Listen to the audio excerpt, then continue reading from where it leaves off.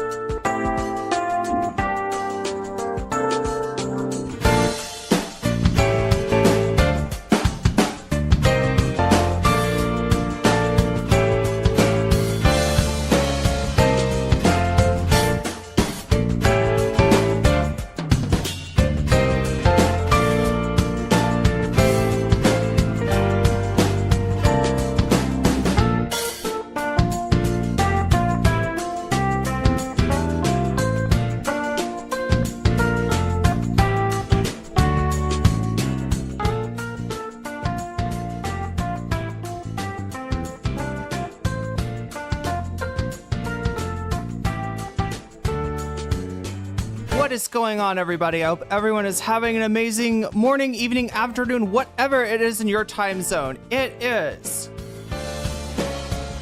Wednesday, the 4th of February, March 2026.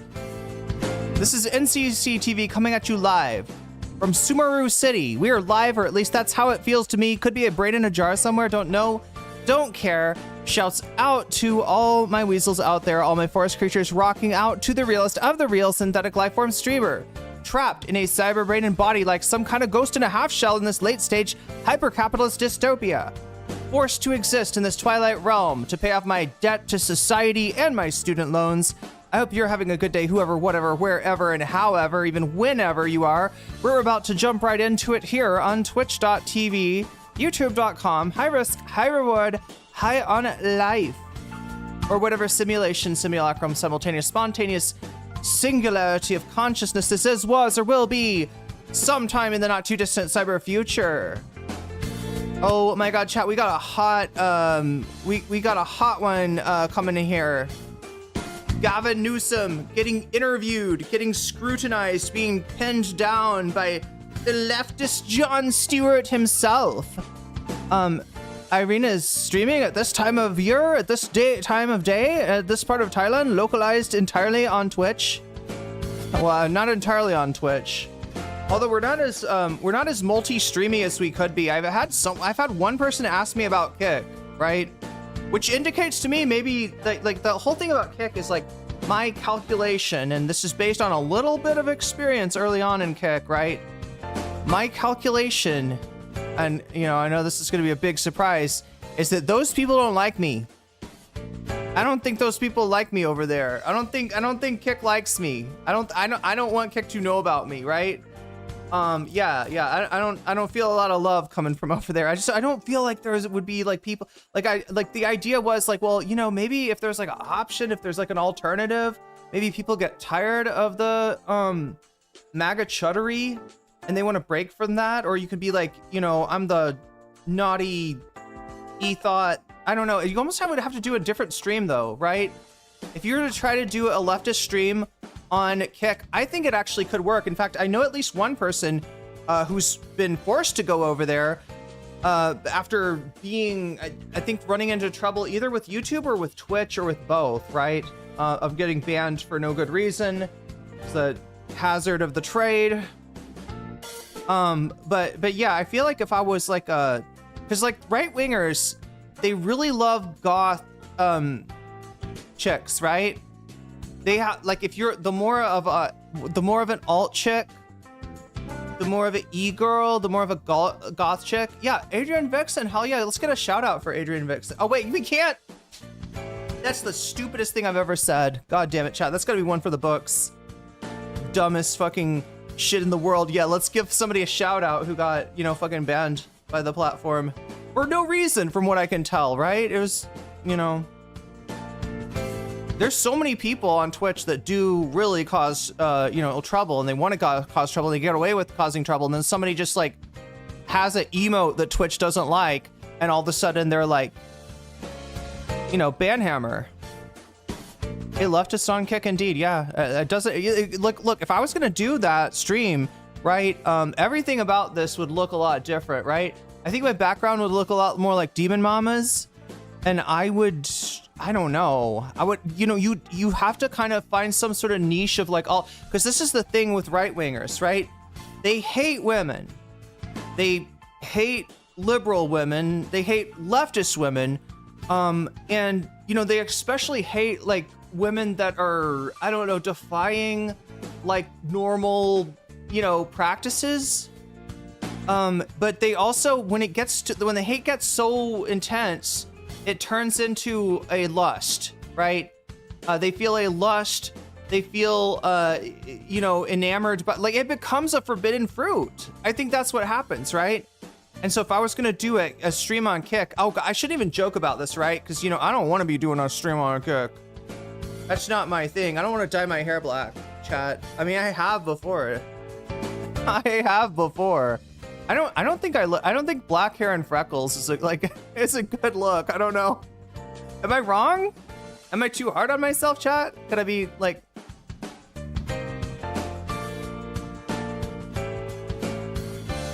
Is left is best a TMR reference? Does Sam Cedar say a lot of ums and ahs on the majority report? Yeah, absolutely. Would they hate us if we had a Wiccan star? No, they'd probably love that, right?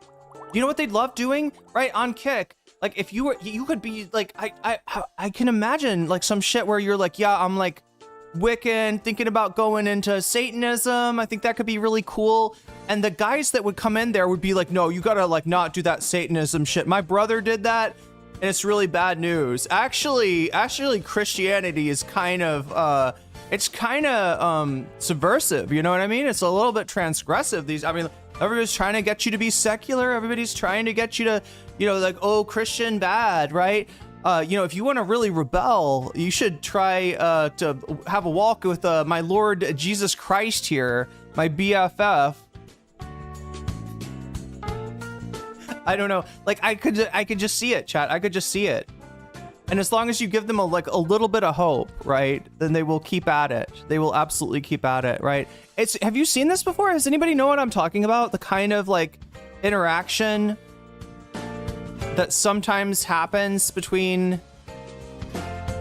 like right-wingers and like a certain kind of e-girl, right? It's like the sort of allure that presents to them. Anyway, I think there is probably a way to do that. I am so glad that is not my job. I get to stream to you, right? I get to preach to the choir. No, you're not exactly the choir. You could be a Christian Kick streamer, yeah.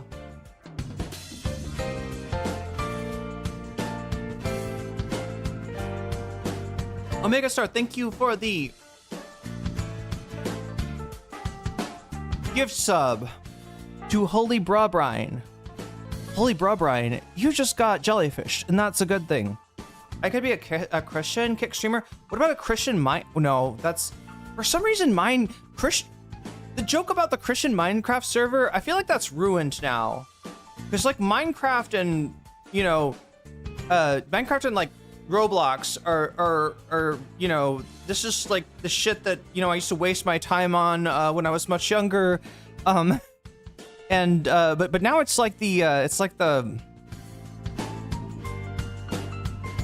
I don't know, it feels like it's associated with predators, right? So when you say like Christian, which, you know, that's another place for, you know, where kids encounter predators, right? Christian Minecraft server. Like before it was a joke, right? Like that's not allowed on my Christian Minecraft server. And now it's kind of like, Christian Minecraft server. That sounds like some grooming's gonna happen there. I don't know.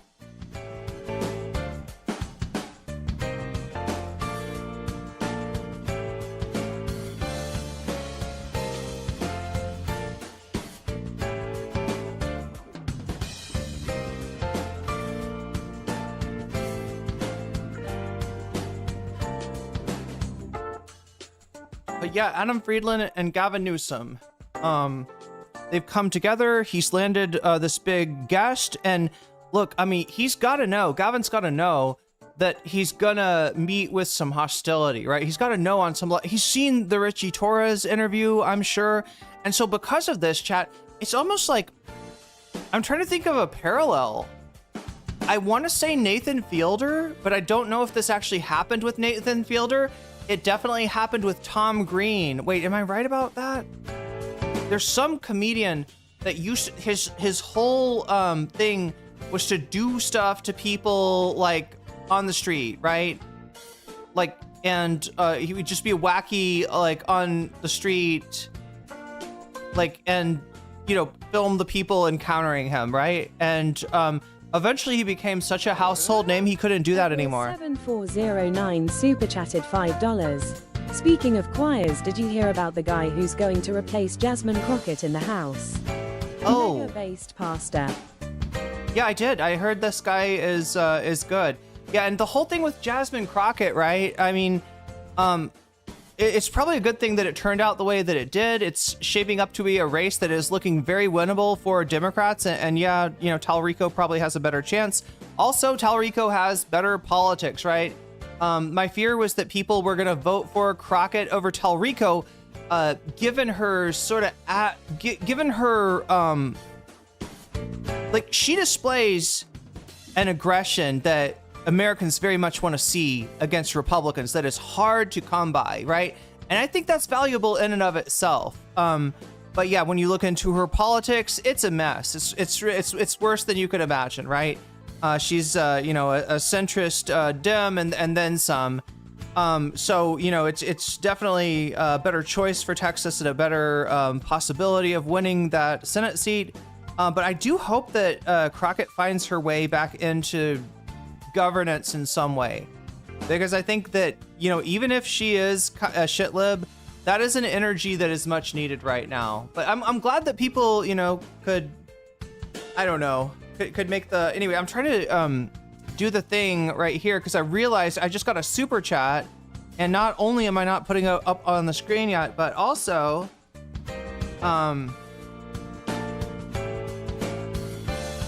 there's no butterfly goal.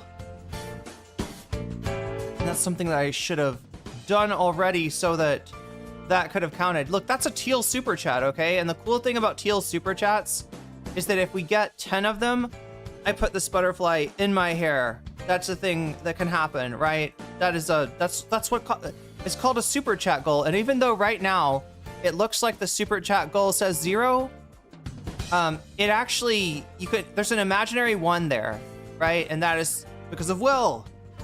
And let us see. I gotta do a one more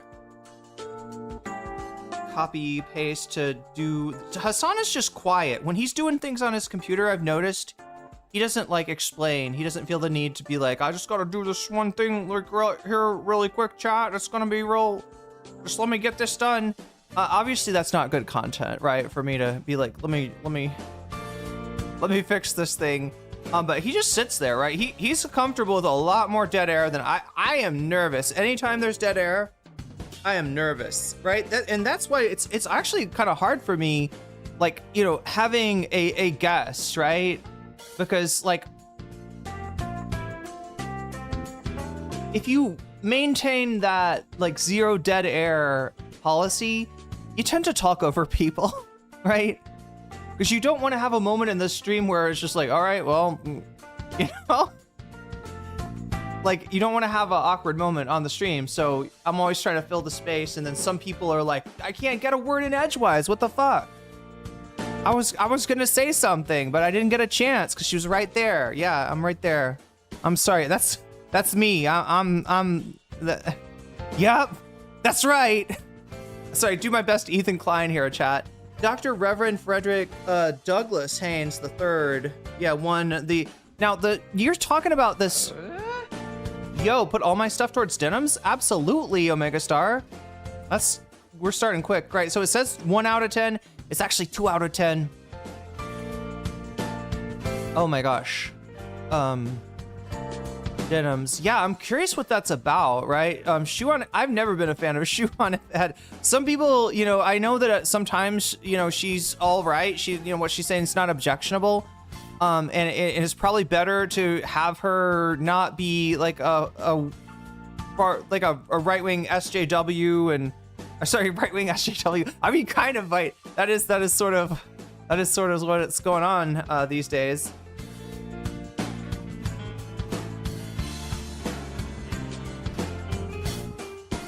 The right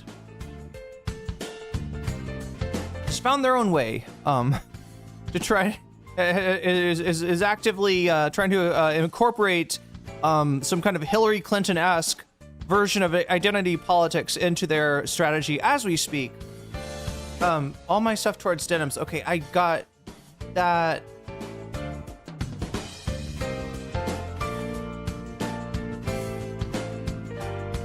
Put mine on Asmongold. Pisses off Hassan. For some reason, Will, I read that as like put mine on Asmongold. Wait, no, it should say 11 here. It should say 11. I read that as put mine on Asmongold to piss off Hassan, right? As if you were, as if you thought that Hassan would be pissed off that we're watching Asmongold, which is a funny idea. Someday, chat. Someday we'll manage to piss off Hassan, but not today. I don't think he knows we're here.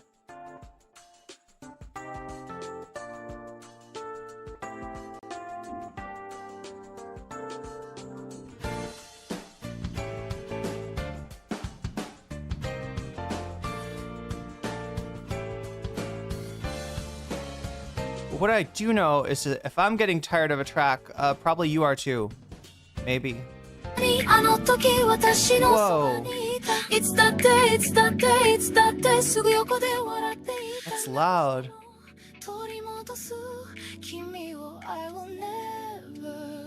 Okay, I can't. No, I'm just trying to find. I'm seriously just trying to find music to chill and talk over. Oh, I know.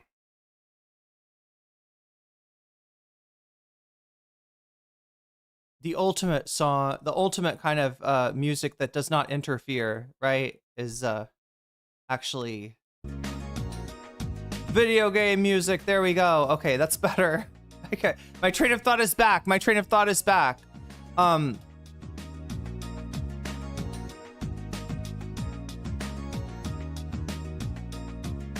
So yeah, tonight is a bit of a fun stream. We're gonna try to take a little break. God, it's so fucked up from World War III, right? Can we take a little break from World War III? Not really. Can we take a little break from World War Epstein? I mean, honestly, a nice break would be to concentrate on the Epstein files because more has come out in the Epstein files. More has been revealed. Yeah, there was actually 48,000 files that were removed by the DOJ, including the files that implicate Trump, right? So we know what's going on with that. I'm trying to remember the other thing. There was like a hearing. Oh my God, what am I trying to think of, right? There's a bunch of stuff kind of going on right now that, you know, Trump wants to take attention away from. And look, I am not saying that, like, Yeah, just like stop paying attention to the stuff that he's doing in Iran.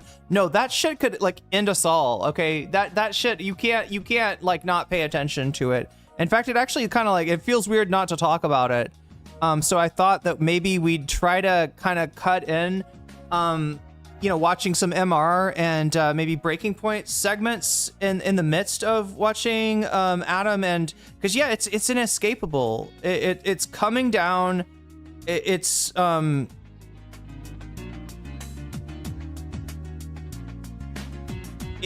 I don't want anybody to think that it is like, like this is the end, like, 100%, but we are playing in the territory where that is within the realm of possibilities. There's a number of ways this could escalate.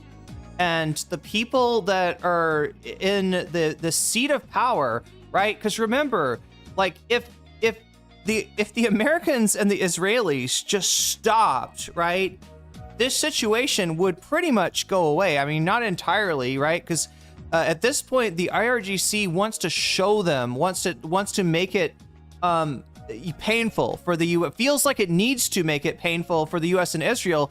They've already agreed to one ceasefire, and it didn't work out for very well for them. Apparently, the U.S. and Israel were just like rearming, and now that they have shown, the weakness that the weakness that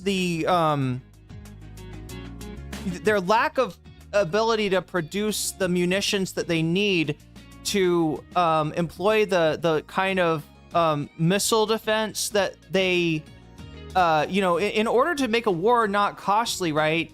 In order to keep like Tel Aviv going, keep the Gulf states going, right? Keep everything, Strait of Hormuz, everything running normal, right? You kind of gotta shoot everything down, and with Iran you can't. There's too many missiles. They're coming from too many places. It's impossible. And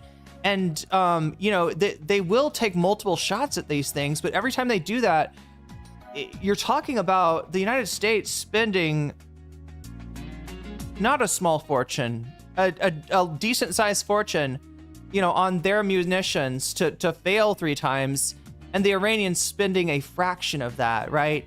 And, in terms of, that in a way that makes it so that time is on, Iran's side in the long term, even though, there is this, they're trying to eliminate the places where the missiles are being fired from as much as possible.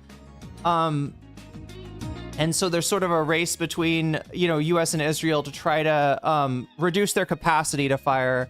And their ability to inflict pain on Israel, on the United States, on the Gulf states, and on everybody that is connected to in some way to trade on the Strait of Hormuz. So yeah, it's not in the Iranians' interest to to sign a ceasefire at this time, but.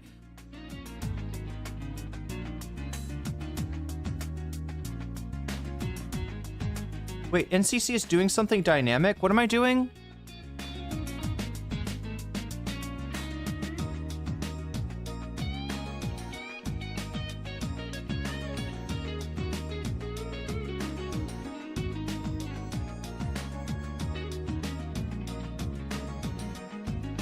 How would you recommend that folks in the United States get organized?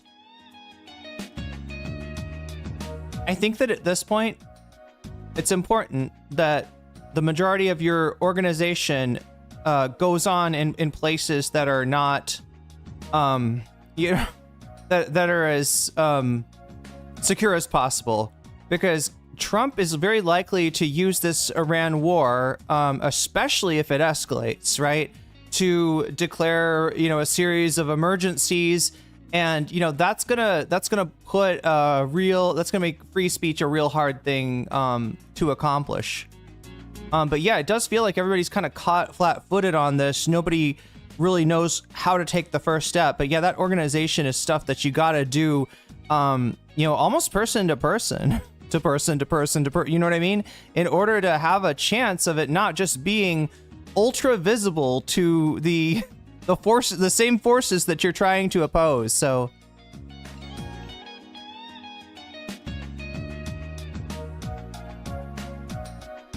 this is where it's got to go IRL. But yeah, so we're going to be covering this interview between Adam Friedland and Gavin Newsom. Obviously, Gavin Newsom is probably the front runner for the presidency, 3 years ahead or more of the actual race. There are people on the Democratic side that are trying to talk up this inevitability, just like they did with Hillary, you know? Inevitable, I guess, right? She was inevitable in 2008, and yes, she lost to Obama. She was inevitable in 2016, and yet she lost to Trump, right? But that's always their whole thing, to try to squeeze out any sort of left flank candidate.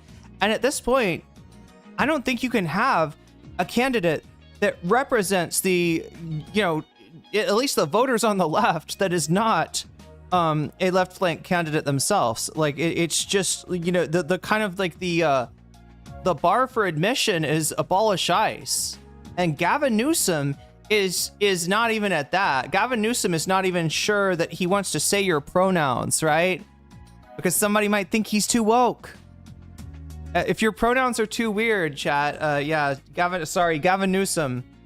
You know, and not just that, right? Like, not just that he's trying to avoid the optics of being far left, but you know, that he's got to make that an issue. He wants to vice signal on that, right? Like, oh yeah, remembering pronouns. Oh, it's so difficult. I hate it. Oh yeah, fuck that. But yeah, no, he's on. Adam talks to him about like all the stuff that he's caved on. Some of the stuff that he's done right. You know, a lot of that kind of goes back to when he was mayor of San Francisco. He was like the first mayor to, you know, I think he like officiated gay marriage. He has been thought about for a long time as being like more liberal in the same way that Hillary is, right? Do you understand this? Right wingers don't understand the distinction between liberal and leftist. And so, and they definitely don't understand, or even the distinction between like liberal and progressive, right? So they think of like liberal, that's the politician I don't like, right?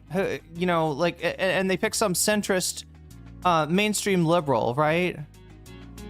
And then when they really want to slime somebody, you know, they call them like ultra liberal, and they imagine that like whatever that is, the liberal, you know, they're just like more of that. And Gavin Newsom kind of symbolizes that in the same way that Hillary Clinton did.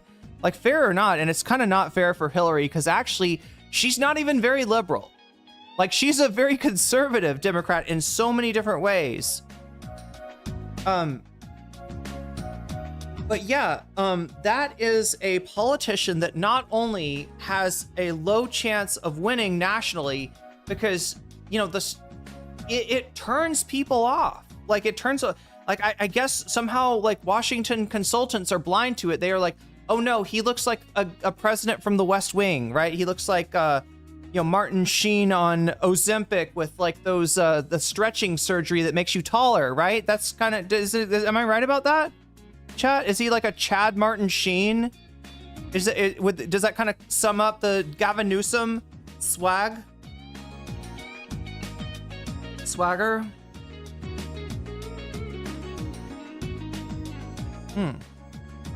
Oh my god, I haven't even okay, so yeah, I want to kind of get into it sooner. Also, he's big old beetroot face. Wait, Gavin Newsom is? Oh god, he does, you know, he does get flustered, and he gets flustered here a little bit. He gets flustered here just a little bit.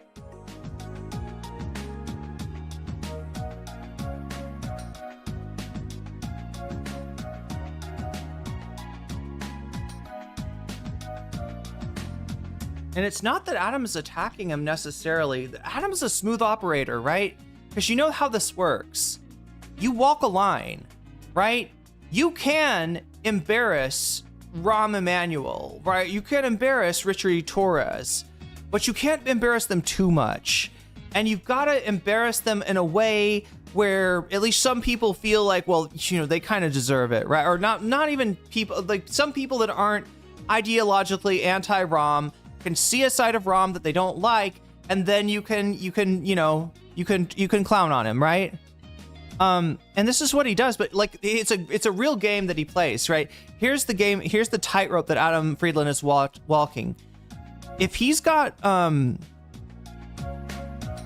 he puts his interviewees in a little bit of danger. The danger is that, you know, the video blows up and gets seen by a lot of people, and he exposes you in a way that no standard journalist could or would, right? Because they'd be too worried about their access, right? But the second that somebody walks off the set and says, you're just an asshole, I'm not playing this game, this guy isn't serious, right? They look like the asshole, right? Because nobody else has. Everybody else has put up with Adam's shit. And he doesn't give him too much shit like he doesn't dump the shit. He's not like, he doesn't come in and just like attack them, right? He's really nice. He wants to know about your stuff. You know, he, you know, gives you this platform. And then at some point, the point that you never suspect, right? Adam Friedland, you know, he turns on you or confronts you. And, you know, it's not necessarily a, like, I'm gonna fucking end you. It's a challenge, right? You know, what is your response to this? How do you respond? And somehow he just plays it to where he never pisses anybody off to the point, or he doesn't piss people, because like, here's the deal, like I said, if people don't leave because nobody's left yet, but if people started leaving, right? If Rom left, if Richie left, and I think, did Richie leave? Maybe Richie even did leave, right? I know that the ending of that Richie Torres segment was weird.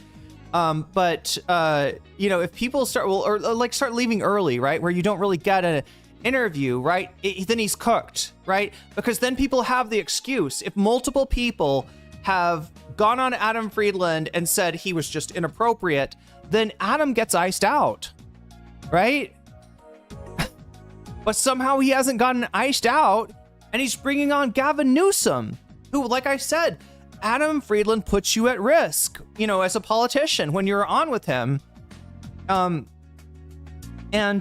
politicians, especially politicians like Gavin Newsom, especially, you know, centrist Dem politicians, they famously hate risk. Gavin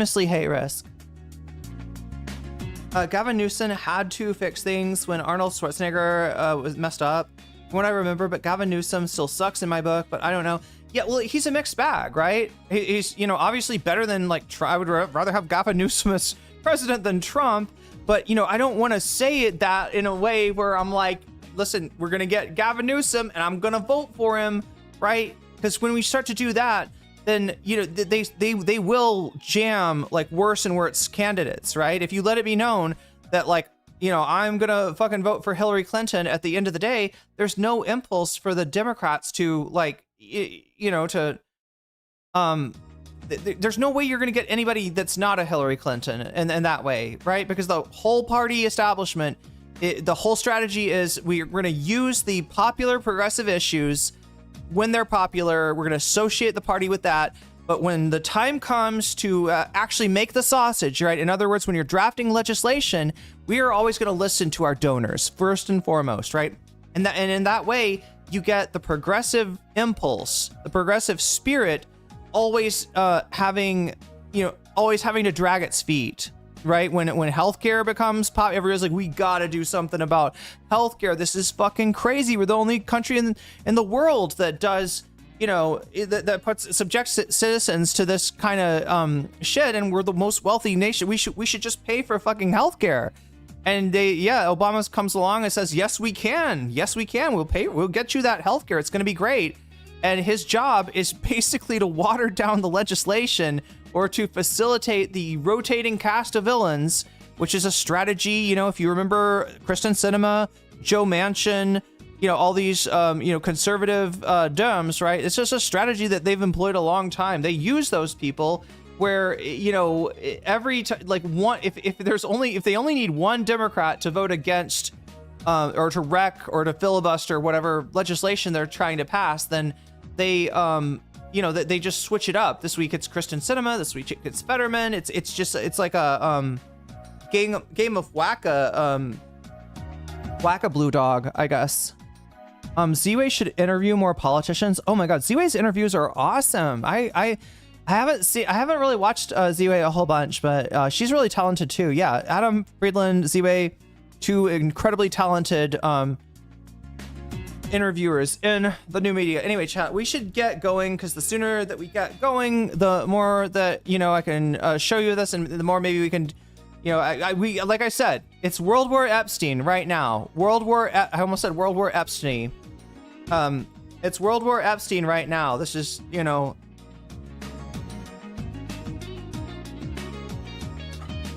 possibly the most venal man on the planet, subjecting us all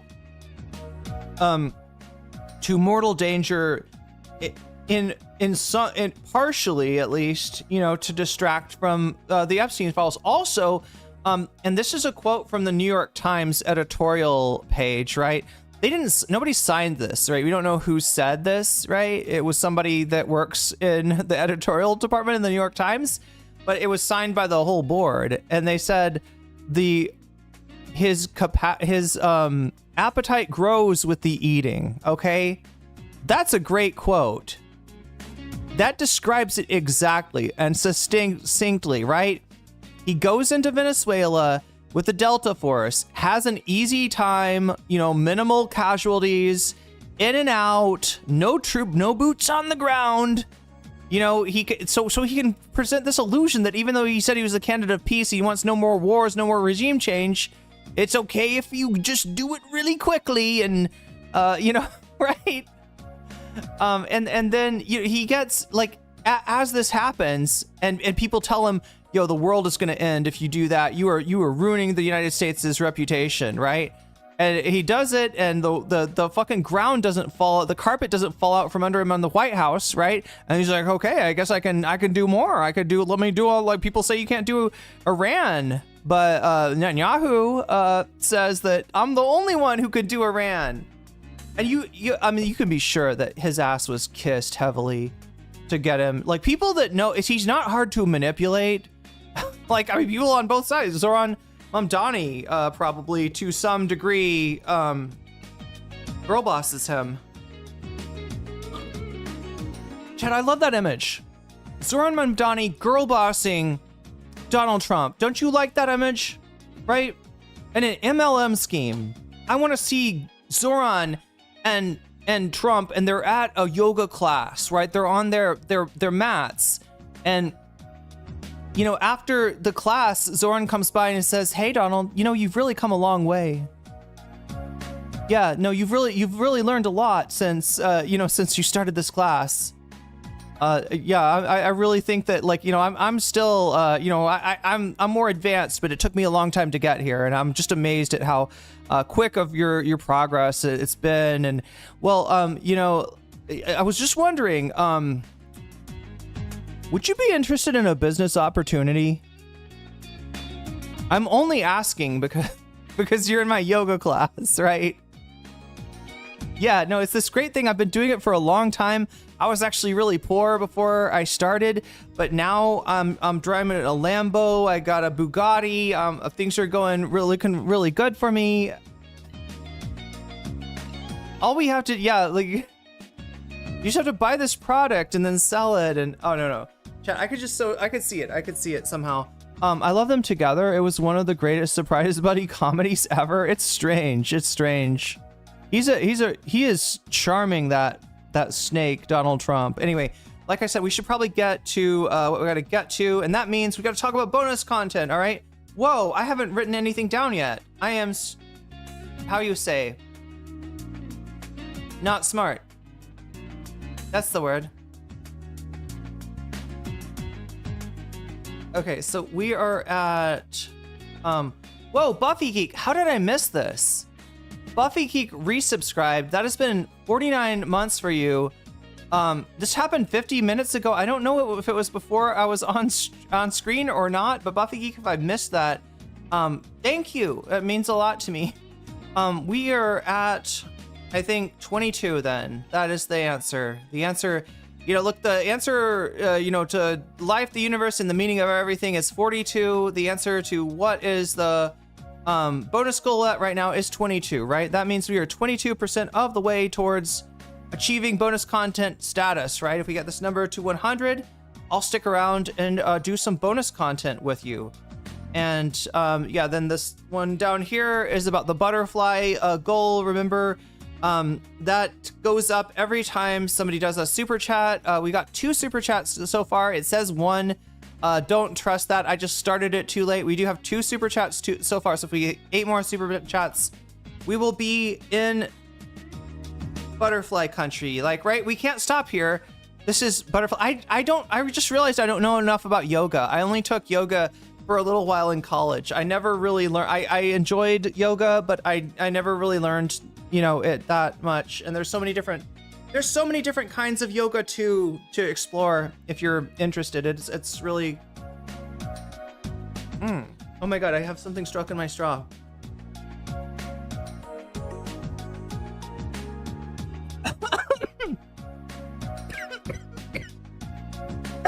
I drank too fast. Do you ever do that? You drink too fast and then a little splash goes down into your lungs and you're like, oh no. But anyway, we got bonus content, right? And you can vote for it on youtube.com. It looks like 30 of you already have. 30 of you have already voted on, what we're going to do if we hit 100 on the bonus meter, what we're going to do after the stream. We got the Professor Jiang rabbit hole. I covered this guy yesterday, right? I find myself agreeing with a lot of his geopolitical analysis. But then when I look to his, that's not all he offers, right? In his classes, somehow he ends up, talking about religion and spirituality and the nature of matter and consciousness. Like he gets into some wild stuff, and some of it is conspiratorial in nature. Some of those conspiracies come from really bad places, if you know what I mean. And it's kind of hard to tell. Is this something that he just kind of bought into without realizing? Anyway, he's a deep rabbit hole, and we didn't get to the bottom of it. So I want to both, because he's come out with a new video today talking more about Iran. So I wanted to watch that and then try to see if we can get into some of his wackier stuff too, because I want to show you both sides of him. He's a really interesting guy, right? There's some things about Professor Jiang I really like and admire. There are some things about Professor Jiang that make me afraid, that make me very nervous, all right? But it's amazing, interesting stuff. So not super surprised that this is a weird thing though, chat. 32 of you have voted so far, right? It is a virtual 3-way tie for second place. Asmongold pisses off Hassan. I think this is Asmongold's take on Iran, specifically, that has pissed off Hassan, right? Tied in for second with Shoe on Head versus Denims and Vanguard. The Vanguard. I didn't have enough characters on this one, chat.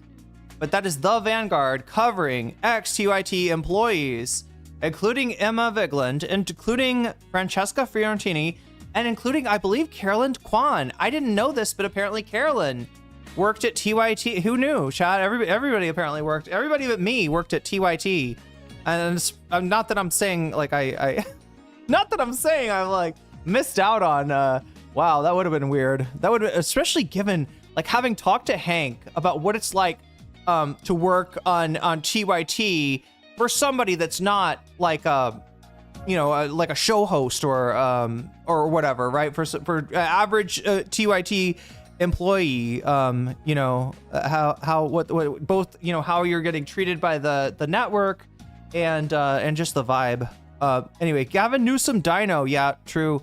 We're gonna get into that Dino in just a second here, but yeah, it is okay. Look, now it's Professor Jiang Rabbit Hole, first place. Vanguard X TYT employees, Spill Tea on TYT, in second place. And we got Asmongold pisses Hassan off and Shoe on Head versus Denims. That is a deep fat fried. Am I saying it right?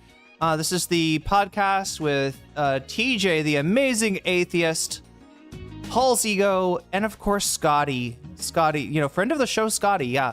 It's got all of those three, and I think they've got some drama for us between Shoe on Head and Denims. I'm not sure how this went down. Maybe Denims, or maybe Shoe on Head did a video and Denims reacted to it. Sometimes Shoe gets pissy when you criticize her. Sometimes she calls you a groomer when you when you criticize her.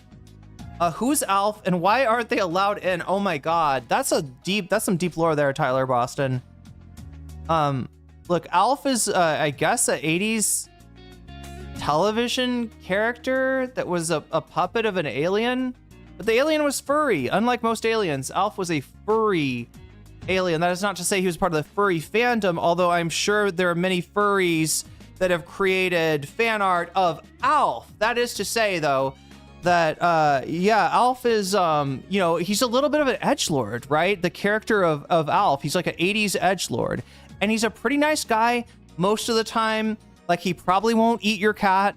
But I will warn you that when Alf gets a bit stoned, he can be a little bit problematic. You know what I mean? Right? You just can't take him anywhere, right? He's gonna say something weird and quasi racist or homophobic, and he's gonna embarrass you, right? So that's my caveat for Alf. But yeah, definitely don't let him in if I say have to go to the bathroom, and that's why we have Waluigi. Waluigi is basically the guard at the gates, like the Cerberus, at the gates of Hades, to make sure that Alf does not sneak in and say something on the stream that would get me in trouble, because that's the last thing in the world that we want. Kind of skip to the end of Jang. And his thesis is largely Frankism, and the adjacent personal ideologies are evil and create evil on the world stage. We read a little bit of that Wikipedia of Frankism, and that's some weird shit for sure. But I'm just not sure how influential a lot of the stuff that he is, kind of fear-mongering about is, right? I mean, there's always been secret societies, and of powerful people where that they kind of like wields that power, right? That's always been a thing, and it no doubt still is a thing today. That the thing is, the most active and powerful secret societies are probably ones that have maintained secrecy. Hence, we don't know who they are. So let's find more secret societies, right? Instead of like the same old, it's always the Illuminati. It's always got to be the Jesuits. It's always got to be, we're like playing Clue here, right?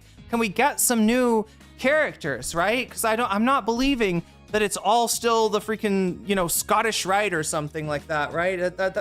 What do those dudes even do? Oh wait, I was gonna say, are they the ones that ride with the little hats? No, that's the Shriners. That's different. Is that a secret society, chat? Which secret societies do I need to be worried about? Do I need to be worried about the Good Sam Club, right? You see those people driving down the highway, they've got that little sticker of the smug guy with the halo over his head, right? He's Good Sam. There's some kind of Good Sam Club, chat. What if that's a secret society? A secret society of RV drivers, RV owners that are planning planning to take over the world. Maybe that wouldn't be so bad, chat. Van life for all, okay? Van life for all. Anyway, chat, none of this makes sense. I gotta get to this stuff that we're talking about today. I just wanted to let people know how the bonus content thing works and where we're at as far as the poll, and also that I am apparently super super dehydrated.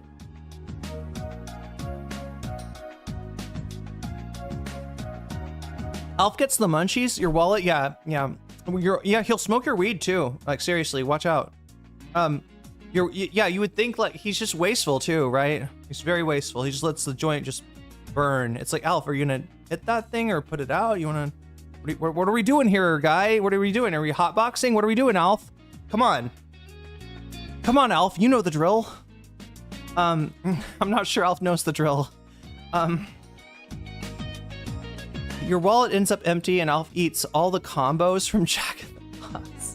Alf ate all my curry sauce, all my curry paste. It's so annoying. And then he got overly heated and had to drink all the soy milk too, so I'm kind of fucked here.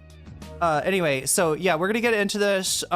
This is the poll. Okay, so what makes this number go forward? Because I told you there's two elements here. There's the voting. 34 of you have voted already. Congratulations. If you can also like the stream while you're doing that on YouTube, because the voting goes on youtube.com. If you're on Twitch, feel free to come over to youtube.com/nocommentchick, click on the stream. You can place your vote too. I want Twitch people to vote, and you don't even have to, you can go back and watch it on Twitch or do whatever, right? But this is where the voting is. This is where the voting goes on. And when you do vote, right, make sure to leave a big like if you can, because that helps me out. I can't explain how much. It's this little tiny thing that you can do. I get how it would be annoying. I get how you just want to skip it. But if you don't skip it, good things will happen to me. And since it's good luck for good things to happen to me, then good things will probably happen to you as well, right? That's the sympathetic magic I'm proposing. Anyway, so yeah, you can do that. You can like the stream, you can vote, and this number right here depends on donos, right?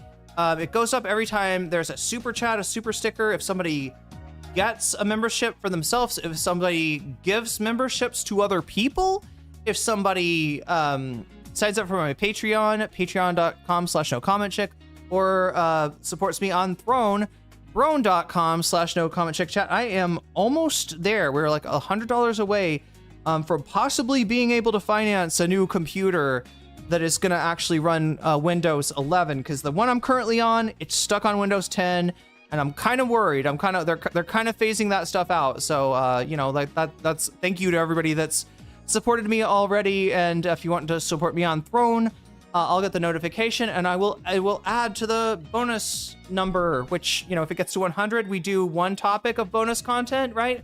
If it gets to 200, we do 2 topics of bonus content, 3, etc., etc.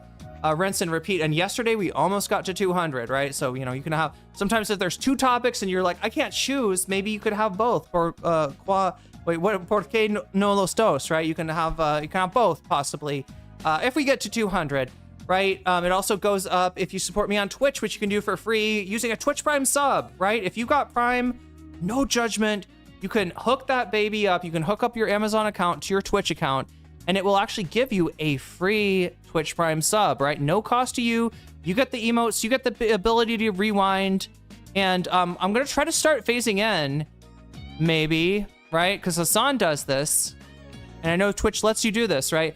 That if you can post a link if you're a sub, and that way there's a way to suggest. People always want, like, can I suggest a link, right? Well, I have to know to trust you, and if you're like a sub, then probably I can trust you. Hopefully I can trust you. Anyway, so that's how that works, right? You can also buy yourself a sub on Twitch. It is $6. That's like twice as much as a YouTube membership, which is a lot, right? I understand people not being able to afford that. If you're in that boat, fret not, okay? Just stick around and be active in chat, because I swear to God, people are incredibly generous from time to time. And if you're here long enough, you'll probably be gifted a sub at some point, and you'll get all those benefits through the generosity of somebody else, right? So obviously gifting subs also makes this number go up, as well as bits and whatever else is on Twitch that I probably need to revamp, because they keep on adding new, there's a lot of work we need to do on Twitch, chat. Anyway, I can feel the caffeine starting to, tunnel vision me into this little segment where I explain the bonus content. I explain how the stream can be extended, and I explain, where we're at right now as far as the voting and as far as the bonus content number. Before jumping, first into, remember when I mentioned Patreon? So if you support me on Patreon, one little bonus is that everyone who supports me on Patreon gets a fancy shout out at the beginning and end of each stream. Let me go ahead and do those now. Fancy shouts out go to JMB, Brian, Emily French, Big Al, Direful, Joel Siverud, Sarah, Izzy Manius, Steven Sayers, Animus, Infallible Fowl, Oral Ellipsis, Nadia, Choki, Moe Noe, Funky Monkey, Temporal Insanity, Good for Gabby, Jules K, Crystal Saphira, Buffy Geek, and a fancy shout out goes to Rachel K, Omega Star, and to Zara Xerix. With that being said, chat, it is time to get started. It is time to get Adam Friedland out of his GIMP box and have him go down and torture. Is that what happens in Pulp Fiction? Can somebody who's seen Pulp Fiction please explain to me how does the whole GIMP box? I know the whole bring out the GIMP, right? The GIMP sleeping. Adam Friedland, is the guy that you bring out, right? I think when you want to. I don't remember what they're trying to accomplish with the GIMP, but I'm sure it was above board. Adam Friedland show. Okay, bringing it up. Question. Yeah. That's not very reassuring. I wouldn't be reassured about Alf, right? Tyler, if you had Alf, let's say that he crashed his UFO into your house, okay? And, you felt bad for him. He's far away from his homeworld. His spaceship is broken. He can't go back. He probably misses people, right? And you've got a guest room. So you set him up in the guest room, right? And you've never taken care of an alien from the planet Melmac before. You don't know that Melmacians eat cats. You don't know that, all this they have, prodigious appetites, and they're, smug and sardonic, right? Yeah, it starts to disturb the order of your household, right? Yeah, I would not turn my back on that. That's the one rule about Alf. Never turn your back on Alf. Especially when he's waving a razor sharp hunting knife right in your face, right? Never turn your back on Alf. With that being said, chat, I believe we can get into what we came here for, which is the Adam Friedland Show, the interview of Mr. Gavin Newsom. All right.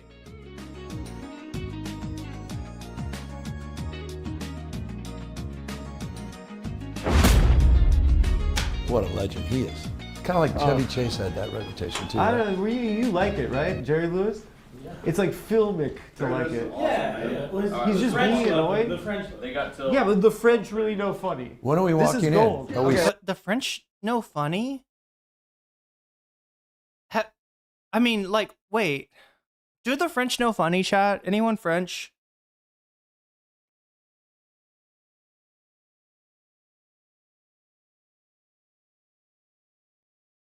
The stereotype of the French is that they laugh at poo-poo pee-pee jokes, right? That everything is every punchline is somebody crapping their pants, right? I don't know if this is true or not, but starting? I'm trying to think of French shows I've seen, like On a Tout Essayé, right? What does that mean? Like we all try? Anyway, when are we walking back in? Here. Anybody watch French TV? Anybody tell me some actually fun, like Achille Talon, right? That's a bande dessinée. That's an old comic strip. I have read many Achille Talon strip, right? And it's I've never gotten the jokes. Jerry Lewis is annoying, and the French don't know anything that's funny. Right, Let's start this. I don't want to get. We don't need I to don't do a wanna piss walkout. off Jerry Lewis. Well, He's a legend. Jerry, if you're watching, you're a legend. I think he's dead. No, He's dead. He's dead. It's okay, chat. Jerry Lewis is dead. He can't hurt us anymore. Yeah, beware of Sam's Club members. Yeah.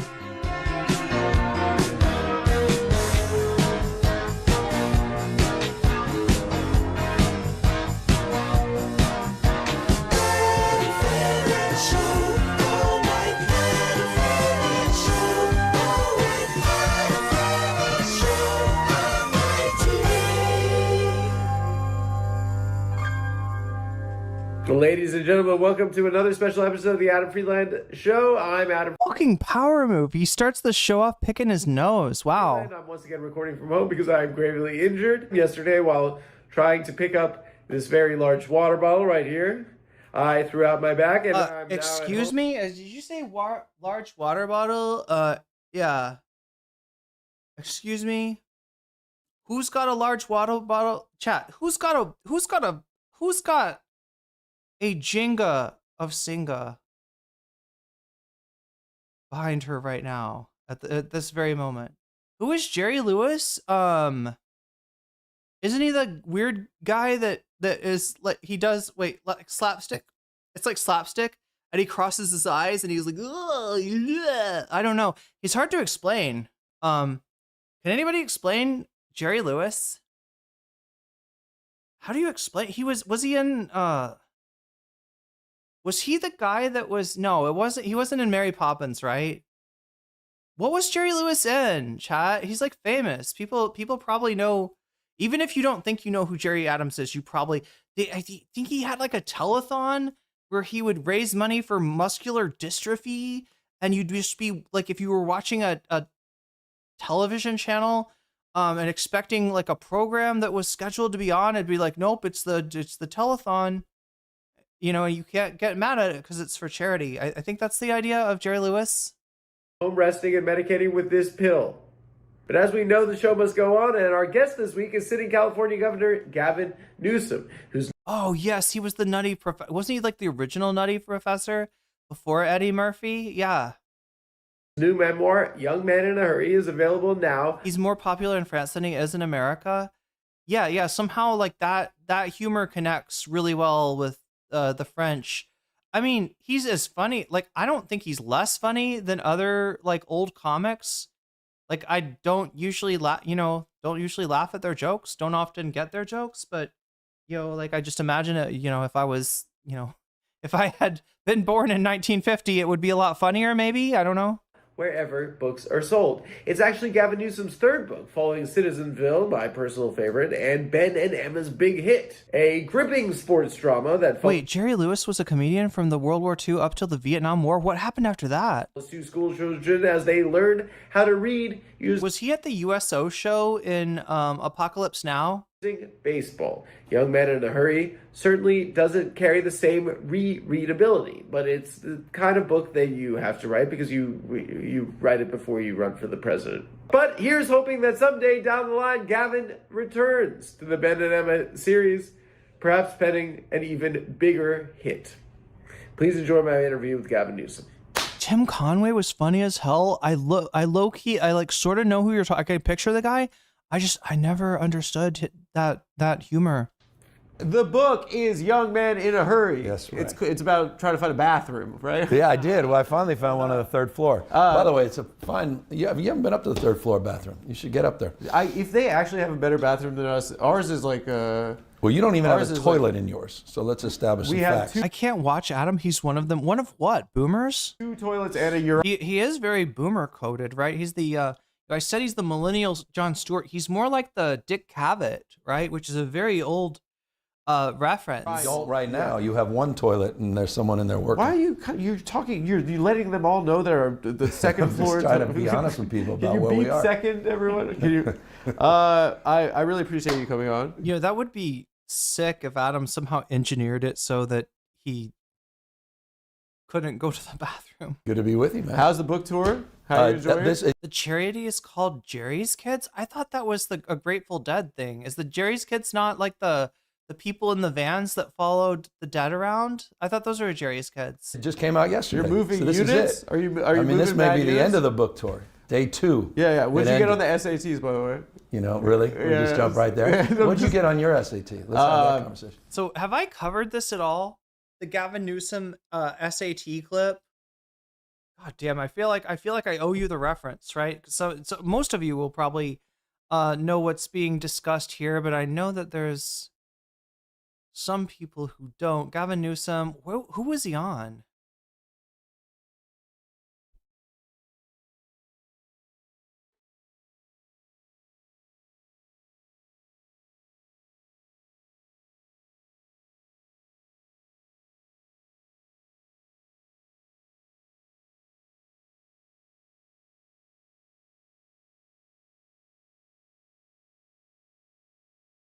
New York Post. I hate you, but we have no option. Press upon you. I'm like you. I'm no better than you. So do you see what's going on here?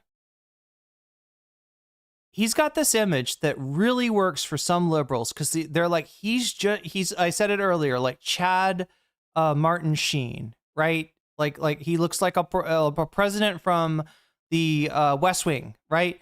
and liberals are like, oh yeah, that'll work for sure, right? You know, because they think that everybody like sees that and they feel the same feelings that they do. The fact is, not everybody does. Not even everybody on the left, you know, has wells up with those kind of feelings, right? Or sees this as like, this is the proper person who should be president because he seems like a president from a movie or a TV show, or, you know, he's straight from central casting or whatever, right?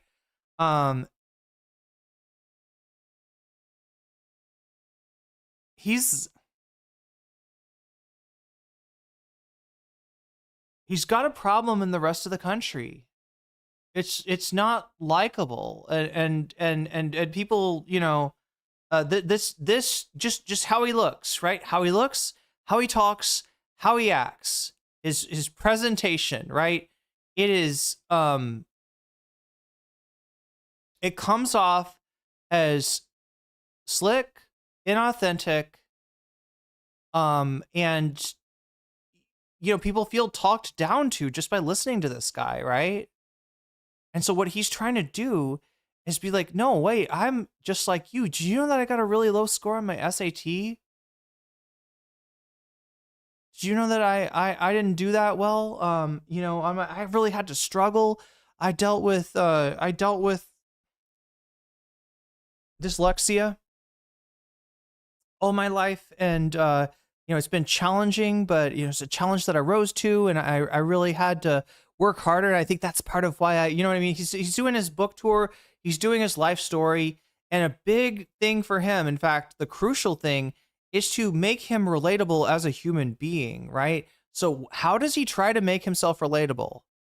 By claiming a 960 IQ score. Now, look, the guy that's interviewing him, I don't know who this is, but some people have, you know, seen this clip and made the assumption that Gavin Newsom is talking to a, you know, like a black advocacy group of some kind, a room, you know, full of mostly black people, and that him flexing his low score on the SAT is, you know, is coming from his own like bigotry, right? Coming like what is, how does he think to relate to black people? Oh, I'm not very good at school, right? That's fucking insulting. I'm told that that's not the situation, right? You know, the room is just a mixed room of you know, all kinds of people, right? So it doesn't feel like the 960 SAT is directed at black voters the way that it might have seemed at first. That's not true, but he is in his attempt to try to stop talking down to Americans. He's talking down to you, right? It's inauthentic. It's fake. It's just like, and also like flexing, like of all the things for him to flex, to try to be like, I'm just like you, right? What does he think about us? What does he think about the average voter? That we're stupid.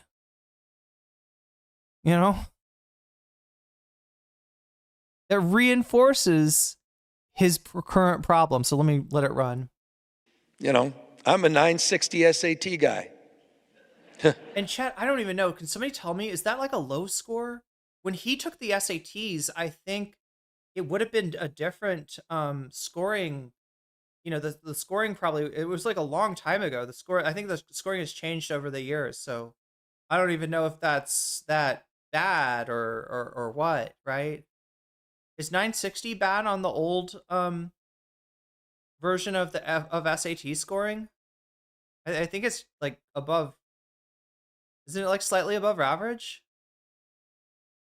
Anyway, he manages to be insulting despite the fact that no, it's not a, you know, it's not his racism showing, but it is definitely his elitism. And, you know, and I'm not trying to offend anyone, you know, trying to act all there if you got 940. But literally a 960 SAT guy. I cannot, you've never So wait, 960 is low, 1000 is supposed to be average? seen me read a speech. So it's still a little bit low. Because I cannot read a speech.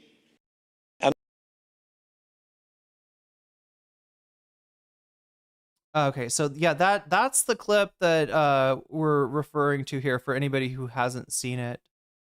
I don't remember, actually. I don't know. Oh, you're one I of think I those got guys. like 14 or Yeah, something. exactly. Right? So Really? what? Yeah, well, 960. Yeah, I'm Is smarter there anything than you. wrong with that? Yeah, you are. Yeah, you probably are. I was no, going I'm to not take smart. it again. You are smart. I don't know that I'm smart, but I'm got 960 on SAT, which, by the way, Here's what's bothering me, right?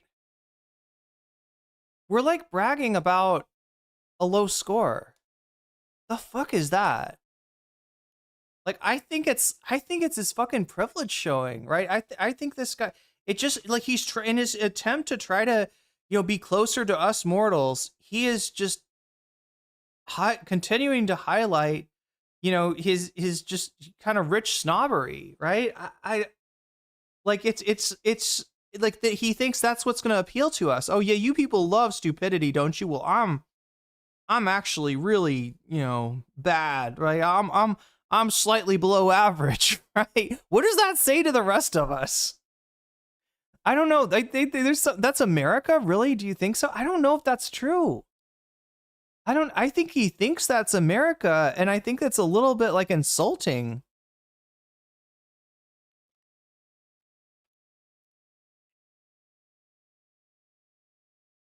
Oh my God, chat. Chili salt and jackfruit. My dick's small. Gavin Humble Newsom, nice. Yeah, is that gonna be the next thing?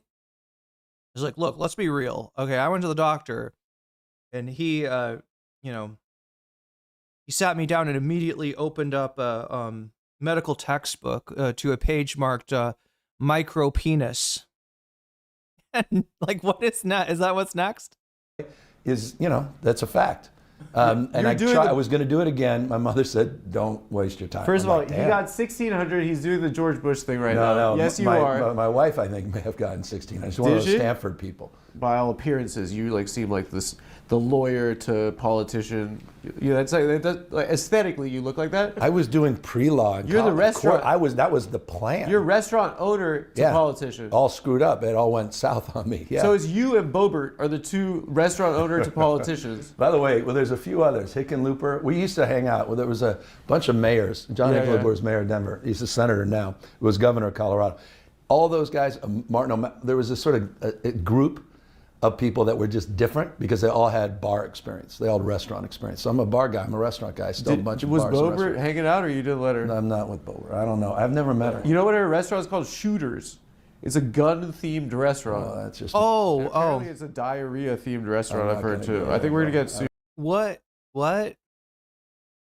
Yeah, first micro-bean president breaking all barriers. But that's who I. By the way, if I had an identity, it would be that restaurant guy. I still have a bunch of them, and that's why when I'm done with politics, I'll go back to the bar and restaurant. Is that what you're gonna do now that you're done with governor? I got a sell-by date. You're gonna be an author / restaurateur. I'm gonna grow a beard. And then I'm probably just going to start delivering, wine again or something. I don't know what I'm going to do. That's what you're going to do? Well, you've kind of stepped up. You've kind of ascended, right? You were like city council, kind of parking and traffic, brother. So you started at parking and traffic. Yes, don't forget that. Then you went to you worked your way up, mayor of San Francisco. No, I worked my way down to supervisor, and then mayor. Yeah. But down I was chair to meter maid. By the way, I changed the name meter maid to parking control officer. Oh, this just wanted to go on record. This woke bullshit. Yeah, that was. By the way, it was very emotional. People appreciated that. By the way, we did something. The meter maids. Yeah, it's in the book. It's actually lovely. Rita. You must have read the damn book. We're talking about. I read the book. Okay. We not only changed. See, I actually accomplished something as a parking traffic commissioner. We changed the name from meter maid to parking control officer, and then we did parking control officer of the month. Did you give them guns? They don't have guns. Yeah. No, that's why they're the least respected cop, because they don't have guns. But meter maids is, that. Don't you like parking control officer better? Seems a little more. I have no respect until they get the gun. Okay? Wait. I'm sorry. Okay, so look, if you're gonna go back in the history of like right-wing outrage farming, you're gonna see an entry in the textbook that is marked political correctness, right? And this is like the old version of woke, right? This is like the 90s version, I believe, of woke, right? And the idea of political correctness was that if meter maids becomes an offensive and derogatory way to refer to people, right? If people are like, hey, get over here, meter maid, what are you doing writing me a ticket for, you know what I mean? And the meter maid has to be like, sorry, sir, just doing my job, and you were parked in a no parking zone, and like, right, if it, like, oh, what do you know? You're like, I don't know if it becomes like, I mean, I guess like, people have treated flight attendants disparagingly, especially guys, or, like the Mad Men thing. Like guys in the 50s and 60s were known for kind of being a little disrespectful towards, the airline attendant. So that term, what came from, you would have been called a stewardess, right? In the 50s or 60s. And yeah, absolutely. Hey, stewardess, get over here. I gotta, refill my drink, or so, you know what I mean? It does become like a little bit of, pejorative, but like, anyway, that's just a natural thing, right? If you make something into a pejorative, right? If it sounds dismissive, people aren't going to want to be called it, right? And people started in the 90s, they noticed this, and they're like, this is political correctness. We used to call them cripples or something like that. Now they want to be called disabled, or like, like, I don't know. It's and then they act like they're the ones being oppressed, like they're not allowed to use these words, like, anyway, what am I trying to say?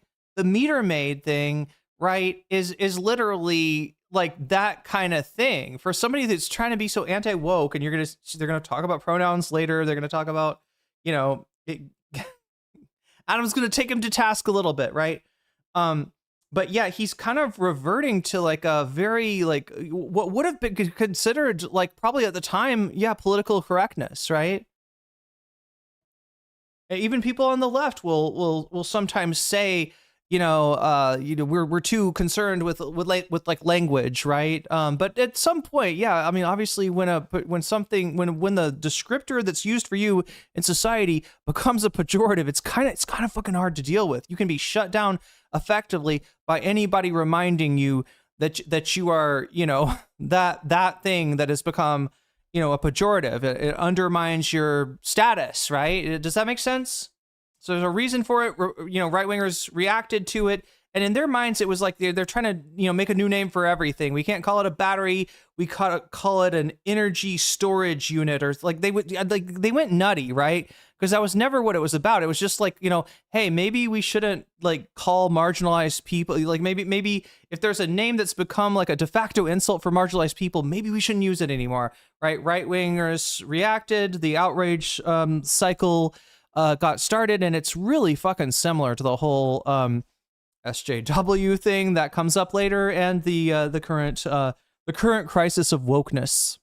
Get a gun and then we'll talk. I, in the book, talk about a pellet gun that was used to shoot one of the parking control officers. Yeah, and if they had an AR-13, it would have been. Jesus. Well, if they had an AR-15, it would have been more impressive. I don't even know what that is. Yeah. I don't know what a 15 is. They made a new one. Okay, San Francisco, from what I understand, is kind of, in terms of California politics, kind of like it's a talent factory, right? Weirdly, right? I mean, you may not. Like you may despise Speaker of the House, but it conveys all these. Former Vice President. And then a legend, Willie Brown, who is connected to all this. There's sort of this Brown, Burton, Pelosi machine that it's referred to in Northern California. And San Francisco, man, everybody, I mean, the folks out on the streets and sidewalks know all about you. Yeah. Cab drive, all about you. It's 24/7 surround sound, political engagement. So you got to be on your game all the time. And it's a big enough city and small enough city that you're expected to know everything and be everywhere and do everything. I'd go when I was a kid to SF, like, because I had family that lived there, and it's a magical place. I mean, it's an unbelievable place. It's also, I was saying to you on the phone, it's like when it's winter everywhere else, it's like 75, and when it's summer everywhere else, it's like 32 degrees. It's like fog. It's really doing its own thing, but it's also just like. It's on the West Coast, but it's like confined by geography. So they build up. It's like a real city. Like, by the way, it was, who said it was about the summers? It was who the hell said it was? Allen Ginsberg. No, when in doubt, it was Allen Ginsberg. It's just that San Francisco was Ginsberg. No, but it was Mark Twain who said the coldest winter he ever spent was a summer in San Francisco. Because of the fog that comes in, and you get September, October, man. It's the most beautiful weather, and Golden Gate Park is stunning. But you go down to Crissy Field, you walk down there right near the bay, under the Golden Gate Bridge. Come on, Presidio. There's nothing like it anywhere in the world. It's one of the most spectacular cities for all the hate that they're Yeah, spewing but a lot of about. those Burning Man kind of Singularity, let's do ketamine, fucking. By the way, Like, I was like, those are my Crypto. people back in the day. I started to Okay, now this is weird, right? This is weird. Is this Gavin Newsom remembering sowing his wild oats as like a wealthy youth in the counterculture? What do you think, chat? How old is this guy? Who is Allen Ginsberg? Oh my god. Allen Ginsberg is the man who saw the best minds of his generation destroyed by madness. He is a gay Jewish beat poet from the 1950s and 60s, right? That's Allen Ginsberg. He's a famous writer, famous poet, and you know, goddamn hippie, commie, whatever word you want to use, right? But I'm trying to figure out what Newsom is doing here, right? Because look, Burning Man, just to explain it to you, there's two sides of it, all right? When it started, I mean, I don't know the most about it, but like my understanding is it was like hippies and later ravers, and they wanted to have like a party out in the middle of the desert where they could just kind of do whatever the fuck they want. You know, it got popular, it got bigger. Musical acts would go there, and you know, people would camp out, do a bunch of drugs. That's the key thing about Burning Man. It has always been, you know, bunch of drugs has always been like key to the experience. Although I'm sure there's some people that stay sober. But yeah, it's out in the desert of what is, I can't remember, like there's a particular place that they go. And when it started, yeah, it was like artists, hippies, like, you know, just kind of people that were out to, you know, have a good time and get fucked up in the desert.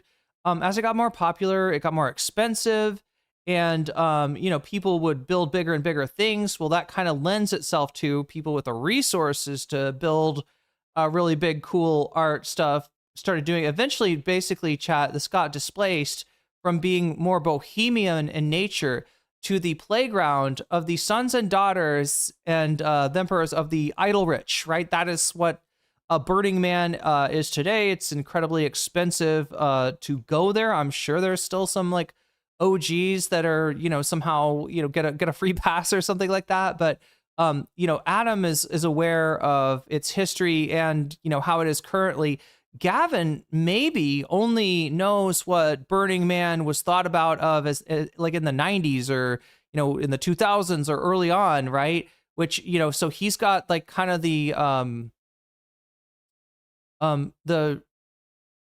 like his view of what Burning Man is has not been like disillusioned by the reality of what Burning Man eventually became, right? But like, that's what I'm wondering here is he remembering like his old days, or is he, because like, and the other thing, like they're talking about ketamine, they're talking about singularities, right? We're talking about tech bros, right? That's a big, you know, if you go to Burning Man now, that's what you're going to find, right? Is a big fucking tech bro, you know, I don't know, whatever, right? You know, that's the, these are the really wealthy people that have kind of, you know, and they do like to do ketamine. They do like to engage in like recreational drugs and psychedelics and stuff like that. But they're very much like the gentrifiers of whatever fucking culture once existed there. And I don't know if he recognized that when he says those are my people, chat. What I'm wondering is he's saying tech bros, I fucking love those motherfuckers, those guys that do too much ketamine and they want to put AI in everything, and they want to, like, I love those guys, right? Because he is absolutely tied to AI politically, right? He's one of the, you know, most AI politicians that exists. But the question is, you know, is he trying to say he relates to the hippies, which is either, you know, fake or, you know, way in his past, right? I mean, he was he was perceived as a more liberal mayor at one point, right? Or is this like him, you know, showing his affinity for the tech bros? That's what I want to know. Burning Man, I started to do Burning Man sculptures when I was mayor. We started put it out there. I never went, but I brought. They were bringing the sculptures back. I'm like, can't we put this stuff out? We can't have a president that goes. I'm not saying you're gonna whatever. You never been to Burning Man? No way. You've never been to Burning Man. Okay, the only But way now is it's all no, Burning it's Man's never been gentrified. cool. Okay, so he does know the reputation. It's ridiculous. You're in the. You haven't tried ketamine? You never did No, that? it's really. It's Is he trying to have his like Theo Vaughn moment here? Is he trying to do the thing of like, yeah, was cocaine make you stay up late at night? Yeah, you'll be like an owl, man. You'd be like a goddamn owl. the whole thing. I don't know. It Listen, seems like I've- a lot of people talking about ketamine. On the phone yesterday, we What the fuck? If there was a lot of people talking about methamphetamines, would you be trying that? Would you be would you be purchasing a pipe to like what the fuck, right? If everybody was talking about fentanyl, would you be like, what are you talking about, dude? What's Burning Man's sauce? Literally did a spit take when Irene said those tech bros, guys who take way too much ketamine. It was like two alpha. This is what happens when two alphas get together, butt heads. And let's just say the cameras weren't on, but it is 1-0 me. Okay. Oh, so- really? Is that how we're Yes, it starting is this? 1-0 me. Wow. Okay. So you've edited the first part of this, and we're All just right. gonna All jump right into it. It's 1-0 you. So the book, it's not like a celebration. By the of way, you you, shouldn't be so right? competitive. It's not zero sum, man. I'm We're all in kicking this your together, ass right man. now, We're right? all in this together. Whatever, blah, yeah, blah, blah. your success is my success. We're all in this together. No. You don't buy that? No. Are you one of those people that begrudge other people's success? Like you just like, damn, man, that guy. If they suck. If it's like the squad, if it's the team and they're eating, that's great. You're good. I'm happy for the boys. I used to This be guy's that. gonna win Academy Award. This guy. Hunter, Is this right guy here. right now? He's Is an it? unbelievable All right, well, talent. that's it. Well, as long as we edit a few of the things, and we'll be all right. Are you an editor or just a cinematographer? No, with the camera there. He's just a they're cinematographer. director of photography. Yeah, it's not. Yeah. Forgive me. Is that it? Do you pay him accordingly? Why are they laughing, man? He does have. What is that? How are you guys all doing here? He's How's this? doesn't have He's You guys undocumented. unionized? What is this? Shut the fuck up. Okay. Oh, wow. The chess match. No, I'm just The saying. chess match continues. Okay. I guess this is a very confessional book. It kind of ends right before your gubernatorial term. It's much more about where you come from and who you are. So, like, when someone reads this book, which I'm sure everyone is Unbelievable. you're gonna get Day 2. Buy the book. Buy the book. We're gonna move Best to way to units. buy it is in bulk. Yes, Yeah. there. Go to There we Costco, See buy right a there. packet. Buy a packet. Costco. What do you want people to know about you? What do you think the message is? Well, then I'm not this politician. I mean, this is about me. Well, you are a politician. I know, but the political side, it's that I'm a work in progress. I'm human. I make mistakes. I'm not trying to be something I'm not. I'm trying to actually express that I tried to be someone I was not. Okay, so yeah, he's identified, and let's be real, his team has identified his major weakness. And this is a weakness that would probably, if it's not addressed, he probably won't even win a primary, let alone the general election, right? It's a huge issue, and he is trying to do his best to humanize himself in some way, right? So that's going to be, and it's kind of weird though, right? If you were going to do that, how would you do it, chat? If you wanted to show people your human side, right? Let's say that you're, on television or something, you've got an official role, you're reading the weather, you're reading the news, people kind of think of you in that context, right? They like, and you're on a reality show now. How do you show, what's the one thing that you need to do to show people your humanity? What's the key, what's the prerequisite before anything else, right? What's the one bar that you need to, you need to reach, right? In order to accomplish what he's trying to accomplish. Like, what kind of state of mind should one be in if one wants to show their human side, right? What are we looking for?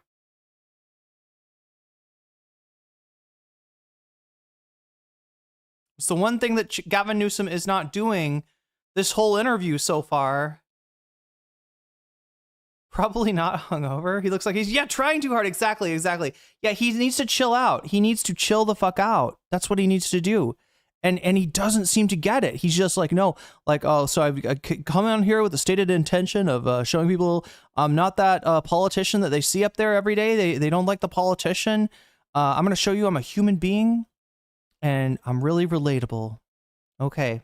And I walked through that. I put a mask on and I tried to be, try to strike a pose, tried to be what people expected me to be. And I didn't, I made mistakes. I didn't feel good about myself, insecurities, anxieties. And so I scrutinized all that, man. And I dove deep and it was a active listener. I mean, that's, definitely part of being likable. And as you can see here, I'm going to say he's not going to do that, right? At the same time, he is on here to be interviewed. So I guess we can, forgive that. 5-year process. And I call it a memoir of discovery because I didn't even understand all this stuff about my background, my life, my parents. My mom died 20 years ago. My dad died right after I got elected. And I never had a chance to talk to them about their childhood and their backgrounds and their struggles. And so this allowed me to do that. And I learned about this house of secrets. How did you do it? Did you interview people? Yeah. Yeah. I went back, I got FBI files. I didn't know there was tons of FBI files in the family. Really? I didn't know my grandfather was close to Oppenheimer. Someone had randomly mentioned, I didn't know about his suicide and what led to it. I didn't know that he was a prisoner of war after marching in Corregidor in World War II. I didn't know about my dad's. Wait, so he researched himself? Like he researched it, he's had somebody research his family for him? Forays into some interesting mob-related issues as it relates to old San Francisco back in the day. I didn't know the origin story of the Newsoms was an Irish cop, and my dad used to say he didn't know what came first, the Irish cop or San Francisco. And so you just start to learn about all that, and it started to make sense. All of a sudden you're like, that's why this is interesting. Or that's why my father did this 20 years ago. Or that's why they got divorced. I didn't know why my parents got divorced. It's because your dad lost 2 races. Yeah, right? I lost 2 races. Why my mom said don't get into politics. I didn't know why she didn't want me to get in politics. Yeah. But it wrecked their marriage. It wrecked her youth, her life. She was 19. And he single. was how old? 32? 33, man. 33. As he described it, scandal. Yeah. She's 19, bro. It's tough. Is presenting yourself as an outsider in your own life, like, right? Is that a relatable thing? What do you think, chat? Like, does he not feel like an outsider in his own life a little bit? He's doing his version of Obama's book. Okay, go on, Jill. You got me interested. Right? What are the key features? You're talking about Dreams of My Father, right? Obama's book. And yeah, a lot of it was about Obama, I guess, coming to terms with, his family in different parts of the.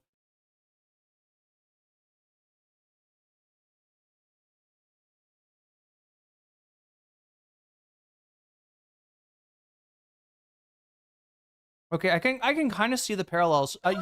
It's funny though, because what this feels to me like is that it feels like he's trying to impress us. Anybody else getting that? Like it almost feels like he wants to he's like, did you know that my family's really fucking cool? We got mafia people in here, we got politicians, we got Irish cops. You look at all this going on. My dad and my mom, they got divorced. It's because my dad became a politician. Oh, no wonder she didn't want me to be a politician and follow in his footsteps. Please put mine towards renewal towards XTYT employees.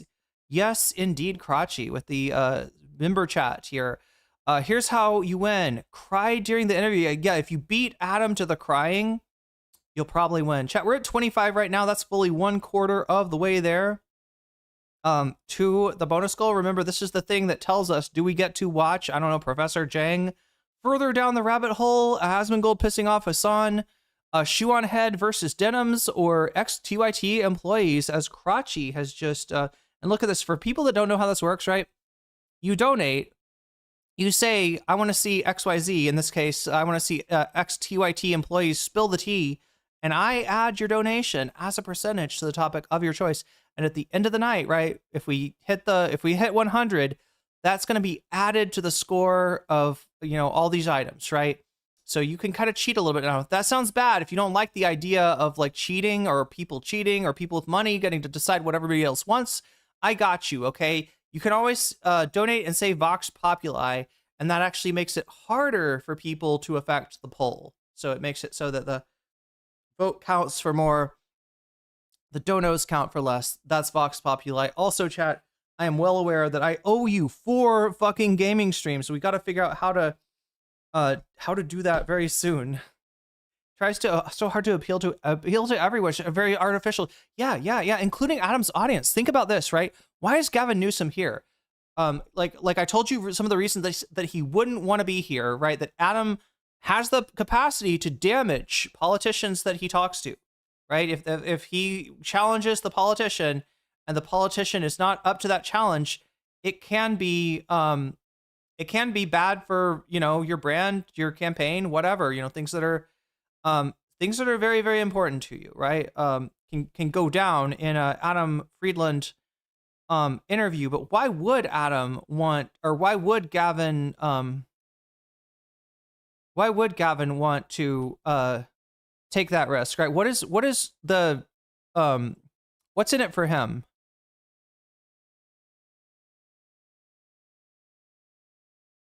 What's in it for Gavin? What is he going for, right? What's he getting out of Adam's audience? First of all, who is Adam's audience? Do we know? Who's watching the Adam Friedland show, right? It's probably people to the left of Gavin Newsom. Probably people a lot more like you than like the average Gavin Newsom voter. The kind of person that when somebody says, well, you'd vote for Gavin Newsom, you know, if it's like if Gavin Newsom versus JD Vance, you'd vote for Gavin Newsom, and you go like, right? Because maybe you know that at the end of the day, yeah, I mean, I guess if those are the choices, those are the choices, but you really don't want those to be the choices, right? So this is not, I don't know if it's the most hostile of all crowds, right? I mean, it's possible there's people that don't know the rap on Gavin Newsom, and have only seen him like taking on Trump and are positive towards him. But, you know, he's here to try to, like, I don't know, maybe mollify some of the damage to his image on the left. The fact that when Hassan says, like, you know, like, vote for JD Vance or Gavin Newsom, Hassan is like, geez, we're fucking cooked if that's the case, right? Like, it's game over at that point, right? He wants to change that, right? That's what he's on here, you know, for. Because I don't think, look, unless he somehow does something wild, unless Gavin Newsom vomits, or, you know, Adam Friedland, you know, leaves the interview in a hot air balloon, right? Something weird happens, right? And it has happened before. Richie Torres was kind of a weird interview. There's been a few times where Adam's stuff has gone viral, right? But mostly you're not dealing with a huge audience, but you are dealing with an audience that you have a pretty high ceiling, and that there's a lot of people in that audience that are not going to vote for you in the primary and may not even want to vote for you in the general election if you end up being the candidates. Older millennials. No, I'm talking about, I mean, yeah, age-wise, his audience, but I mean, they're kind of veering, you know, they're veering to the left. Newsom gives folks are dumb where I come from, and thinks that would be, yeah, clapping like, yeah, I'm just like you. I got a 960 on the SAT. That's ridiculous. And imagine being like 19 and a couple years later with 2 kids, and you come from no money, man, in a broken household. I mean, her family, mess, in terms of just how she was Her raised. mother was a Red, right? Her mother moved to the Soviet Union. She was the Soviet Union. Pretty cool. Trigger Addis, that was her stage name. Like she was an actress. She was an actress that moved to the Soviet. It's like that movie Reds. Yeah. And then and that's why thus the FBI files on her parents, that they were, you know, they were, you know, they're very involved in, you know, in social justice and economic and racial justice. It was FBI files, chat. When might you get those? What do you think Gavin Newsom was doing that he found this stuff out?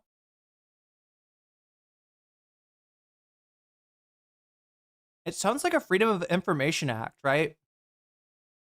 It sounds like it's maybe a FOIA request that Gavin made after finding out something about this person, or I don't know. Like, he must have had some idea that maybe the FBI had something on this relative of his.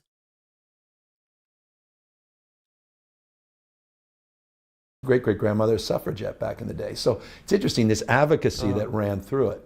But she didn't talk about that. No one talked about it. I didn't know about it until I wrote this book. One thing that's unique about you is that America is a place where no one's from somewhere for 5 generations. Yeah, it's weird. You're a 5th generation San Franciscan. This isn't like a thing in this country. Like, people aren't tied to a geographical place. I want to make the point you're making because you just reminded me of something. No BS. When I was mayor, I think I was at one point I was the only elected official in San Francisco from San Francisco, Really? and it was like used against me. Yeah. Like I remember saying, when I grew up, in the people are like, who the fuck do you think you are, man?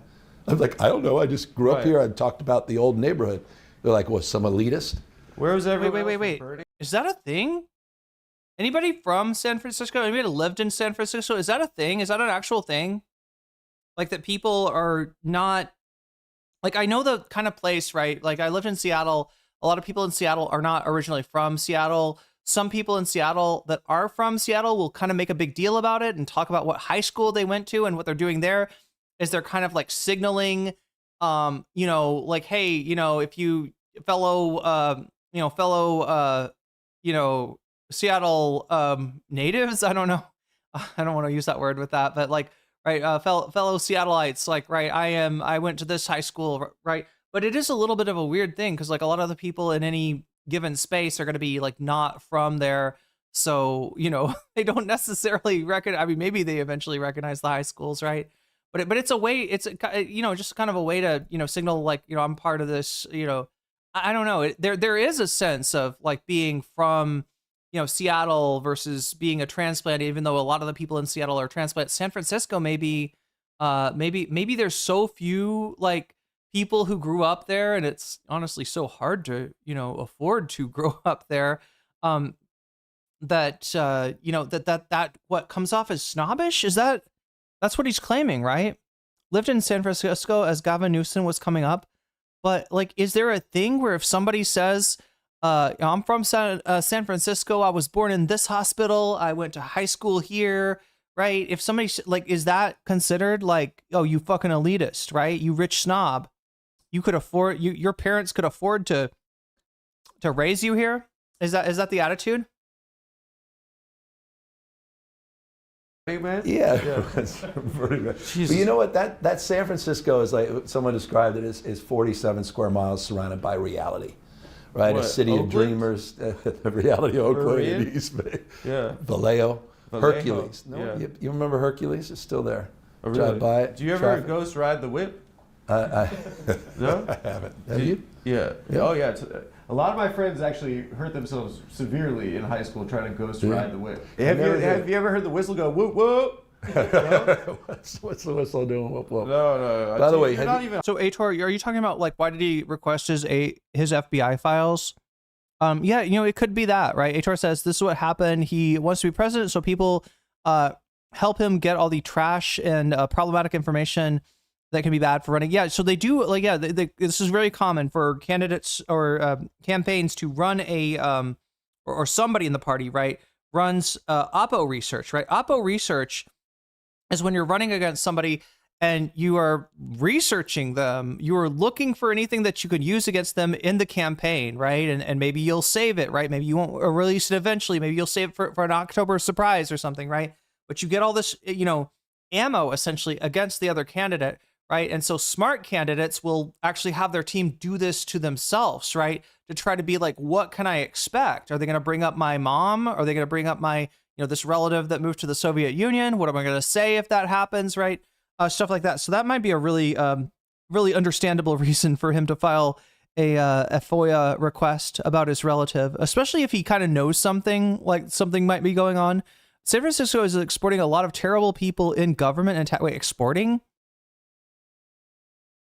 Oh, you mean people that like grow up there, or exporting as in what? Oh, you mean like Gavin Newsom being exported to Anaheim and maybe to Washington next. One of the things you got to do, no BS, like to really appreciate San Francisco, you got to walk the cable up the Golden Gate Bridge to the top. It sounds scary. It's off the chart amazing. Really? Done it twice. I don't live in San Francisco, but I was born, currently live between San Francisco to Oakland. From my understanding, says Fallen Gemini, kids in San Francisco have to take exams like in Japan to determine what grade school they go into. I thought you were going to say college. Is Too scary, bro. Zen-like, relaxing. You want beauty, man. They got to do cram school for grade school. You look at that. You look down at Alcatraz. You see the skyline of San Francisco, the Farallon Islands, where all the great white sharks are. Marin County. You know, eat your heart out. Are there really great white sharks there? Just talking down to my old city. It is a spectacular place. Yeah. And so 5 generations there. My kids, 6 generations, which is crazy. We finally moved. Your We great finally got out grandfather's of Like, I mean, I know theoretically there's some, but like, not like compared to Australia or fire, is that right? the North Atlantic, right? They started He it. started the fire. Did he start in 06? No. I remember. You know one of the coolest things? I was there. I didn't write about this. There's a beautiful Lotus Fountain is where everyone came after the earthquake, and it was like the only working water. And remember, it wasn't the fire. It wasn't the earthquake that destroyed the city. It was the Great Fire afterwards, and so people started to descend on this area. And we had the 100th anniversary when I was mayor, 2006. And I remember going down, and there was 5 or 6 survivors, and it went live. I interviewed people at 5 in the morning, freezing cold, and there's these wonderful old ladies wrapped up, and they looked all demure. And How old were they? 102? 106, 7, crazy. And one of them, and so we're live on, I think it was the Today Show or something, and I'm trying to be the MC mayor. You know, tell me, what do you remember of that? Ator saying, I can't write on a Twitch stream, or I can't type on the Twitch stream, can't chat. Don't know why. I have my mail and phone on Twitch. Can somebody over there with mod check on that if there's anything that's getting like rejected? I know that happened to me on Grimlow's stream, and I'm trying to remember how. Oh wait, I think I actually had to have a mod fix it for me. Yeah, but I thought it was because of like Fossabot or something. They got some bot over there that's like almost like it's like a separate thing from Twitch moderation. Nothing's been stopped that I can see, huh? I'm just trying to figure out if somebody has their mail and their phone on Twitch, like what would. Can you type on any? Is it just my stream, Ator, or is it like any Twitch stream you can't chat in? That day. And that's cute. And a few cute things. And then one woman says, oh, I remember getting. Keep it up, Beetroot, man. Everybody loves old man story time. Yeah, this is reminding me of the Nixon Frost interview, right? Where Nixon is like talking about his childhood and is like, we would take the oatmeal and pour it into the bowl and mix it around until it thickened up, and then we would have hot chocolate by the fireside. There you are. Okay. I think you're okay. I don't know. Maybe somebody fixed it over there. Buffy Geek, I don't see anything. Yeah, I don't know what to do either, but yeah, it looks like you got 2. Wait, why do I only, what the fuck? Fix it? Wait, what? Oh, that was first. Yeah. Wait, so you did type what the fuck fix it, it looks like. It looks like that was in the chat. Huh. Well, I'm glad we got you squared away, Ator. I'm glad you can chat to your heart's content over there on Twitch. Getting frisky with my boyfriend in the tent. That doesn't make and I'm any like, what? sense. Excuse me? What do we miss, chat? Is he talking about Bohemian Grove now? I thought he was just a Burning Man guy. 7, crazy. And one of them, and so we're live on, I think it was the Today Show or something, and I'm trying to be the MC mayor. You know, tell me, what do you remember of that day? And that's cute. And a few cute things. And then one woman says, oh, I remember getting frisky with my boyfriend. Wait, what day? In, like 106, 7, crazy. And he's wrapped up, and they looked all demure. And how old were they? 102? 106, 7, crazy. What the fuck is this story? Old lady wrapped up. I remember going down, and there was 5 or 6 survivors, and it went live. Survivors from what? And we had the 100th anniversary when I was mayor, 2000. It wasn't the earthquake that destroyed the city. It was the Great Fire afterwards. Okay, the Great Fire of San Francisco. When did that happen? That'll give us an idea of what the fuck he's talking about.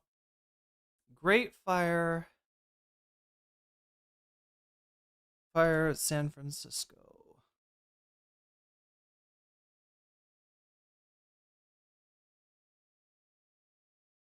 1906. Okay, so the 1906 San Francisco earthquake. Okay, so they're survivors of the big quake in 1906. God, wait, when did he say this happened? I still hold that Burning Man is the new Bohemian. Yo, I think you're right, Kitsune Cavalier. Low key. I was the original Gerber baby. I was the Lindbergh baby too. He's doing this weird thing where he's flooding the zone with old man story time crossed with street cred. I don't think this works. I don't think this works with on a basic. Like the whole thing, chat. Like I said before, what does he need to do? He needs to relax. Okay. He needs to relax and just have a conversation. And somehow this guy can't do it because a conversation is out of control, right? A conversation could touch on something that would hurt his brand. And he's trained like now not to do that, I guess. And so people started to descend on this area. And we had the 100th anniversary when I was mayor, 2006. And I remember going down and there was 5 or 6 survivors and it went live. I interviewed people at 5 in the morning, freezing cold. And there's these wonderful old ladies wrapped up and they looked all demure. And how old were they? 102? Like 106, 7, crazy. And so we're he's petrified because Adam is asking him actual questions. Listen, if they want to do the Trump thing, right?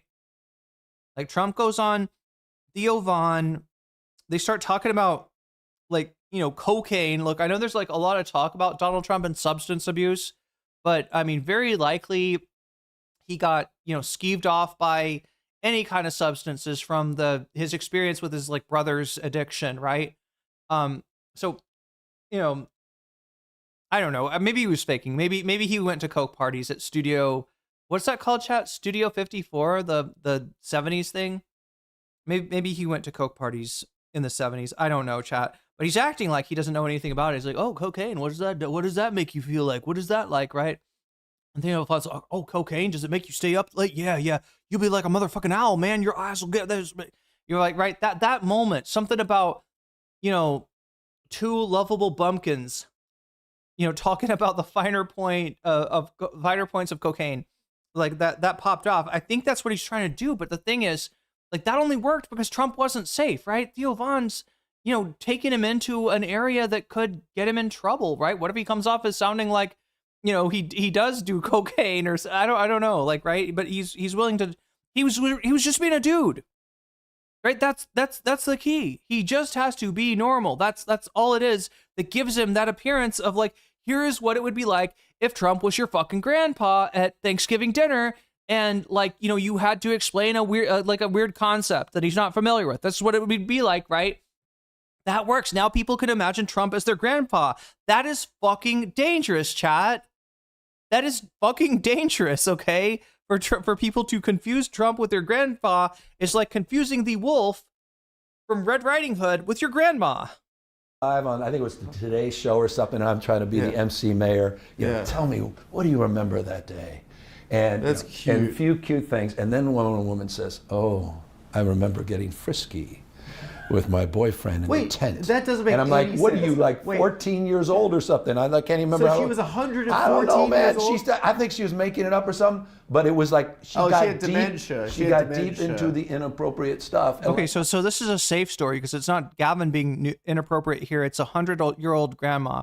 100-year-old grandmas are allowed to be inappropriate. I'm live. I'm trying to act all, we're good. On And we'll be television? right back after And I went to the break. forest and pulled my skirt off for the boys. Yeah. And I was like, so anyway, that's San Francisco, man. It's by the way, interesting. Just where the flag of San Francisco is the Phoenix. Oh, I didn't know that. Phoenix rising okay. from the ashes of the 06 That's pretty earthquake, pimp. which Yeah. I feel like is where we are today, or where we'll be in the future after we're done with Trump. Can I rapid fire quiz, San Francisco quiz? Who's the best San Francisco band ever?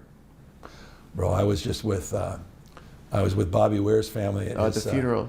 Funeral, man. I mean, Yeah. they gave me. It has to be. It has to be. I mean, come on, but the Dead are just so synonymous with everything. How many shows have you been to? Not many, and they actually rubbed that in when I was there. But You did a little bit of no, this? in fact, You I did it write back- about that. No, that was weird. Yeah, I you did. said you never did weed. No, it was weird. I never got into that. So you stood there listening Yeah. to deedle for 4 hours, not doing any weed? It was the opposite. How'd You know you what? do that You know, I sober? was the first Dead concert I went to. I wasn't even in the concert. I was working for. I wasn't working. I was volunteering for the Environmental Defense Fund, and I had a booth, and I was out there promoting the environment. You were the nerd?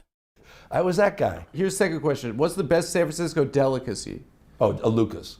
What Are you is- seriously what is that? asking me? What Why is did you that? ask that? How do you not know that? A Lucas? Lucas Deli on Chestnut Street. Oh, in the delicatessen Marina. or Yes. delicacy? Delicatessen. Okay. Who is the best San Francisco football star who later played at USC and won the Heisman Trophy and then played for the Buffalo Bills, ran for 2,000 yards in one season, was in the Naked Gun, and then was falsely accused of... Oh no. Oh no. Who is the best... And I ain't going to OJ. What are you talking about? That's your GOAT, bro. That's my goat. That's your Back to goat. the editing. I want to get. Can we edit this? I'm Jesus. saying, what's the best band, what's the best delicacy, and who is the best football standout star Mate, come on, the best of the best. The who later went goat. to USC, won the Heisman? Right, this is weird, right? Right in the beginning, this happened too. They have like a kind of a human interchange. You know what I mean? The second that he steps out of the script, he's like, "Can we edit this? This is not. No, that's not what." Trophy, playing for the Buffalo Bills. No, the goat is Joe Montana, bro. Number 16. Yeah. Yeah. But he's not Period. from there. 5 rings. What? He's Well, from kind- SF? He is, from my perspective. I don't know, where did Joe grow up? I should know this. I've gotten to know him over Probably the years. Burning Man. He's the everyone comes from Burning Man. They all just appeared from the middle of playa. Earth and just all playa. merged. Oh, God. Grow up, okay? I'm just saying. Grow up. That's it. We're Why are you making a hate- sculpture What is made it? out Did of you get, as a lasers. kid, were you injured by someone who went to Burning Man or something? Or No, it what wasn't a happened? thing at Burning Man. It's the, what? What was it? What I offense? just don't need to listen to the guys that are like quite frankly, going to ruin the world talking about drugs and This ketamine the thing you're on. singularity. Singularity. There is a little. By the way, you're onto something with that. I like Adam's hair. Look, he's not the only one. You know who else's hair I saw and just totally thought was amazing? Kat Abou-Ghazala was on Breaking Points yesterday, and her hair was like unbelievable, right? She's got, I mean, it's a totally different style than mine, right? She's got bangs but like I'm thinking, right, chat, I have naturally curly hair. I mean, I guess it's wavy. It's not like, super curly, but it is, on the curly side.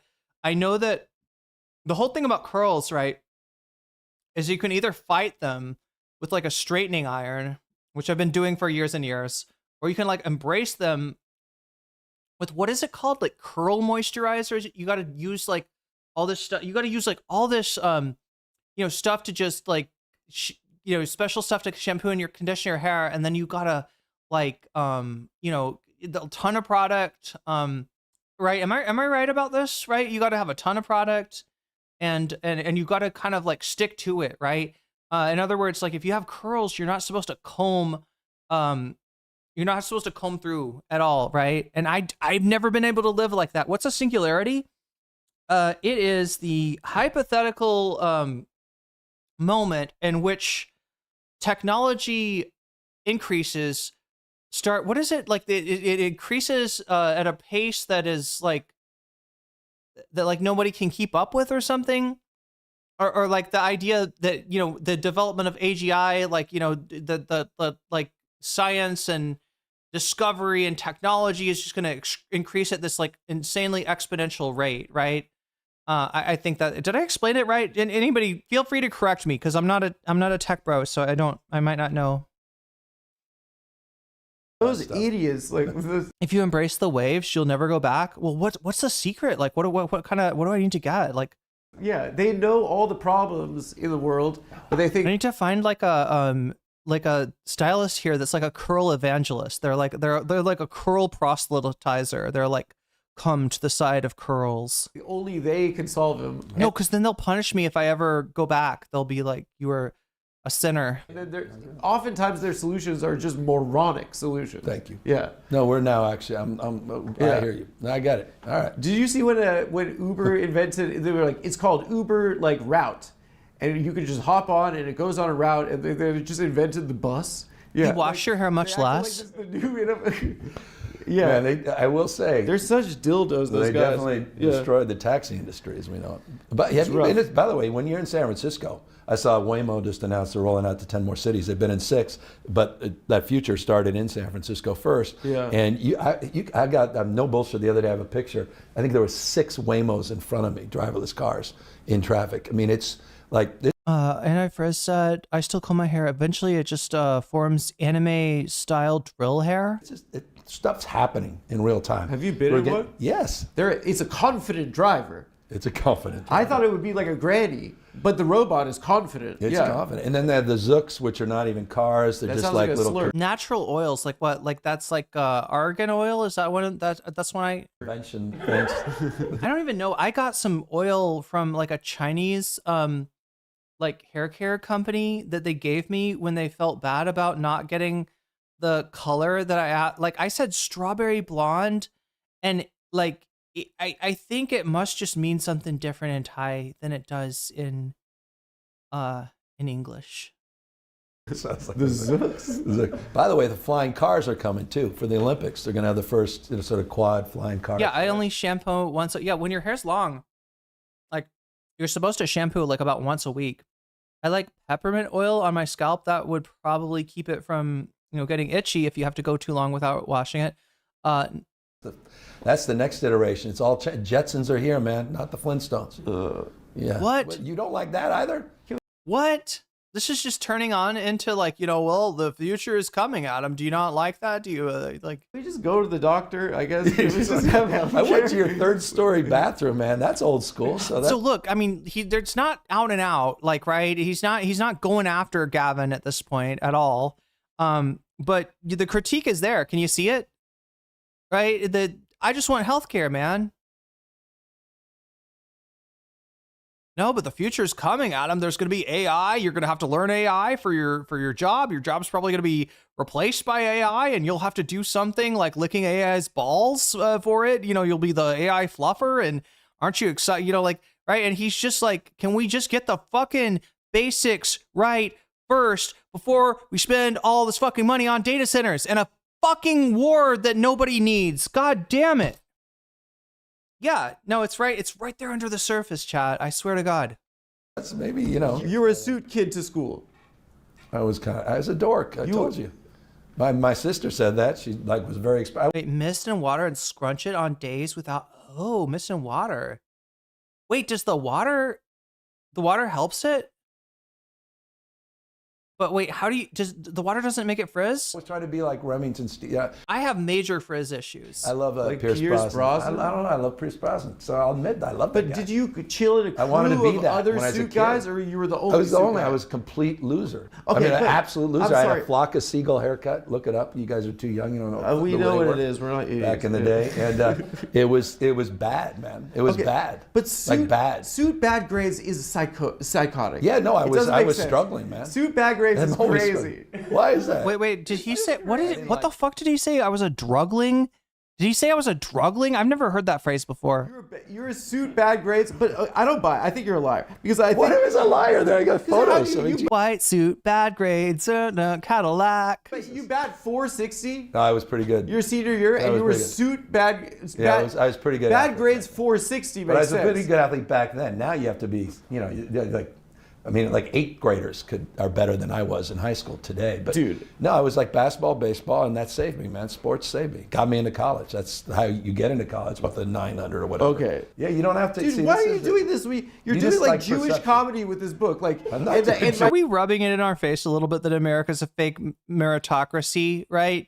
That if you're part of a weird institution, if you allow yourself to be exploited by the college in order to make an insane amount of money and pay you, well, I don't know, what do they do something about that now? Like, where college athletes can get like endorsement deals, but yeah, essentially, you do free labor for your college, and they let you in anyway if you're good at sports, right? It's a little bit rubbing it in our face that we don't live in a meritocracy like at all. Like first it's it's really hard to get in. You got to get like the perfect grades. Oh, unless you're good at baseball.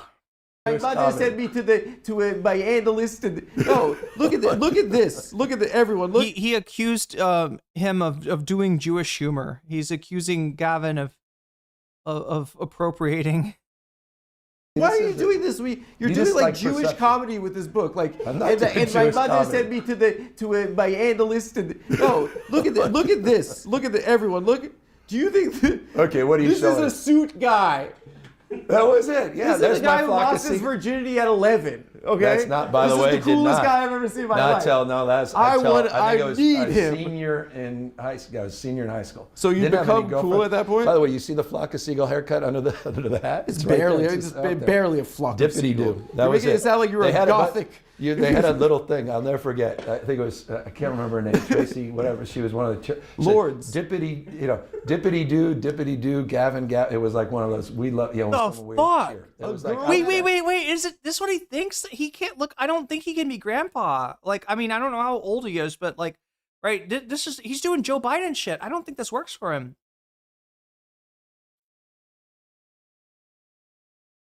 Cheer for you? It was like a cheer.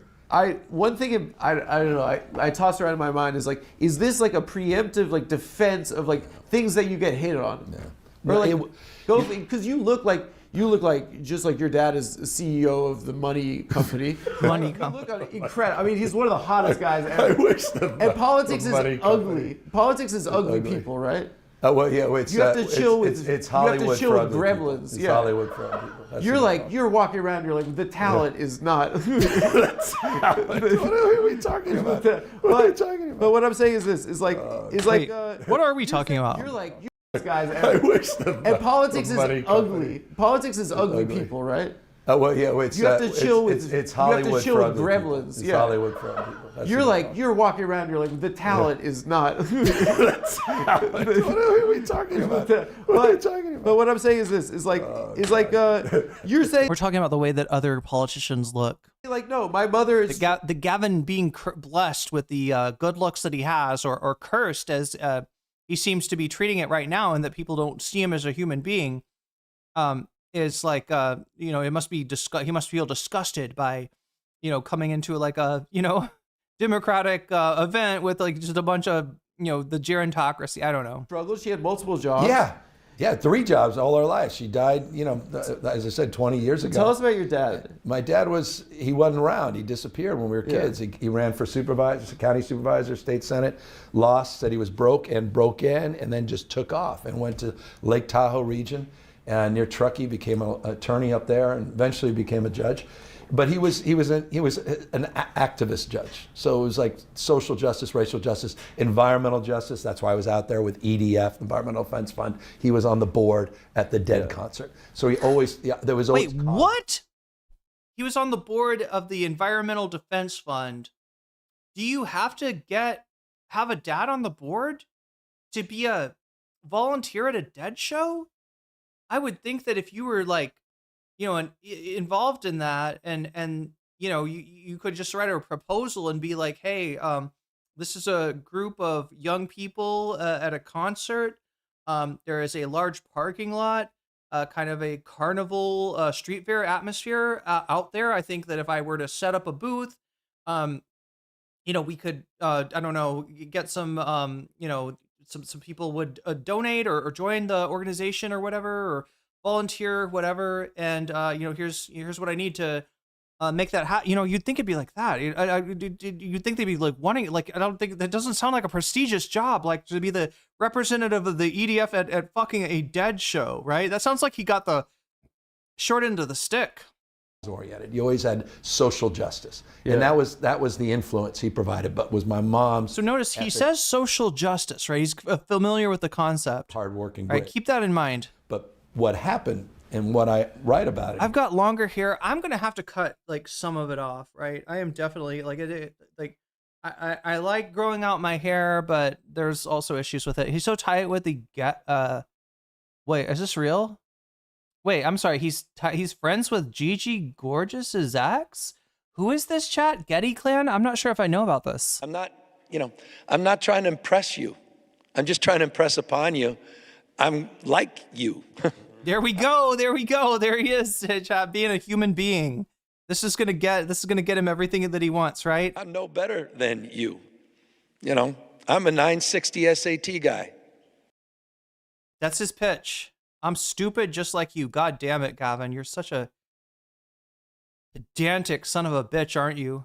Here is the perception of me, besides the blue suits. Wait, what's the his massive door? Was the association with the Lore Gator dump, which is a wealthy family. And, Your dad was like a consigliere kind of to one of the sons. Yeah, I mean, it was just he grew up with two of the kids in high school, and they basically were raised by my grandfather. They used to show up at Boss Newsom, and they called him Boss back then, they just became Boss. His dad?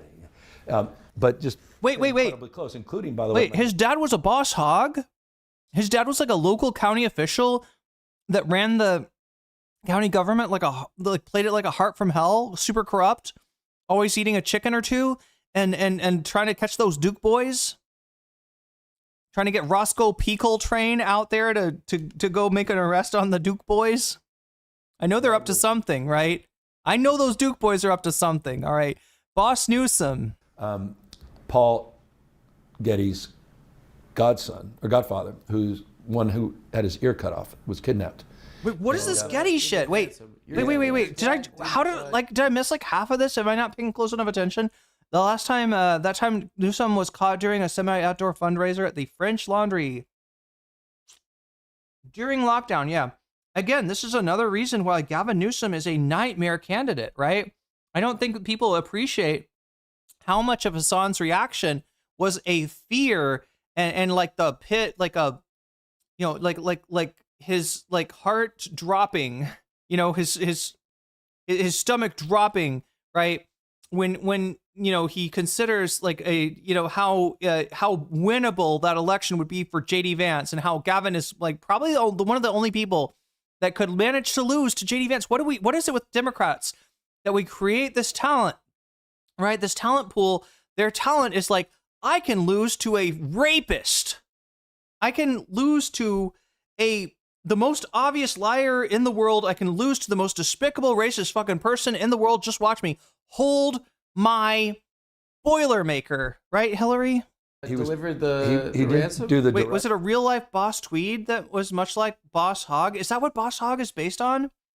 A guy you can have a beer with ass shit right now? Ransom, but he was deeply part of it, which I described. Wait, he was pitching, so yeah, Karina, people think that he was talking to a black audience. The interviewer was a black guy, right? But my understanding is that it was just like, I don't know what the event was, but I don't think it was an audience. It was a very mixed audience, right?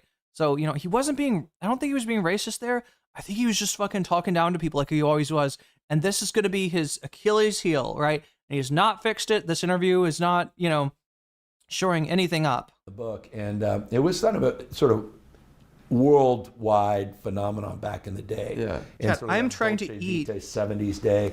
an incredibly sour fruit. J. Paul Getty, actually one of the first. Yeah. And he refused to provide the ransom for his grandson. It became an issue, and he eventually only did respect enough. Well, he said, I got 13 others or 20 others, however many he had. And he said, now I'd be writing a check for all of them. That is crazy. You're a billionaire. And so the guy, what they did, they cut his ear off. They're like, kid, we mean business. And they put it in. So this is the mafia shit, right? So yeah, here's what he does. He tells us, you know, he's done all this research for his book on his family. He didn't know all this really cool stuff about his family. He had to do, I think, I would guess, Freedom of Information Acts in some cases. And, but yeah, he's now going through like the different, you know, things that he mentioned that he discovered. His politician father, the mother that didn't want him to follow in the father's footsteps, and why that happened. And now this, what is he, can somebody explain the Getty thing? What is the Getty? Is it Getty? This is like a crime family or something that his relative was involved in? I know nothing about Boss Tweed. I watched Dukes of Hazzard when I was in elementary school. I know about Boss Hog. Yeah, Boss Hog is cool. It was also an extreme sign of weakness to rally so hard behind the one guy this far. Oh yeah, huge. Look, and here's the problem with the Dems. Their dream is to decide on a candidate right after losing an election, I guess, right? You know, as soon as they possibly can. Everybody get on board, and nobody say anything bad about this candidate. Nobody's allowed to run against this candidate.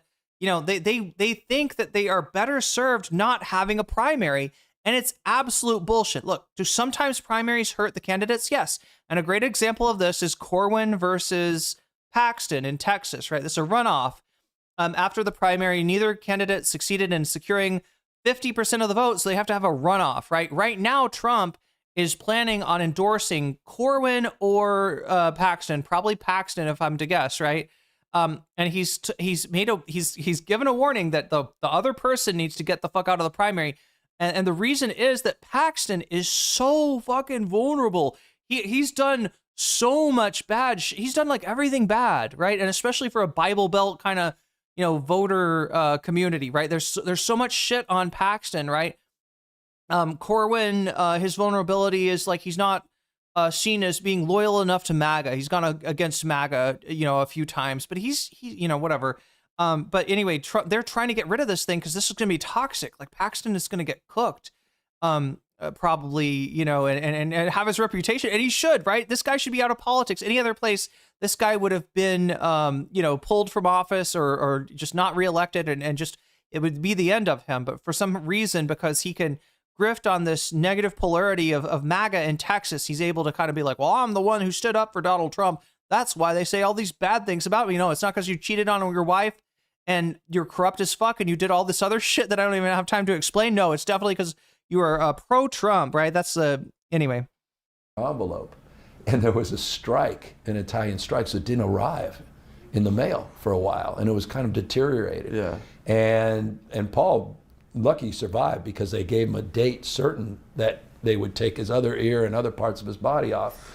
And eventually the ear arrived, and there was a freckle on it that his mom recognized to verify it. And that's when they got very serious about getting him home. One thing I was wondering is your dad had a relationship with one of the children where he was unfair to let the bug interview Newsom. I agree. Kind of ran his investments. Yeah, he was personal wealth. Wait, Corbin, not Corbin. Wait, what are we talking about? Corbin from there's many the family trust. Yeah. And so wait, Corbin is in the UK, right? Jeremy Corbyn. So after he was judge and retired from judge, he began in a more formal role. He was always Did that help with alimony? Guy. Did that help your mom? No, he didn't get. In fact, I talk about how much he got paid, which was less than I get paid as governor. So he never made any money. I mean, significant money. There's a perception that he made a ton of money. My dad died with a house in the gold country, very conservative part of the state. Sounds rich. Because it's just, Wait, so his dad, Chad, I'm having too much trouble. Chad is actually more interesting than this fucking interview, but I'm trying to lock in, what's going on? His dad is the guy that's involved in organized crime. His dad got into organized crime or something. Is it like the ear cut? Do we need to rewind this? He's boring. Am I right? He's kind of boring, right? I don't think this is going well for him. I'm just trying to understand his weird family lore dump. Rich to me. An old cabin in Dutch Flat, California, with 2 mortgages, and his inheritance was all these books that I talk about never reading because I have dyslexia, pretty bad learning. That's not my jam. That's the 960. And so, anyway, I talk about the 960 talking. Some of the academic struggles. That's being 40 points lower than the average, apparently, on the SAT. And how stupid, apparently, that makes you. God damn, what fucking game are we playing? And he's a chud. He kind of is, yeah. Now they control Getty Images. Okay, you almost got me there. I don't understand the Getty thing. What is the Getty gang? What is this about? This is organized crime in California, and there was a boss Newsom. What the fuck? And somebody got their ear cut off and sent to their grandma to identify the freckle and be like, oh shit, that's my grandchild's freckled ear. I am missing so much from this interview, right? Because he's just a boring blowhard. My reading struggles, which I don't read speeches today. I'm a politician that doesn't read a speech because I can't read a speech. And that may not be interesting, and maybe they'll go, oh, that's why you're so boring and bad. I get it. The funny thing about mafia connections in the modern political landscape is there is one large and looming political figure that does have actual mafia ties, right? But because he's got so many more bigger scandals than that, like nobody ever talks about it. But it's Donald J. Trump. If you were in real estate the way he was in the 1980s, you would have to be involved with the mob, or else you would sleep with the fishies, as they say. You would get the concrete shoe. You would be fitted for concrete shoes. Did it help you learn how to schmooze? Yeah. Yeah. Because you pick up a room, you talk about whether or not people are unionized, how much they're getting paid. And, you know. Has he been good on labor at all? Getty Oil? Wait, what? I should start a podcast? You feel a different vibe. You have no idea. I'm gonna You do a have car no check. idea what I've coming for you. I'll see if I can get on Gavin's podcast, YSL. Yeah. I heard he invites I'm a anyone. nerd. The What's your book. pension look like? I'm 6'3" and I'm a nerd. The You book. don't have a pension. Why do you write a book about? You I'm have the health biggest. care. Are you pimp doing of the- full-time health care for these guys? Yes, I am, boys. How's the health care? Okay, Give it that's up for the gonna help you. boys. Maybe I won't get all Give the it up for the signatures. boys. Yeah, Yeah, paid yeah. sick leave though. What do you got? Maybe you can help me by. I don't have to pay for it. That we can do it through the taxes. I don't really know much about dyslexia, but whatever they want to do in the Castro district is fine by me. When was the last time you heard Castro? Did you see what just happened? Here, let's rewind that.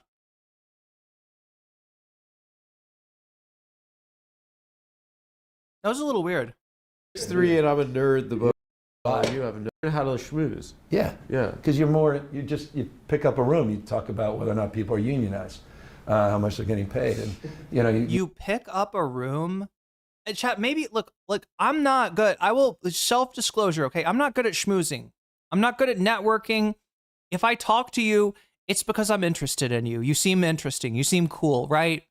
Right. If I'm friendly to you, it's because I feel that way, right? I don't do any of the fake, shit, right? That people do. So like maybe I don't understand, but pick up a room. You pick up a room.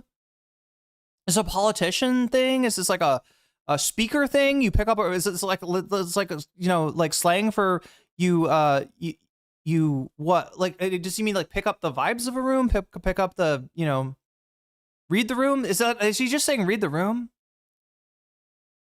But yeah, this is what he's good at instead of the SAT, I guess, is reading a room. I guess that's what he's trying to say. you feel a different vibe. And then he's like, you ask people about their union membership, and like, yeah, you're a big organizer, aren't you, Gavin? That's definitely. I mean, like, it sounds like that's what his dad was into, right? And maybe that's what he was into in his earlier career as a politician. But yeah, he's not really doing a lot for the working man in California. He's not even interested in the working man. He's interested in helping the fucking tech bro turn the working man into a goddamn peripheral, right? Into a goddamn peripheral device. Like he's working into turning working people into slaves, right? That is what his tech bro friends who do ketamine at Burning Man are interested in doing right now. That's what Gavin Newsom is in line with, right? And that's why he talks down to people. He really does feel like, yeah, no, don't worry. In a few years, you will literally be chipped up. You will literally be chipped up. You will have to do your tax because of your job, because of digital ID and this. We will just not worry about you anymore. You will service us, right? And you will not complain. When we have the network state. I have no idea. I'm gonna do You a have card check no on idea that. what I've coming for you. Card check. Oh my God. I got your back now. I'm a nerd. The What's your book. pension look like? I'm 6'3" and I'm a nerd. The You book. don't have a pension. Why do you write a book about? Okay, so he's making fun of him for not being able to be a human being, right? And then Gavin actually gets triggered here, and he's like, "Oh yeah, how are you treating your employees here? Are they getting healthcare?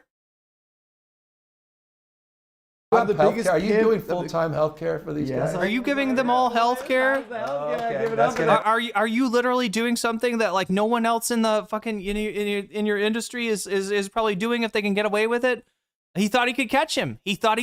Right? He probably had that written down. If shit gets low, ask him about the the treatment of his workers. If we can find one thing, like somebody that's not getting health care or, whatever, we're just going to go with that. Oh, yeah, you're one to talk, right?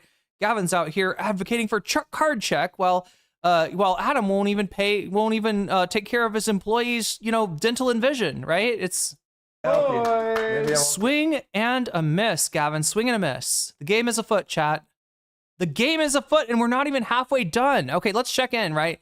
Since we're not even halfway done, let me take a break really quick, check in, and see what's going on in chat. Also, I want to see what's going on in the poll. Ooh, the poll has changed a little bit. First of all, you have 49 minutes left to put a butterfly in my hair. That can only happen if we get 8 more teal super chats. So if you want to see that butterfly in my hair, time is ticking. Time is of the essence right now. So we're at 2 out of 10 right now. I know it says 1 out of 10. Just trust me, it's really 2 out of 10. If we get up to 9, let me know and I'll put the butterfly in my hair. We'll see if we can get to there. We have 59 votes, right? The votes are coming in very slow tonight. Make sure to get your votes in if you have not already. It looks like a tie now. A virtual tie between Professor Jang and his rabbit hole continued, right? And Shoe on Head versus Denims, both tied at 27. Second place, we got Vanguard talking to ex-TYT employees, including Emma, or not talking to, let's see, I don't know. We're going to, what is it? Francesca went on, no, Carolyn Kwan went on Francesca, and then Emma Vigeland said something, I think, about TYT. So that's what that one is. That's pretty much tied for first place, but I guess technically in second place. Third place, we got Vanguard, Shoe on Head is in second place. Vanguard is in third place. Asmongold pisses off Hassan, I believe, by talking about Iran. That's in fourth place. Remember, chat, if we can get to 100 by the time that the stream ends, which, we're about halfway through this content right now, just to let you know where we're at. If we can get to 100 by the end of the stream, then I'll stick around and cover one of these topics. Which topic? The topic that you vote for. So make sure to get over to youtube.com/nocommentchick. Click on the stream and make your voice heard. While you're there, make sure to leave a like, because that helps me out a lot. I appreciate it greatly. And it's going to be better for all of us if you just leave the like. I won't have to bully you that way, right? It's much better for everyone. We got that going. And again, the things that make this number go up, which we're a quarter way there, we're doing okay. We're like, we're 25 out of 100. We're 75 points from getting there. The things that make the number go up are super chats, super stickers. If you get yourself a membership, or if you gift memberships to somebody else on YouTube, if you support me on patreon.com/nocommentchick or on throne.com/nocommentchick to help me get that new computer that will run on Windows 11 and keep my shit from becoming so obsolete that I can't even stream. Or if you support me on Twitch, any of those things make the number go up. If the number goes up to 100, we cover one bonus topic. If the number goes up to 200, we go cover 2 bonus topics. I bet you can guess what happens if the number goes up to 300. That's right, 3 bonus topics. So it's not always an either or, but it is a little bit of a heavy lift. It's a Sisyphusian act, rolling that bonus content boulder up the hill every day to try to make the stream a little bit longer and have another topic, the topic of your choice. I choose the free half topic, you choose the fun half topic, and you do that by voting, and you do that by supporting the stream. Also, just to let you know, when you do support the stream, you can let me know in the chat which of these topics you want to do, and I'll do just like I did for other people, and add your dono as a percentage to the topic of your choice. We'll add those all in at the end of the night. We'll see what wins if we get to 100, which we're a quarter of the way to now. So I just wanted to chime in there. Yeah, 45 minutes or so left on the butterfly goal as well. Let's get back to Gavin. Give it up for the boys. Yeah. Sick leave, though. What do you got? Maybe you can help me by I don't have to pay for it. That we can do it through the taxes. I don't really know much about dyslexia, but whatever they want to do in the Castro district is fine by me. When was the last time you were at Castro? Constantly, every day. By the way, you know what you need to do? A lot of people go to the Castro Street Fair. You got to do the Folsom Street Fair. That's like the bondage one. It's like, different, man. yeah, That's different. I'll never. You forget. go to that? I You say vote for me to a gimp? I'll never forget the first time I went there. I want to say what I'm going to say. I'm not going to say it because I still am. I'm facing even more recall. You saw one of the biggest penises you've ever seen in your life? I've got what I can never unsee what I saw. Really? Yeah. What is this? What the fuck is this? Davy, are you in chat? Can you explain this? I don't know what I'm seeing here, right? My mind wants to compare it to like I don't know, college freshman girl going to a gay bar to see what it's like or something. I don't know, like, right? Is it street cred? Right? Is that what he's trying to do? It's a weird too, because chat, you know the Folsom Street Fair, right? If you've heard about it, very likely where you heard about it from were edited pictures that were spread across the internet that basically edited, I think, an event that happened at the Folsom Street Fair. Three, I believe, gay men in pup hoods. These are like hoods that like have like, it looks like a dog nose, right? And they're like on the ground on all fours with leashes and stuff like that. And there's a little girl, like a young, very young child, like going up like she's gonna pet one of them, right? And it never happened. It never happened. They took like the little girl from this picture, and they took the guys in the pup hoods from this picture, and they just kind of right? They combined them like Dragon Ball Z. And then they spread this shit across to be like, this is what it's about, right? And they're so stupid too, because it's like, the idea of presenting like sexual danger to like a young child like that, right? From gay submissive pup guys is if you know anything about gay, you know what I mean? You know that's not like that's not where a threat's gonna come from, right? That's not a real thing. This is you trying to make something nasty. This is you trying to make something gross, right? This is you trying to make something predatory that is just people that do different stuff than you get up to in your own bedroom, right? That's all that is. But Gavin Newsom talking about being like, no. What did he say? The Castro Fair?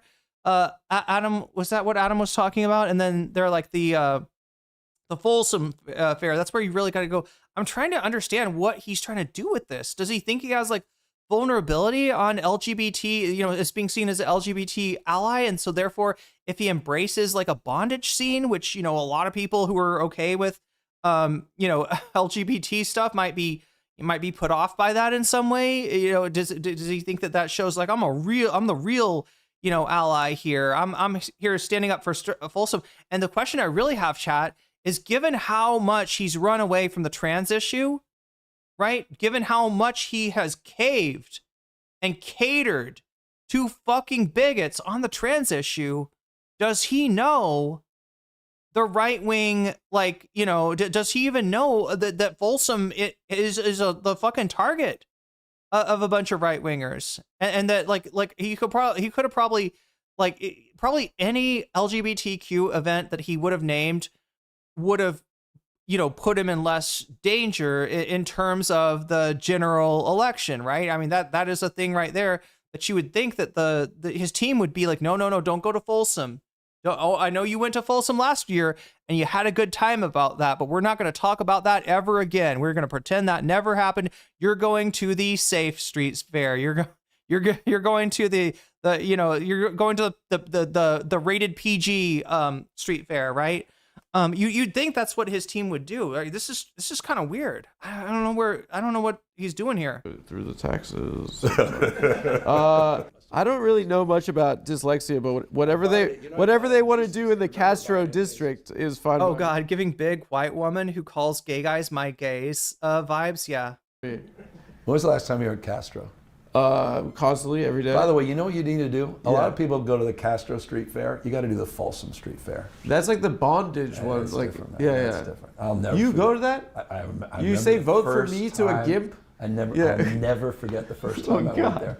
I want to say what I'm going to say. I'm not going to say it because I still am I'm facing even more recall. You saw one of the biggest penises you've ever seen in your life? Sorry, I'm facing more recall? What I can never unsee what I saw. Really? Yeah. I'm looking at it right now. But I can't share it. Well, I'm looking at it a bit, but like the first time I'm sorry, I'm looking at it right now. What the fuck is he talking about? He's looking at it. He's remembering it. He's looking at it in his head. There's nothing interesting about this guy's personal life outside of the context of him being I know that's the whole thing. He's a worse person, I think, than he is a politician. He's not relatable either. He's neither likable nor relatable, nor is he a good person, right? And he just drives that home in this weird interview here. became aware. And Chad, it gets worse. Wait, just wait. You was like you were like performing gay marriages. Like you were kind of the first. You kind of like invented it. You kind of came up with the idea of two fellers getting. Do you think that it made San Francisco a place like that for like gay people like to live in? We married 4,036 couples from 46 states, 6 countries in the winter, not summer, of love, February 2004 in San Francisco. Man, it was off the charts amazing. Like next level, just spirit, pride, the stuff that you can't legislate that. It happens.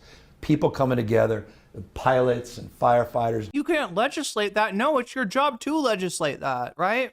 Doctors, I mean, in the end, no, you couldn't legislate that. It got decided by the court, but you would hope you could legislate that. That's your job, Gavin. If you're a politician and gay people are your constituents and you give a fuck about them, yeah, legislating that would be the thing. I don't know if California's done it, passed it as like a law, but it'd be a good thing for states to do in case the court decides to take another look at what is it? A Burgerfall? Am I mixing them up, chat? Which is the one? The gay marriage one? Yeah, that was the gay one. Is that the gay one? Obergefell? Extraordinary because nothing about it. Oh no! That was Ethan saying, "Is that the gay one about Roe versus Wade?" I love, man. It was just about people expressing their love. Yeah, why is he's doing exactly? Yeah, Rave says, "Why are we daydreaming about dicks?" That's what he's doing. He's literally dick daydreaming. Like, was it that great? Was that amazing? I mean, I'm glad you can, appreciate the beauty of another man's phallus, without being, having a homophobic reaction. That's good for you, man. But partnership, and that energy was, it inspires, just a mindset of what Obergefell service or Burgerfell. Sorry, it also was against the law. And they sent you to Alcatraz. Design, he's working on doing. Well, no, he's doing the $400 million Kremlin Imperial Palace there, but he's spending your tax dollars now reviewing whether to turn Alcatraz back into a federal prison. That'd be kind of cool, actually. The Rock. Dude, wasn't that a great movie? He's so sick. That was when movies were great. Sick where he dives in the nuclear. Yeah. So sick. That's good. And that come on. Great. I gotta say though, Adam is giving him lots of moments that he could turn into human moments. But yeah, Adam is throwing him softballs, right? I think Adam wants him like low key to succeed, right? I don't know. Like I'm sure he's not like Adam's first choice, but like this does not look like Adam trying to wreck his candidacy. I'll say that. San Francisco flick.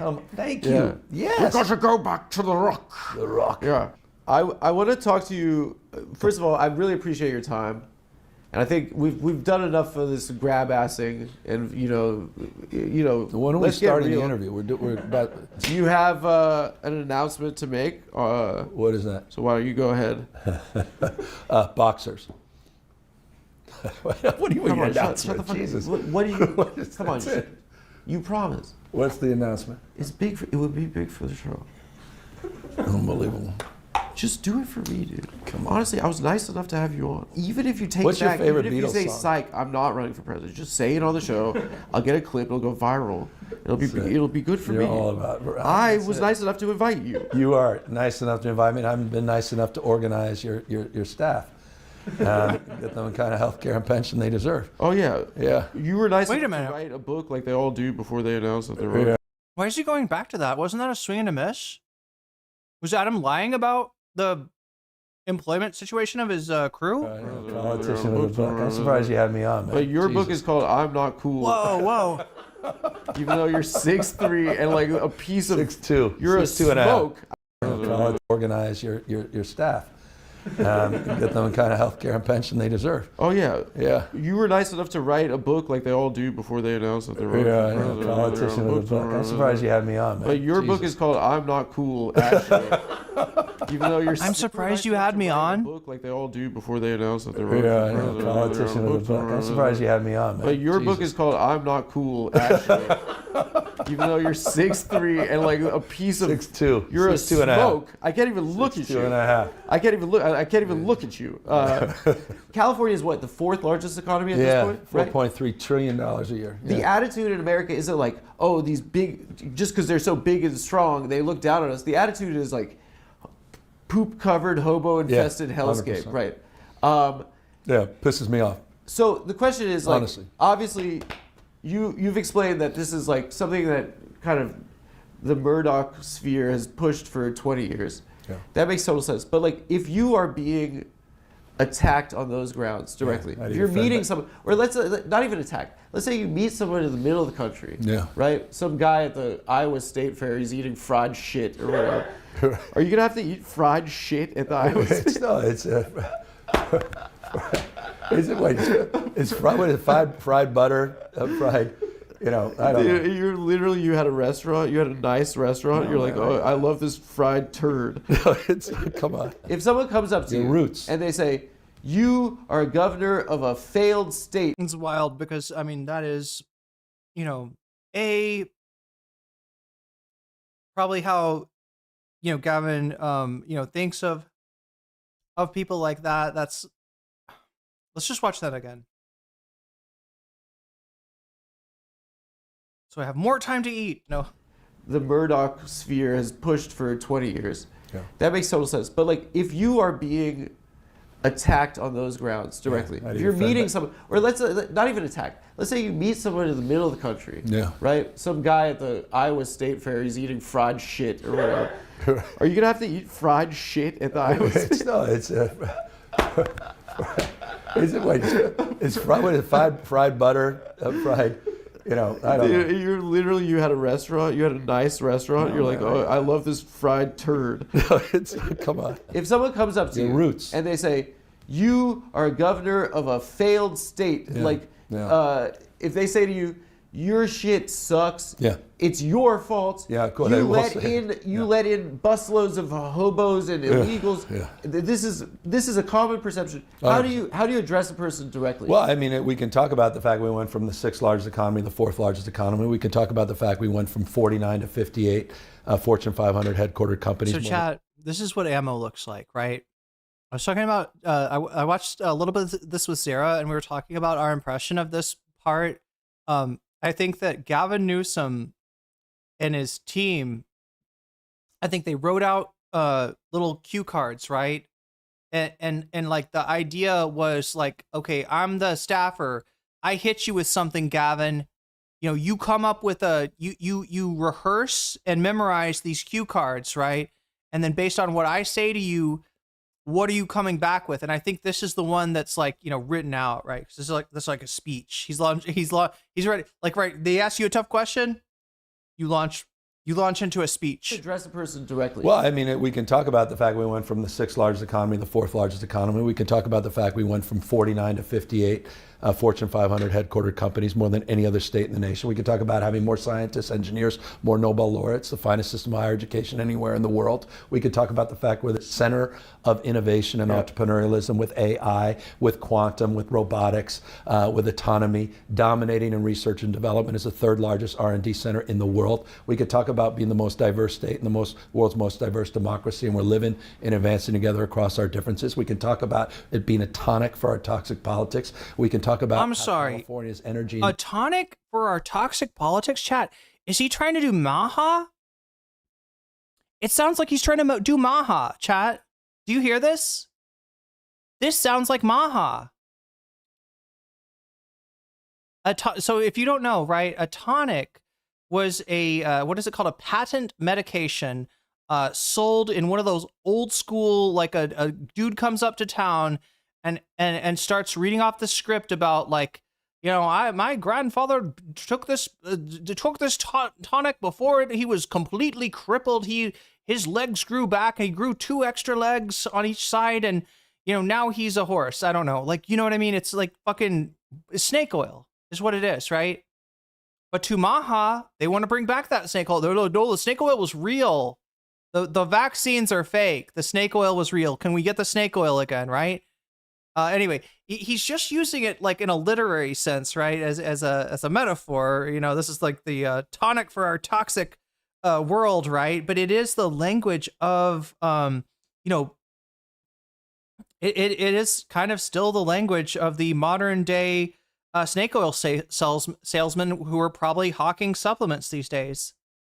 Daring across the spectrum of issue on climate change, on social policy, on racial policies, on social justice policies are the dominant policies that have influenced more change across this country than any other state. I could begin there, and then I can get to the details of what the issue that they want me to address is and try to balance that. Okay, I'm a guy like in Dayton, Ohio. I don't know what any of that means. I know. I just heard it's covered in poop and stuff. Okay, Yeah, exactly. So Exactly. Why don't Well, you you just start say? with the Why don't you meta. say like, bro, it's mad nice. It's California. It's Yeah. mad nice. We So have the beach. It's gorgeous. Like, just come visit. It's mad nice, actually. Right? That's what people say about New York. After you're at Burning Man, come to California. It's mad nice. It's nice. It's nice. It's a nice place. They have It's nice beaches, restaurants. They got beaches. Just you're tell in the the guy deserts, you like the mountains, that guy's not going to care like about clean air. The Ghost ATW, the craziest one was where they would sell the toothpaste with radium in it to these super wealthy. It ended up about how you expected. What? Their teeth started glowing in the dark? Nobel laureates. You don't like all Just be the like, yo, economic it's- vibrancy. It's really they don't care nice. about. But I'm saying a regular guy. Laudanum had working ingredients, opiates. Yeah, a lot of them had, you know, active ingredients that are maybe even scheduled drugs these days, right? Cocaine, cannabis would be used from time to time. Cannabis, actually, there's a lot of, I mean, I know it's a fucking meme at this point, right? But cannabis actually does address a lot of different, you know, issues for a lot of different people. It's not, you know, they're not just saying that because they want to get high, right? But yeah, they would have put a, you know, cannabis tincture in there, you know, just, yeah, all kinds of stuff like, right, that are actual drugs. The problem was that they're not selling it to cure nausea. They're not selling it to help you get to sleep at night. They're not selling it to dull a migraine, chat. They're selling it to cure what ails you, right? And it does not do that. Nothing does. Who's No, well, I heard for know. 20 years that it sucks. Yeah. Just be like, bro, just come through. It's nice. Yeah, it's nice. Right. Right? By the way, this is. It's actually gorgeous. Why do I have political consultants? I honestly have no, a no, like starter. actually, like no bullshit. Like everyone who's watching this is like their team. That like 2-0 right now. Kicked Just my say, ass. bro, it's nice. No, it's bad. I just got my ass kicked. Their team. Okay, so he is definitely perceiving this as like, Adam's here to kick your ass for the lefties, right? Adam's here to kick your ass for the socialists and the nose rings and the blue hairs and the you know, the lesbians and all the rest of us, right? Like we're like, yeah, get him, Adam, get him, right? That's how it's not quite like that, okay? It's not quite like that. At the same time, he's not here just being like, this is a Democratic politician. I want a Democrat to be the next president. Let me be just totally nice to him and help him win it. Honestly, I feel like this is, if you're Gavin Newsom, right, and you go on Adam's show, there's a win condition and there's a loss condition, right? Either is possible, depending on how you answer the questions. And, well, I mean, you'll see what this is, right? You know, that was kind of, what does it feel like, chat? You know, when he's like, oh, geez, well, I guess I don't need any political consultants. This guy's got it right here, right? I just got to say it's hella nice. And there's bitches on the beach with big bouncy boobs. I got to be careful, chat. I got in trouble on Twitter once for talking about big bouncy boobs, but you know, like, I guess as long as they're my own, it's okay. But anyway, big bouncy boobs, right, on the beach or whatever kind of, you know, California dreaming, you know, sort of fantasy your little heart can contrive. Yeah, there's a lot appealing about California to people from the rest of the country. I think that's what Adam's trying to get across, right? What do you sell California with? The same thing that you've always sold it with. You know, but I would say that in addition to that, okay, you know, just like Adam was like kind of whispering to him, maybe the state should do something about people's healthcare, right? We've also got some of the stuff that people are reacting to, right? Not all of it, but some of it is an effect of Gavin Newsom's failure to deal with poverty and homelessness. Gavin Newsom being bought by the tech bros bought by the developers and acting on to their benefit, right? So yeah, part of this problem, as much as Adam says, just say it's hella nice, right? Parts of it are, parts of it really aren't. Parts of it are, you can't paper over that. You can't you got to actually do something, right? And it's a nationwide crisis. And yeah, California ends up with a lot of, people from all over the country because, it's possible to sleep on the street without freezing to death most of the time in California. And traditionally, they've been a little bit more generous in terms of their social safety net. I'm not sure how true that is anymore. It's definitely not a welcoming place for poor people anymore, and unless so because of Gavin Newsom. His solution, essentially the only problem to him is that the homeless, when they're visible, are unsightly, right? That's the problem. It's never that people with human potential that could contribute to society are being wasted by fucking capitalism. And if you believe in capitalism, you need to reform the fuck out of it, because this is going to end up with guys like Gavin Newsom getting pulled apart by crowds of angry peasants.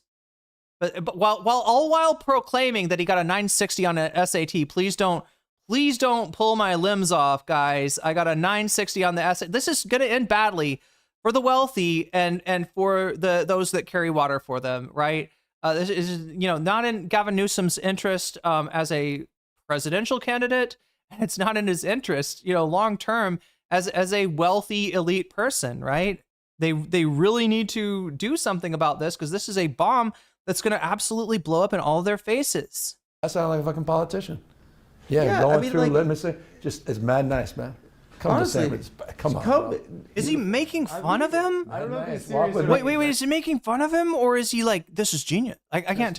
I know he's making fun of him. He's making fun of him. He feels me? Santa Monica. I'm dead serious. Thank you, bro. No, I appreciate the vibe, and it's a California vibe. I appreciate the vibe. I don't know. I can't tell. Be like, dude, it's chill. Yeah, California dreaming, man. There's hot girls. There's nice beaches.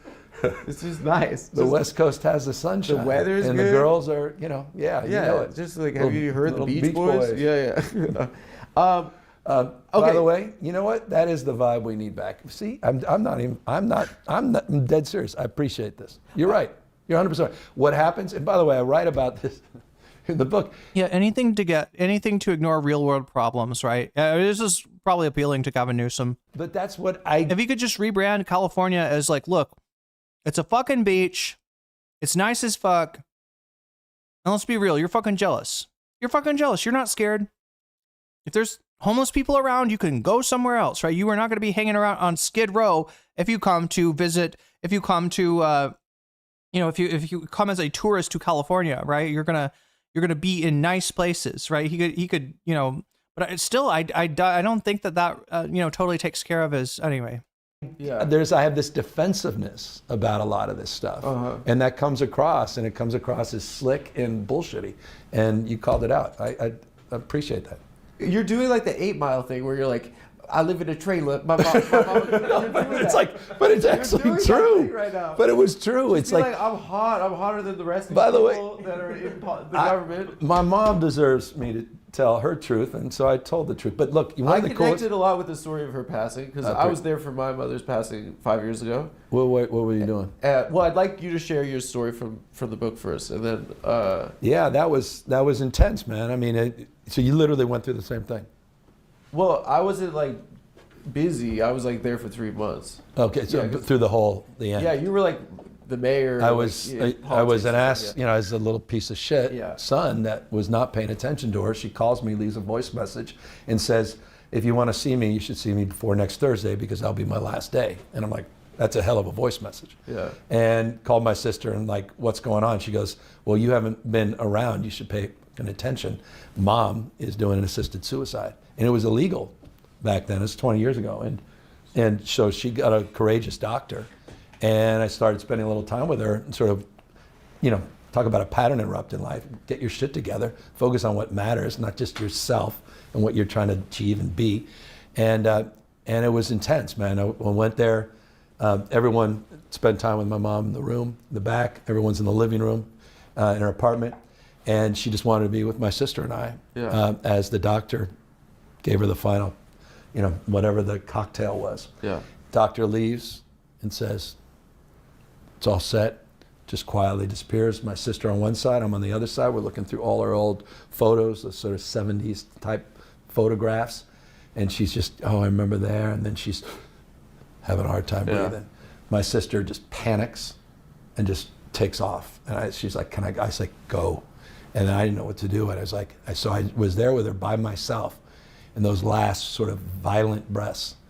And then just put my head on her stomach and was there quietly for another 10, 15 minutes, just bawling and just reflecting on what a piece of shit I was. Not to have what been with her all these impact did months. that experience? I hated what did her. that change? I hated her.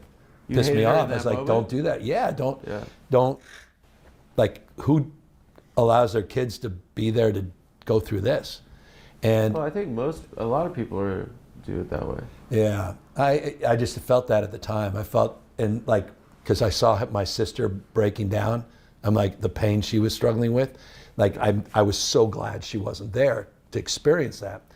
But no bullshit. And I write a lot about it. Over the process of a 5-year period, it's why that memoir discovery, man, I'm now holding her hand, that breath is my breath, I don't want to like be maudlin about it. And I'm so thankful to her that she gave me that privilege. And it took years to understand that. Have you considered that she wanted to be with you and your sister at that moment, right? Yeah, of course, she wanted the last thing she saw. Yeah, man, it was make me, yeah, she said, and I remember the last words she said, so, hey, man, that's, you don't get those things back. And so, when you're asshole in a hurry, this is like, I'm growing up, man. And every day I'm growing up and trying to be a better father. I've got 10-year-old tomorrow, 12, 14, 16-year-old, and better husband. And so that's the journey I'm on, man. Yeah. I had the same experience. I think I told my dad I didn't want to be there. And my dad said, that's your choice, obviously. And then it ended up that I was there. And it was like, it was the right thing. Was it at home or was it in? It was at home. Yeah, it was at home. Yeah, well, it was like the first 3 months. So what we're getting from him so far, I want to just draw like I want to draw the common thread, right, between his discussion with Adam, where he's like, nah, man, you're right. I do need to. Thanks for calling me out on that, man. I was talking like a politician. I was sounding like a real fake guy there for a second. Thanks for bringing me back to reality, Adam. I'll never forget that lesson. I appreciate all the little people, all the humans around me, and I want to play your human games with you and indulge in your human emotions because I am likewise a human. Hello, fellow humans. It's me, Gavin Newsom. Right? Like ground control to Major Gavin. Seriously. But yeah, that's the common thing is that he, the best he can do as far as you are a unctuous personality that most Americans despise, right? Right out of the box, right? You, the archetypal version of you, what you represent, what your presentation means to people, how you talk, how you relate to people, how you act, how you look, is just fucking unctuous, right? It's slick, but it's unctuous. People don't trust you, right? So what you're doing instead is trying to, be like, look, man, I'm just like you. I lost my parents, and you can probably, like a lot of people can relate to that, right? A lot of a certain age, right? Most people, lose their parents. So that's a really common experience. But he presents it as like, and I was this, the son from Cats in a Cradle, right? I was the just never quite have time, always too busy, and then one day the phone call comes, and it says, you got 3 days if you want to spend some time with me, right? And it changed me. I'm a changed person afterwards. We'd like to think that I'm sure it changes a lot of people, right? I don't think this stopped Gavin Newsom from being a narcissistic piece of shit. So 3 months of COVID. She had brain cancer, so we were all there together. God bless. Yeah, she was the best. She was twin. I was very close with her. Yeah. How old was she? She was The 2020, 58 or 68. 68. Too young. Too young. Yeah. Really, really low. My mom was. I'm much older than my mom when she passed away. Which is, by the way, when you get to that age, that's a hell of a birthday. When you outlive your parents, when you meet that moment where you're like, Jesus, my mom died at the age I am. You're like, So you start to count blessings, man. Not, and the days. The finality of it. Memento mori. You can walk around with that this notion, the finality of this. What was the issue? She was just hard on you? She was like exhausted from work, and then she like told you were average and stuff? Yeah, man, because I was struggling. I was bouncing out of schools and, always faking being sick. And, I honestly, people have certain degrees of dyslexia. I literally couldn't do books. I faked reading. I got into Cliff Notes. I'd copy the Cliff Notes and submit a book report. Getting caught. I mean, it was pathetic. I used to cheat a lot too. Did you? Yeah. What kind of? It was out of laziness. Out of laziness, yeah, because the 1600 SAT, it was too easy. I just got bored. For me, it was like desperation. Anyway, so one night I'm just, I gotta ask you, chat, if Gavin Newsom, instead of ever talking about this 960, if he had gotten a 1600,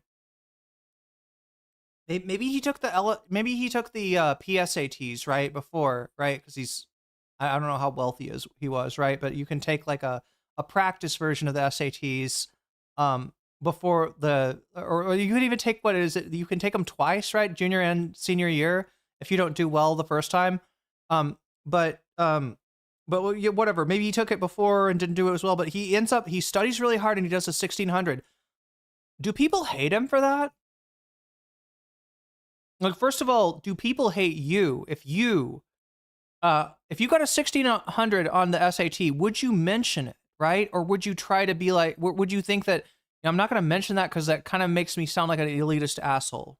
I mean, I granted, we don't, there's not a lot of times, there's not I'm not saying just bring it up at random. Hey, I got a 1600 on the SAT, but do people actually hate the person that got a 1600? Is that the world that we're living in?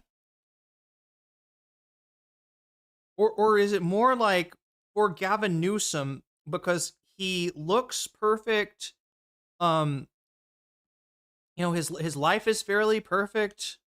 Compared to most people, right? Is it because of that he's trying to that he needs some kind of this is my weakness, this is my imperfection, this is the thing that I really struggle with, right? What do you think it is? What is the trying to put me to bed? Does this make anybody and I guess I gotta ask, is it different in America? Maybe are Americans embarrassed by their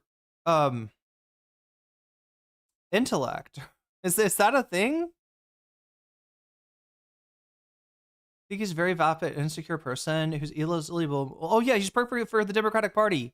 His existence is a mask. Yeah. She's back late from work, and I'm not going to bed. I'm crying. And she's like, "It's okay to be average." And I'm like, "Fuck you." But that's really nice, actually, to say. And you don't have to get straight A's. I felt at the time that wasn't harsh in hindsight, but it was harsh at the moment. Yeah. And it was her just saying it's okay to be yourself. See, I didn't see it like that. My parents told me it wasn't acceptable not to get straight A's. I never had that expectation. My parents are Chinese. They're Mandarin. We speak Mandarin. Tiger parents. Yeah, they're Mandarin. No, I totally understand. It does change completely everything. Yeah. It changes your perception of kind of what the point of everything is. And I feel like you. It seems as if you've gotten there now. It's a very raw perspective. Do you feel like politicians have to be more? I don't know. We didn't know that FDR was in a wheelchair. No, I know. Right? Yeah. So true. Kennedy was just slaying. Yeah. Just barely could have his back was moving. He was on steroids and all pumped up with all kinds of shit. We didn't know his body was broke. Yeah. We didn't know that Reagan was senile. No, I mean. Do you think that... Wait a minute. Are you allowed to say that? Chat, America has this thing called the civic religion. In other words, if I were to do a deep study of George Washington, Thomas Jefferson, Benjamin Franklin, and I was like, hey guys, low-key, It looks like Ben Franklin was a pedophile. Like he was molesting in France and you know, ruined these girls' lives, right? He's a real scumbag, right? You know, like how do you think most people would react? Even if it's true, right? I'm making it up, Chad. I don't know that it's true. I'm just like, you find out some secret about the founding fathers and you'd think you could be like, hey, well, but people should want to do that. Ben Franklin's on the $100 bill. If he's a scumbag, you know, like predator, like, you know, we shouldn't respect him anymore, but that's not how people are. Oh my God, right? People look at the founding fathers as quasi-deities. And it's beyond that, right? We've got other political, other presidents, right, that kind of enter this Parthenon. Abraham Lincoln, I would say, is one of these presidents. Maybe to a certain extent FDR, but I feel like FDR is sadly largely forgotten. But Ronald Reagan would be maybe like the next entry. And so what I'm wondering is if he's going to play the game of aw shucks, ma pa politics, right? Is he allowed to say that Ronald Reagan should have been taken out, not by John Hinckley, but by the 25th Amendment? Would he be able to say that, or is that like just something can you say that? Can you say something that's obviously true about Ronald Reagan, or does he have to suck the fucking ghost of his cock to completion? Like that scene in Ghostbusters, right? Does he have to do that? Is that mandated now? Can you be an American politician and be like, I don't think Reagan was a very good president. I think a lot of the things that he did harmed the American people, and we're still dealing with the mistakes of his legacy to this day, right? Can you say that? Because, I mean, like, Obama won't say that. You won't get Kamala or Biden, right? They all kind of some kind of begrudging respect to Ronald Reagan, and it's true, right? The modern Democratic Party is made in the shadow of the Reagan fucking regime, right? It is always catering to the Reagan Democratic voter. I'm just wondering, could he acknowledge, at the very least, that in his second term, this is so uncontroversial, chat, so fucking uncontroversial. Ronald Reagan, I believe, was actually, what was it? There was some kind of, was he called in front of Congress or something like that? Anyway, he gave some kind of testimony about Iran-Contra, right?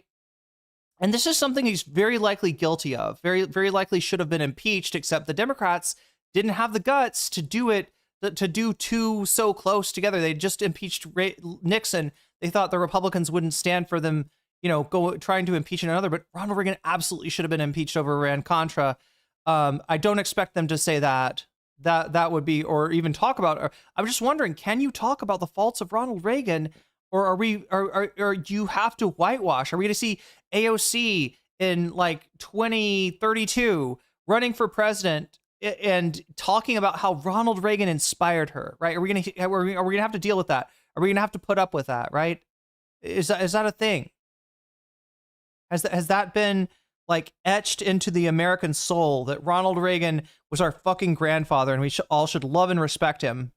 That's the problem. There's an aspect of public life now that you have to disclose. You have to, because of the, I guess, the concept of authenticity, that like you have to kind of be more forthcoming because people respond to it more.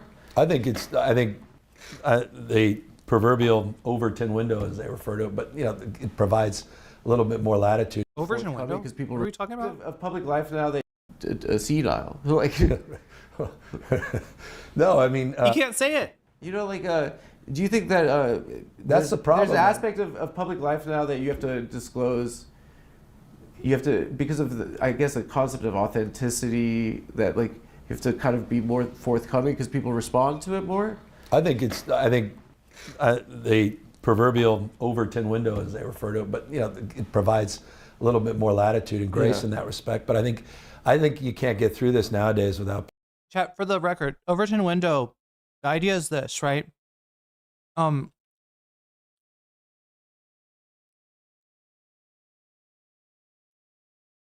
There's all of politics, right? Every political philosophy from right to left, okay? And whatever's in the center right now, right? The Overton window theory purports that in a society like the United States, the acceptable realm, I keep on knocking things down, the acceptable realm of discourse, even though the political map itself is this big, right? The acceptable realm of discourse is like this big, right?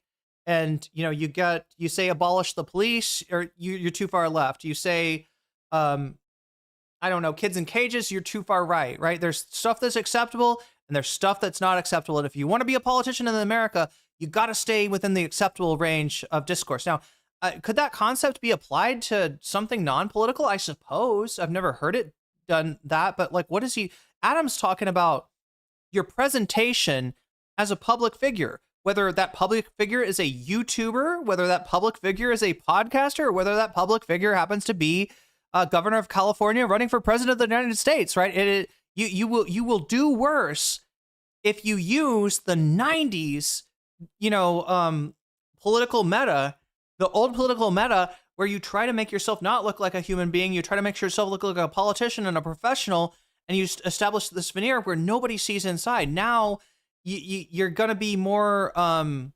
rewarded by social media by letting them have a look inside, even if it's a fake look like Gavin's offering us today, but especially, if it's not, and people can actually resonate with it and it actually connects to people, right? I mean, sure the mother dying, connects to some people, but Adam's given him the best of advice, honestly, right? I don't think Adam wants to screw him at all. Right? I think Adam, he can't take his shit, right? When this guy is sitting here talking about organizing his fucking staff and won't even provide health care for the people of California, although they're in New York, so I guess that's not.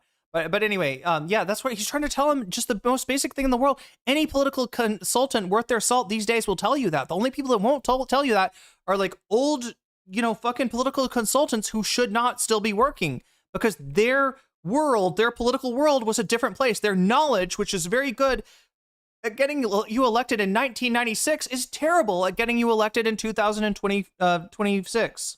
People just like calling the bullshit like you did on my answer on California. And I honestly, I think people just want to just be yourself, man. Let it go. Yeah. And that's what this book is. It sounds like Biden. Scrutinizing, not sanitizing Yeah. who I am. And you may not like me even more. You may not like me more because of this conversation. It is what it is, man. I can't control that. And I always was trying to do that. I was always trying to control things. That's why. Girl Friday Tuesday with the emergency butterfly super chat. Why is it an emergency chat? Because this butterfly is flying away in 2 minutes and 30 seconds. So if you, like Girl on Friday, Tuesday, want to see this butterfly in my hair, we're kind of running out of time for it. We're sort of running out of time for the bonus goal too, but we're really running out of time in the very near present for the butterfly goal. So if you'd like to see that butterfly happen, oh wait, did I say it says it's at 2? It's actually at 3, so we need 7 more. That's what we're lacking right now. But the super chat does bring us up to 30. We're 30% of the way towards bonus content. We're getting towards the tail, not the tail end, but we're in the latter half, let's just say, of Gavin and Adam. And I would hate for this to be a super short stream. So just keep that in mind. We're 30 points off. Wait, what am I trying to do? 70 points off is what I'm trying to say. We're 30 out of 100 here. There we go. And let's take a look at the poll once again. All right. 1 minute and 30 seconds on those butterfly super chats. The poll has got Shoe on Head versus Denims in first place right now. Professor Jiang and his rabbit hole continued is in second place with 25. And we got Asmongold pissed off at Hassan, or pisses Hassan off, probably with his Iran take, I'm guessing. And Vanguard XTYT employees tied at third. So it's very close, actually. Chat, literally, we've got 4 options. Any one of them could win, but none of them will win if we don't get to 100. So that's the first thing that we got to concentrate on. Make sure to get your votes in. 63 of you have so far. Feel free to come over from Twitch, place your vote. nocommentchick, youtube.com/nocommentchick. And just click on the stream and you'll be able to vote. When you do vote, make sure to like the stream. That helps me out a lot. I appreciate it greatly. And once again, the things that makes this number go up: super chat, super stickers. If you get yourself a membership, if you gift a membership, if you support me on throne.com/nocommentchick or on patreon.com/nocommentchick or on Twitch TV, which you can do for free with a Twitch Prime sub. There we go. That's the announcement for right now. I put the gel on. That's why I put the suits on in high school. That's why I tried to be like people I wasn't. That's why I was trying to always hair gel? do something and not spend time with my mom like I should have, and and people and family and friends. And so I went to. So wait, is this what for people who don't like the hair gel? Is he wearing? Does it look like maybe he's wearing like less gel now? Is that part of what? I mean, like I will say, I said he has an unctuous personality. I said that he comes off as slippery and slick, and yeah, there is a physical aspect to that, to that archetype that he strikes, right? And yeah, part of it does involve, I guess, hair gel. But I don't know if hair gel is. I think his problem's a little bit deeper than hair gel. What do you think, chat? I went through this recall in California. They almost took me out. And I'll tell you, I don't. No one gives a shit. But when you're on the receiving end of the humility of having a recall qualify, when you literally you mogged, you did. Yeah. No, honestly, it was a non-presidential election year. It was a special election. Special election. You won by a landslide. By enough people were like, I'm gonna go to the polls. I'm gonna go to the polls to be like that. I want to save Gavin. Right. It was wild. Because the people that want to vote against you really want to vote against you, right? Yeah. And you also were lucky you didn't have Arnold Schwarzenegger. Otherwise, if you ran against fucking Conan the Barbarian, dude, Ray Davis was fucked. Dude, California. You got some guy from radio. We're gonna wake up. This stage. It's this so complete mess. These Democrats. They don't. They're so stupid. Slow. And look at your career. I see like three. Honestly, chat. Like I said that there is a physical aspect to the unctuous, slick, kind of perception that he offers to the average American. But look, if that's who you are, if you've worn pomade or whatever hair gel he uses, like, I mean, I guess Ronald Reagan did this too, right? This is like Ronald Reagan haircut. Right? If that's who you are, you should probably stay that way. Like this authenticity thing is not just a buzzword. It's real. And if you hate the way that your hair looks without gel, and you try to do without gel because you're like, people say I look slick, they've mentioned their hair gel, let me see if I can. It's not gonna work. It's not gonna work. Just be yourself, right? The worst thing you could do now is try to be like, oh, you don't like the hair gel? Here, let me get rid of that. And look at that. This is all that Adam's doing. Sorry, this is all that Gavin's doing on Adam's show. I was like, oh yeah, I really did. I sound like a goddamn politician. Thank you for correcting me there, Adam. I'm learning so much on this show. I should put you on the team, Adam. This is great.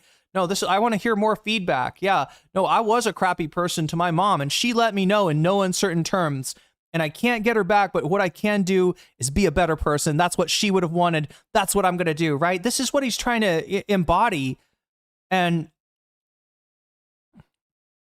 he doesn't get the fundamental premise of why people don't rock with him, right? He thinks he can fix it by being a different person, but the problem is that you've been being a different person, right? That's your problem. Anyway. Reflection points kind of that were just like, that was one of them. That is the third. I would say kind of like the gay marriage. Yeah. And then running against the big dog, getting Leno'd, basically, right? Running. Yeah, like how they gave Conan the Tonight Show, and then Leno wanted to come back. Oh, that's right. Yeah. So Jerry Brown kind of. Interesting. That's interesting. You picked that up. What's really funny is that Adam's like mogging him both in his knowledge of like more recent stuff and in his knowledge of like really old stuff, right? Remember, Adam Friedland is like a weird nerd like me. He gets into like old quirky stuff and like ends up finding out about you know what I mean. He ends up learning about stuff that's like just completely useless, but for him it's not, right? He's kind of like the modern day Dick Cavett, and if you watch Dick Cavett's show, you'll understand why that was the show for the counterculture, right? Why are musicians like Janis Joplin and Jimi Hendrix, like people that were a little bit like too out there on the frayed edge of the cultural fabric for primetime, why people like that wanted to come on Dick Cavett even though he seemed like a stiff, right? It's It's very similar to what Adam Friedland is doing with his bug routine.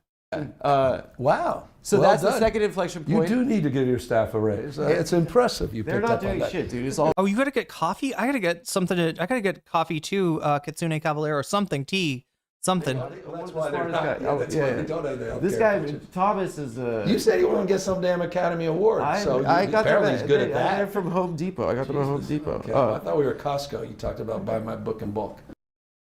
Hey guys, I'd like to thank our members for supporting us here on YouTube.com. You make the show possible. Members get All right, access chat, to all that's of our my episodes chance early, and if you join the second or third tiers, you take get a your pee. name in the credits of this fine program. I'm gonna be back. I'm gonna be right back. The Family Foundation. Do so by clicking the join button here on YouTube.com. Hopefully I don't miss anything or by super clicking important. The link in the description.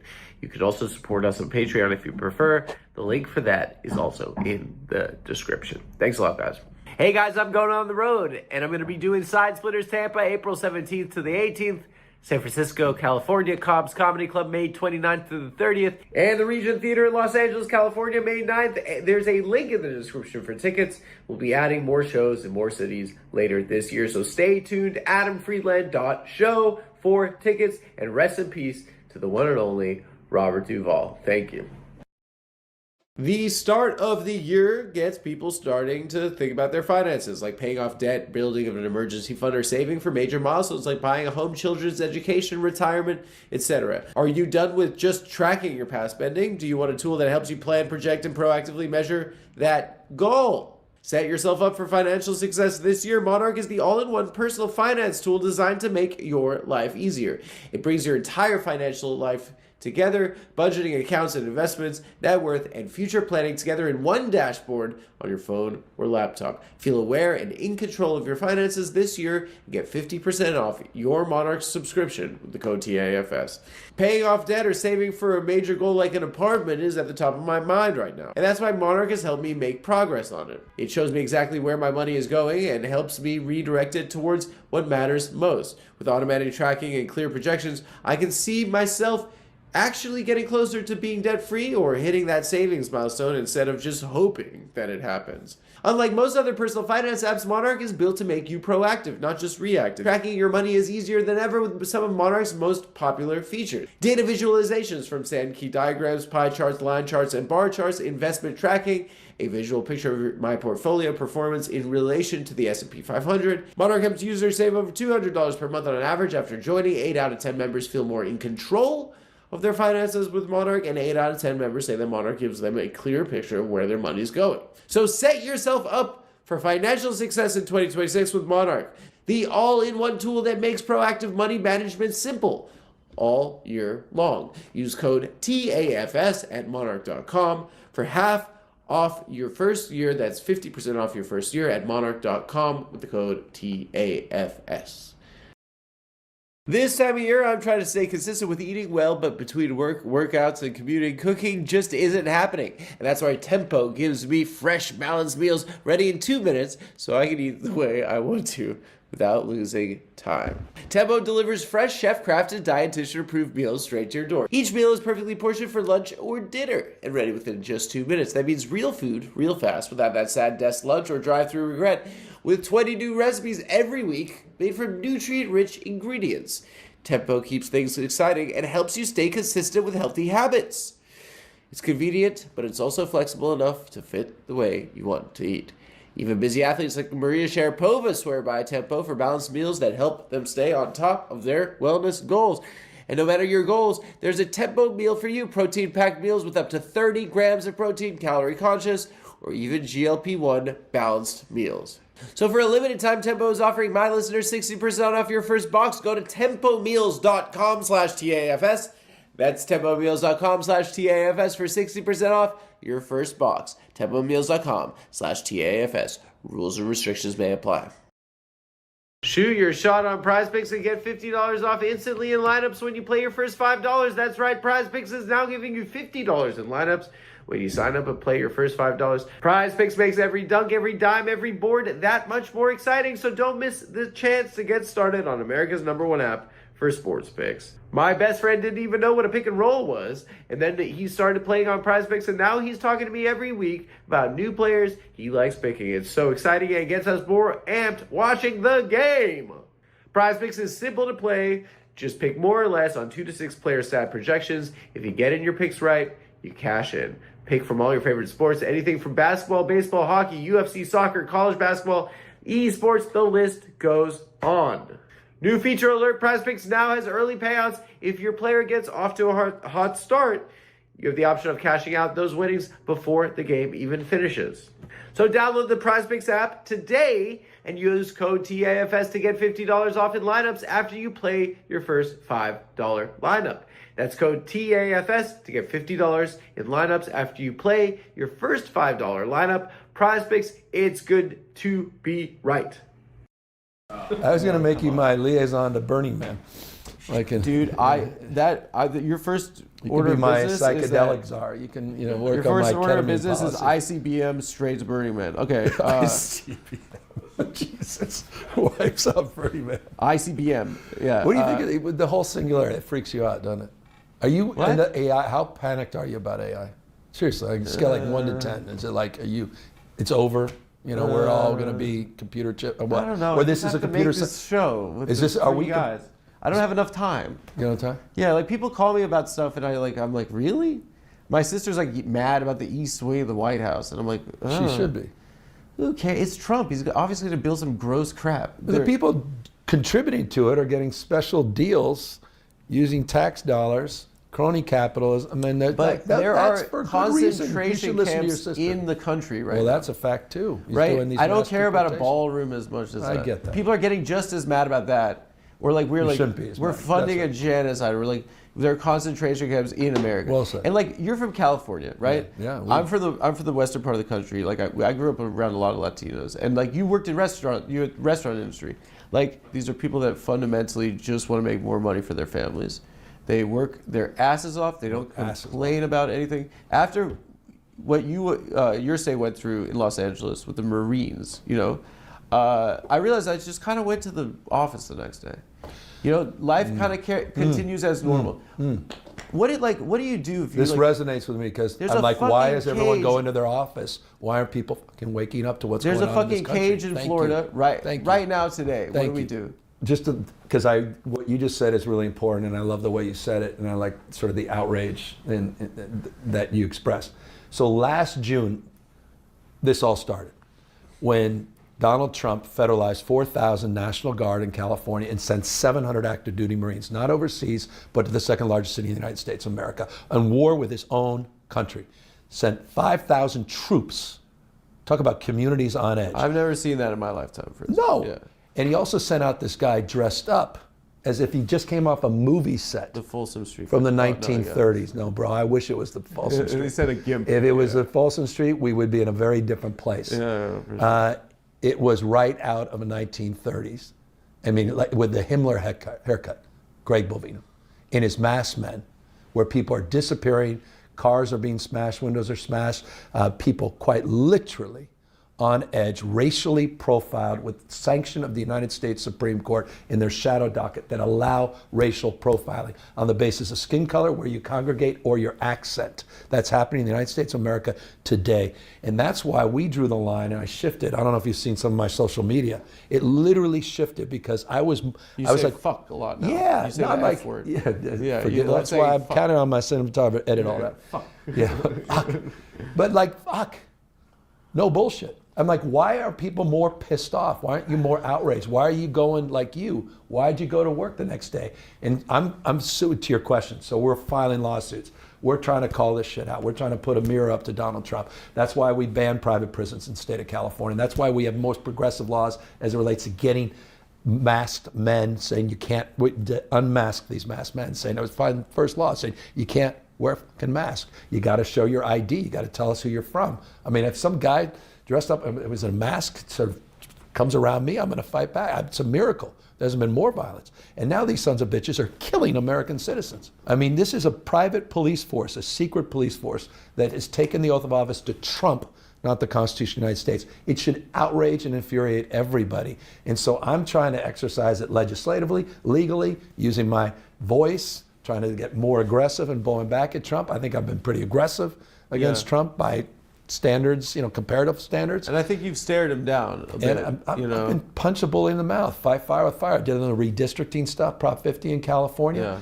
Yeah. And every day the fucker's attacking me. I mean, 2 days, new scum, all this sort of 8th grade bully bullshit. Like what I'm seeing is like there's this guy watching YouTube in the White House, and then he saw a video about Somalis and didn't realize that they were 98% legal. And then now Mexican people in Minneapolis are getting their fucking skulls bashed because of like basically he's arbitrarily just fucking with different democratic states and cities, 100%, right? Yeah. It's what it all has in common. And by the way, and he went into democratic cities run by African-American mayors as well. This guy's a piece of shit. Are you calling yours? Oh, no. No, I mean, this is the guy that put out the Obama video just a few weeks ago. I mean, that didn't even get as much outrage as it deserved of Michelle Obama and Barack Obama. It's the birther guy. This is the guy called, countries shit all countries. I mean, connect all these damn dots. These guys want to roll back, the last half century on racial justice, on issues of voting rights, civil rights, LGBTQ rights, women's rights. You've seen it. I mean, anyway, so this, for me, it's code red. People need to wake up. We can lose this country. I really believe that. I talked about rigging the election before. I wasn't bullshitting about that. He doesn't believe in fair and free elections. He's a competitive authoritarian, which means he wants elections, the veneer of them. Just like Putin, who got 87.3% of the vote last good time. for him. Yeah. Right? Just to show his largesse. And you saw it on display last night, this sort of vulgar display. You watched it? Yeah, the state of, red state. You watched the whole thing? I watched until the end, and then I was just prepping for Gavin Newsom. I couldn't watch it. Oh my God, chat. It's like happens without fail. Look, that time. Okay, yeah, Waluigi. Waluigi. Everybody loves Waluigi. You know what I should get, chat? People, I did a poll, and it seems like most people would like a return of the soundboard. I'm guessing you don't want me to use it like as intensely as Hassan did, at least at first. He was a little out of control on that. But I do like the way that the fa, right? Like it's almost like he has like a go-to sound drop, right? And then the other ones are just like, like little embellishments, right? But the mainstay is just fa, right? And like we're not gonna do, we're not gonna rip off Hassan, all right? I don't think it's the fa that makes Hassan the most watched political streamer on speech. On Twitch, chat. I think it's the just the vowel, actually, the ah, right? So we could do the same thing with just like let's see if I can find this, right? Do you need the emote, the fa emote? No, we need a whole new. I'm talking about a whole new emote. I'm getting creative here. Let's see if I can find like the sound drop. Let's see if we can find the sound. Oh, 25 versions? Oh, thank you. Sign me up. Headphones users, take caution.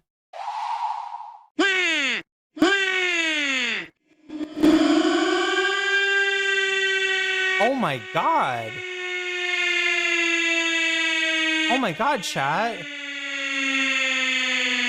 I didn't realize he was so versatile. Well, I'm sorry. I'm sorry, Waluigi. I apologize. Was not familiar with your game. God damn, chat. What? Oh no, we're staring at. What are we staring at? No. Oh no, they're just fucking with us now. They're really fucking, especially headphone users, such as myself, getting massively fucked with right now.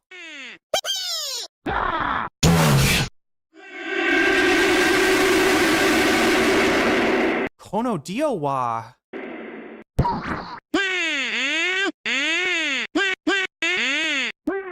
Does he have a version of Zawarodo? Can he stop time? Ow. It's probably meant for a slightly younger demographic. Even there's no more toilet paper left to eat in quarantine? Oh damn, this came from 2020. Did it not? March 22nd of 2020 to be specific. Okay. That's too much. That's too much. I swear to God, chat, these Zoomers, they dug too hard, too deep, and too greedily. With these fucking, you remember these edits too? This was a thing. But all I think I need is maybe this. The OG, right there. That's perfect, right? Yeah, I think I just need a wah. Oh no, look at that. Are all horrible and softball, but as doctors, you're pretty great, and I'm proud just to get to meet you. And you're all here, so I. Oh my God, scary. So scary. Wario and Waluigi sounds for 10 minutes? Okay, that's pretty cool. Wait, is there somewhere I can lodge a formal complaint against this? Is it that bad? He says Yahoo? Wario says Yahoo?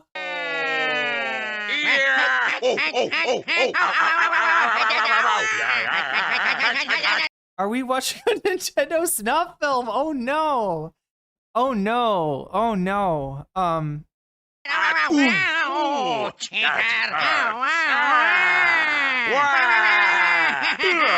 certainly hope those are not the sweet nothings that they whisper into each other's ear at bedtime. I don't know, chat. That's what fucking okay. The thing that's annoying about this, right? The reason I won't be able to use this is that they're both like wahing over each other. I need to isolate the wah. I need to isolate the wah. But yeah, we should. I mean, would the wah be a good? Is the wah a bad idea? Is the wah a good idea? Is it the wah that's annoying? Is it the Zoomer edits that are annoying? What's annoying? What's getting a formal complaint lodged against it? Oh my God! Yeah, we just keep on watching this. I'm like, let me do an analysis of the wah. You were reading my book? You weren't. I finished your book. I'm actually not cool. I actually don't get. You didn't watch it. You didn't watch the longest State of the Union in American history. It's a historic. Was there any speech. funny? There was no funny parts, though. Funny. Yeah, he didn't say anything. I mean, I thought the funny part is he wasn't like Arnold Palmer's dick is bigger than I've ever. They used to say that the biggest. Yeah. Isn't it amazing the shit he said all the time?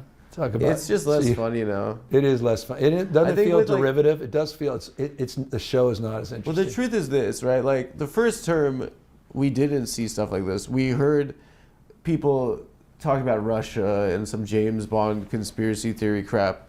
And then we were told by the Democratic Party that in this last election, this is the most important election ever. And then Joe Biden made it seem like they didn't actually think it was the most important election if they sent him out on a debate stage like that.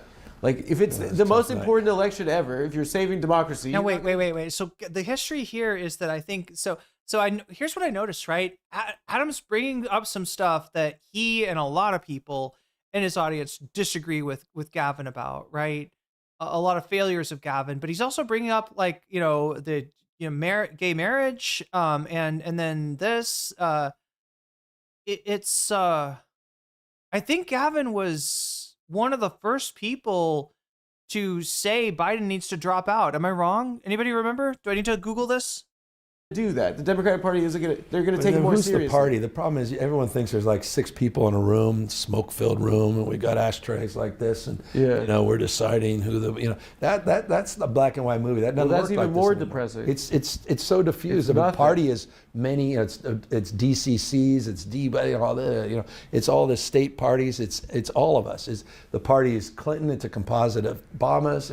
It's Pelosi, but it's Jeffries. It's Schumer, and so there's no sort of centralization of that kind of decision making. Is my point. Well, speaking of what is the party, like in the light of Joe Biden was doing family separations, a lot of these under Obama ICE was dramatically expanded. I think that there has to be kind of a a conversation amongst your caucus as to like what morally they stand for, because it really runs the gamut. There are people that are like making a lot of money, in the stock market. They're wolves of Wall Street. The inside trading is gross, man. I mean, and the revolving door for lobbyists is gross, and the fact you can be there for 73 years. Come on, How long was Feinstein there? 750 years. And that was hard, man. I remember.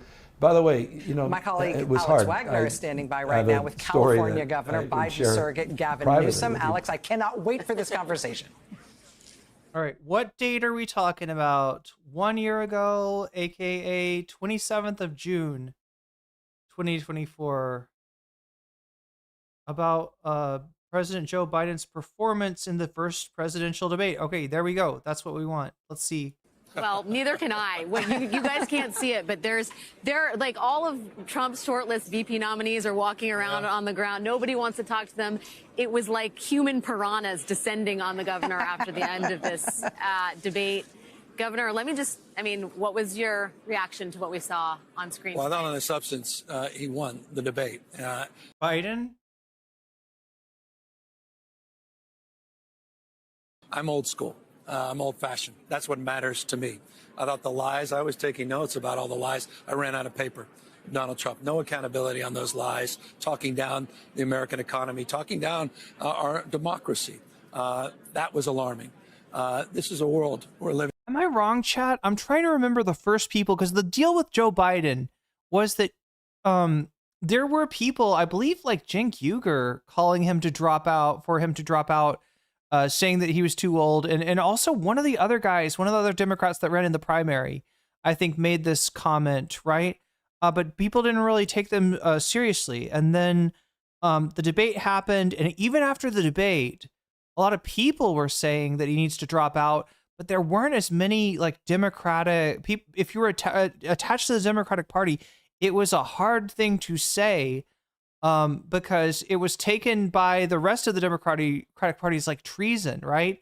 This even happened in YouTube debate bro politics, right? When Vosh made the obvious comment after the debate that Biden needs to drop out, and Xanderhall accused Vosh of being a Trump supporter. Now, chat, I've said a lot about Vosh on stream, and most of it's not good, but no, Vosh is not a Trump supporter. That's not correct. But I mean, that was the kind of disingenuous shit that people were getting just for saying the most obvious thing in the world, that Biden had to be scooped off the ground like a puddle of goo after that debate, right? He was a puddle. He was a blob. Biden was completely. There was hardly anything left of him. Like, it was brutal, right? It was obvious to anybody that Biden could not be the candidate, right? So if he didn't make the call like right after but I thought for some reason that Gavin was one of the first politicians to say this, right? I'm trying to remember who it was. The Pod Bros, Pod Johns. Donald Trump created, where 13-year-olds have to deliver the child of the person that impregnated them. This is a world that Donald Trump has created. And so for me, it was daylight and darkness. And I'm very proud of the president's record, and I'm very proud for his vision of the future. I mean, let's talk about the substance, though, because I feel like on the signature issue that Democrats have, which is abortion, the president's response was garbled and undirected at best. Yeah. Do you feel like he did what he needed? Yeah, that's funny, actually. I don't remember when this was going to be the big issue of 2024. And it was somewhat the big issue of 2022. But yeah, it did not factor as much as people thought. Right. So I wonder whose fault that is. I wonder if that is just like the American people kind of forgetting about like what happened with the Supreme Court, or if it's like another Democratic Party just failure to use something that they're popular on. Needed to on an issue that could motivate voters in the polls? I think it's significantly insignificant because it's de minimis, because the American people have made up their mind. They don't support the policies of Donald Trump. They certainly don't support his policies or his assertion somehow the American people always wanted this to be states' rights, which was laughable and absurd. So from that perspective, I don't think that will matter. You saw it in all the elections since Dobbs, where Democrats are overperforming. We keep winning, and we have to keep our mind. So I think for all of us, worry less and do more. We have the opportunity to turn the page. We have the opportunity to put our heads down. We have the opportunity to universally have the back of this president who's... How is this after, universally have the back of this president? How is this a speech how is this a statement that anybody said right after that debate? Right after the debate, chat, there's one debate, early debate. Biden demanded to have the debate because he was starting to lose to Trump in polling, right? And he thought he could turn it around with a dingus gambit. And it did not go in his favor. It went but it probably, I don't know, probably, gave a better chance for getting a candidate that's not Trump, right? Going into the election with Trump or with Biden as the Democratic candidate would have been abysmal. Had our back. You don't turn your back. You go home with the one that brought you to the dance. 100% all in. And I was very, very proud that he was able to articulate the work that he has done and lay a foundation of understanding of the lies and the deceit that continue to come out of Donald Trump's mouth. You were out there getting a chorus of questions about whether Biden should step down. There is panic that has set in. There is panic that has set in among people who have watched this debate, who are Democrats, people who are strategists, and some even inside Democratic campaigns. Yeah. Do you think it's unfounded? Well, I think it's unhelpful, and I think it's unnecessary. We've got to go in. Chat, I was wrong. Or at least at first his response wasn't like that. I don't know if he was... Got to keep our heads high. And as I say, we've got to have the back of this president. You don't turn your back because of one performance. What kind of party does that? Oh my God, a party that wants to not see 4 more years of Donald Trump. It's been a masterclass. 15.6 million jobs. That's 8 times more than the last 3 Republican presidents combined. The only thing the last 3 Republican presidents have in common is recessions. Democrats deliver. This president has delivered. We need to deliver for him at this moment. With all due respect, the more time we start having these conversations, go down these rabbit holes, it's unhelpful to our democracy, our fate and future of this country, the world. They need us right now to step up, and that's exactly what I intend to do. Not to belabor the point, but I mean, this was a Biden campaign strategy. This was their idea to do this debate now. Yeah. And I wonder what you think they got out of it. What was Biden's strongest moment from this debate in your mind? Well, again, back to the substance. He got stronger. He had more stamina. Debate. Yeah. That's what Dr. Biden says that as well, right? It's Biden's stamina. Moment that you think sticks? It's difficult to assess. I need a little bit more objectivity and time away from this in the context of trying to pick those moments. But look at the bottom. Listen, Alex, that man's going to go home and he's going to have hours and hours of hard sex with his wife, Dr. Jill Biden, a very lucky woman, mind you, right? Donald Trump is going to go home and Melania is not going to touch him, is not going to go near him, is going to leave the room when he enters. Who do you want as your president? Bottom line is this was an opportunity to sort of distill the essence of what this campaign's about. You're hearing the messaging from the campaign distilled down what that key message is. Turn the page. Go to North Carolina tomorrow. We'll get out there on the road. Surrogates need to step up. We need to step in to support this grassroots effort all across the United States. We need to raise money, and we need to understand what's at stake if we don't.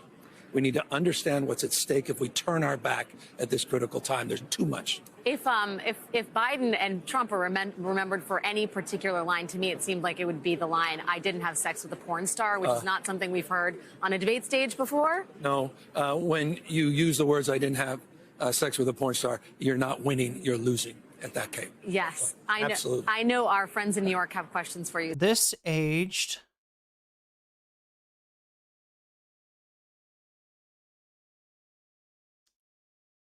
like a popsicle in the back of a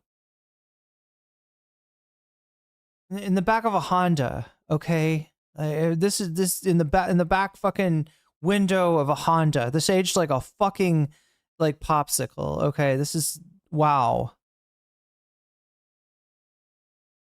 So if we could go back to New York City, Rachel. Hey, Governor Newsom, it's Rachel Maddow here. Thank you so much for taking time here. When you said worry less and do more, do what? What do you think that people who support President Biden, people in Democratic politics, people who are planning on voting for him, who are worried that he seemed older than they expected tonight, that they are not beating the allegations of being, the Democratic, network, right? This is just like, it's amazing, how much Gavin is covering for, I mean, I guess it's not amazing. That's what you're supposed to do. But even with a little bit of pushback from Alex, right? Where Rachel is just like, right back to what should they do if they want to support Joseph Robinette Biden's reelection in 2024? What should our viewers at home do? Can you tell us, Gavin? he didn't seem to reassure people on stamina issues, as Joy was saying before. Let's get out there and win this election, guys. Should people do? Popsicle in the back of a 93 Saturn SL2. We'll talk about what he has done and what he's done recently, what he's delivered in bipartisan, unprecedented legislation, an infrastructure bill, the CHIPS and Science Act, the work that he's done across a spectrum of issues to deliver for the American people, and the vision he's laid out for the future. It's like gas station sushi on the windowsill. Yeah. Not just lifting up those issues, but contrast that and drive that contrast of the dystopian vision that Donald Trump has to the future. It's a binary choice at the end of the day. And so we've got to drive that contrast even harder. And Trump didn't make that better tonight because he continued the lies and the grievances and the retribution. I don't know that we need to watch any more, chat. We got the gist of his immediate response. I don't think he's going to change his mind in the next 5 minutes. Let's get back to the interview. Because she was such a powerful force in my life and supporter of mine, but it was hard near the end. And, I was with her talking about some Pentagon satellite issues related to climate. Oh, yeah, should I rewind this? He's talking about Dianne Feinstein, right? Who I think Adam brought up as, an example of the just gerontocracy, not even in the sense of like the idea that they're not letting anyone under 60 hold power, but gerontocracy in terms of people that do not look like they should be. They look like they should be at home, being taken care of by their loved ones, not in Congress, making important decisions. Door for lobbyists is gross, and the fact he can be there for 73 years. Come on, How long was Feinstein there? 750 years. And that was hard, man. I remember. By the way, it was hard. I have a story that I would share privately with you because she was such a powerful force in my life and supporter of mine, but it was hard near the end. And, I was with her talking about some Pentagon satellite issues related to climate and how we can early fire detection near the end with her. And I didn't know how bad it was until, it was She was talking about the satellite No, I was talking about that, but she was talking about other things. I used to go to the forest and pull my skirt. It was, but she, look, she's a legend. What does it look like to be president after Trump? Like, what is Barron's going to be at his dad's funeral, right? He's going to be probably pretty sad. He was at the State of the Union last night. But does he want to go to work as the president? He doesn't have to work because he's made a ton of money. So no, I think Barron, after his dad dies, is going to assume the throne of the presidency, right? I think the throne is a good way to describe it. Baron Harkonnen. How about this guy? Oh wait, no, Baron Harkonnen was the dad, right? He's like an emperor. Put his picture. He's got those giant posters on the sides of buildings all over D.C., Trump? including the Department of Justice. That says everything you need to know. Just literally, like right out of some fascist playbook. Can I give you a critique on something you said? Like what you already have. Given many critiques. You said the Democratic Party is too fixated on. So, chat, for the record, there are edits in the show, and we might have just seen one, right? But the things that they edit out aren't necessarily the awkward minutia moments, right? Because there's you could see by the fact that they put that up front that there's a value that's kind of what the show is valued for, right? That is the zenith of entertainment of the Adam Friedland show. When something sort of unplanned and awkward and happens. But they do edit out stuff when it's boring, right? When it drags, when it's not interesting. The stuff that they keep in, most interesting stuff. So we did see an edit there. So I don't know what happened chronologically. That got cut out there. But yeah, now we're where Adam is just gonna kind of go full hog, right? Now that he's established this rapport, even pushed back a little bit on Gavin, not kissed his ass and just tried to, try to sate his narcissistic desires, right? Adam's pushed back, but he's pushed back, in a controlled way. And I think that's what, candidates like people that are going on for these interviews to try to like promote something like their upcoming election in 3 years. I think that's what they want out of that, right? They need to know that it's safe, that he's not going to blow them up, but I guess if nobody's looking for Fox News other than Republican candidates, right? I don't think if somebody glazed a Democrat the way that Fox News, well, I mean, I guess you've got examples of that on MSNBC from time to time, but yeah, it's hard to watch. Pronouns, like you're walking into their trap. That's what they're saying. Oh, here we go. No voter. Chat. Like, we found the gold mine. We found the gold mine right here at the end. Look, we're 30% out of 100. We're coming in on the last little bit of the show. Chat, I might have a very early ending tonight. If some kind of miracle does not, so the dono equivalent of a comment does not hit the bonus content goal, but I mean, this is the moment right now, right? This is the good stuff. So lock in. Wait, am I locked in? What do I need? I need one more. I think I need one more cup of tea, right, before we move on, chat. I gotta have one more cup of tea because this is gonna be the good stuff right here. I've seen some of this stuff. It's pretty good. I mean, he's not being mean. He's not being an asshole. He's not calling him names, right? He's not like attacking Gavin Newsom. But in a way he is exposing him and it's pretty good. And I think that, Gavin Newsom potentially might come back on the show. Again, he's walking a tightrope in terms of the wanting to push these candidates, especially candidates like Newsom, Rahm Emanuel, Richie Torres, people he's been kind of hard on. Wanting to push them, and also wanting to not have like a series of walk-offs. Because like I said, the only reason that the thing that makes it so hard for Gavin Newsom to walk off, even in an awkward moment where maybe his team might be in his ear being like, we pulling out, let's not do this. This is going to be bad. This is like danger, right?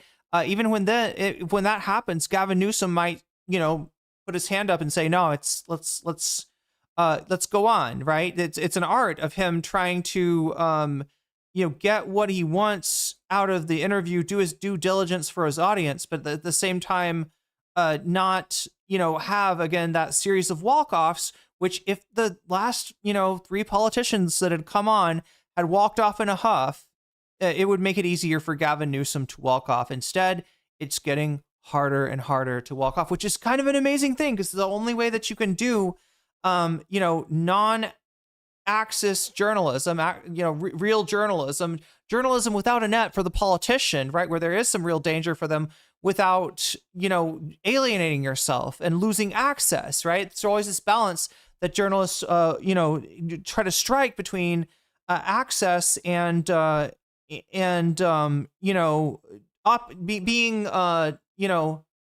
challenging their subjects.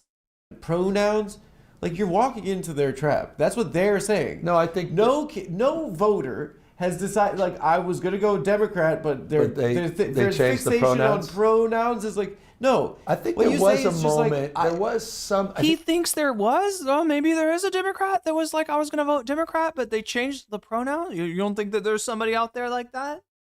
That was a little upset. That said they, them is used for plural, not for singular. Thank you very much. do not change my pronouns, please. Because honestly, chat, if you talk about most people, especially the people that are going to be like less accepting of LGBT people, they're not the ones hearing about the xeno pronouns unless they're going out and seeking them out, right? And maybe that's the problem. Maybe that's what the internet does, is it figures if I show xeno pronouns to a hog, we're gonna get a combustible reaction from that hog. So let me put that in the hog's algorithm. I don't know. Maybe that's but yeah, it's weird already. And now he's gonna say, well, there was a time where other people would put their pronouns in their bio, to show support for trans people. And I'm sitting here at this company sending emails. My bio doesn't have any pronouns in it. I'm a little bit worried that since like the other 3 people in my office, they all have pronouns in their bio. If I don't put he, him as Gavin Newsom in my bio, I'm going to be the weird one out. Is that what he's talking about? There was a time? Because I don't remember, like, I don't think, like, this. Anyway, let's see what he says. I think it's not one thing. It's sort of the stacking of things where there was, I'm just telling you, like old school Democrats I talked to. You're walking into the trap. No, I get that, but I also think there's some. No, I get that, but let me be transphobic anyway. It's athletes. It's like people are like, I would vote for. Oh my God. Telling you, like old school Democrats I talked to. You're walking into the trap. No, I get that, but I also think there's some. Old school Democrats you talk to say, wouldn't it be nice if we could be transphobic again? Wouldn't it be nice if we could be like, these people are fucking weird? Wouldn't it be nice if we as the Democrats would not have to have any of this baggage and could never be, like, I don't know. Is that what you're saying? And what you think is that those assholes, they're going and voting for Trump. I'm telling you, if they're that like flexible, where like I said, that's the situation, that's the pressure, that's the maximum pressure that most people felt, right?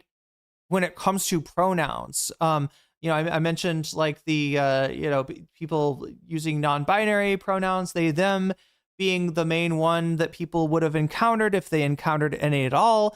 Obviously, not all non-binary people go by they, them pronouns, and there are any number of pronouns commonly referred to as xeno pronouns that people like to use to express their gender in a more sort of personalized way, in a way that represents who they are.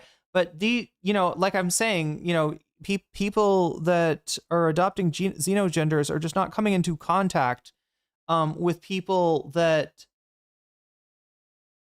like think that there's only one gender or whatever, you know what I mean? The people that are the anti-pronoun people, the people that I just don't think they're really coming into contact with that. So it feels like it's a lot of this is in the heads of politicians like Gavin Newsom, and this is what makes you lose, Gavin. And honestly, I think the problem is you being the candidate, right? Because Gavin Newsom is representing people that do believe in trans rights, that don't have a problem, being corrected if they get somebody's pronouns wrong. They're not going to take that as like a personal slight, and as such, he's got to represent that perspective to a certain extent. Problem is, I don't think Gavin Newsom believes this. I think he is one of the old school Democrats that he's talking about that is like, wasn't it so much simpler though when couldn't we just go back? Like, just this fucking brain rot, right? This fucking absolute brain rot. And what does it do for them? What does it let them do? It lets them blame like a targeted marginalized group instead of their own ineptitude in terms of running a campaign, right? It lets them get out of that. It's the reason that they won't let the autopsy of the 2024 presidential campaign actually come to light. They ran those numbers to see, you can bet your ass, chat, if the autopsy said that it was all because of trans people, you would bet they'd be showing that. You'd bet they would be showing that as a reason to to cave into the Republicans on gender identity issues. But that's probably not what they got. It was probably something more in line with the Palestine was really an issue that harmed Kamala Harris, despite her thinking that she was doing the only thing she could do to keep from being harmed by the issue. Trans athletes, it's like people are like, I would vote for the Democrats were it not for their they're damaging the integrity of girls. I get it. God, this guy is just so like. It's not one thing. It's sort of the stacking of things, where there was. I'm just telling you, like old school Democrats I talked to. You're walking into the. What the fuck is this? What is this? What is this? What is this? What are we communicating here?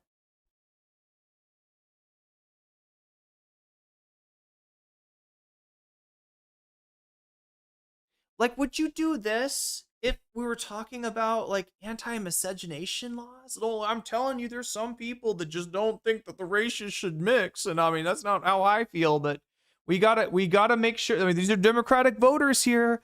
These are we don't want to lose them. They're gonna be like, oh, the Democrats won't vote for anti-miscegenation. You know what I mean? It's just like I mean, what is this fucking dance that we're doing here, chat? I feel like I've seen this somewhere. How old is Gavin Newsom? I've got to know. It's important to me. How old is this guy? Gavin Newsom. Okay.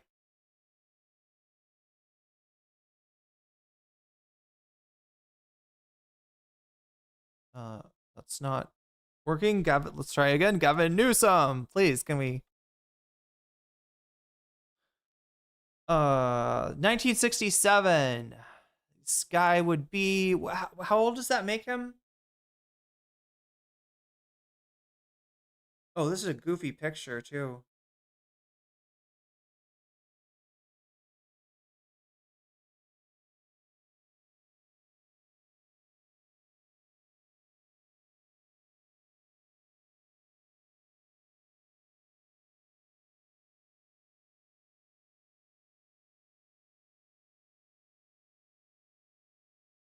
Okay, October 1967, right?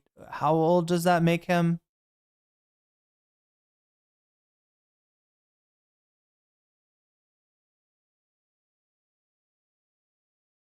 He's in his late 50s.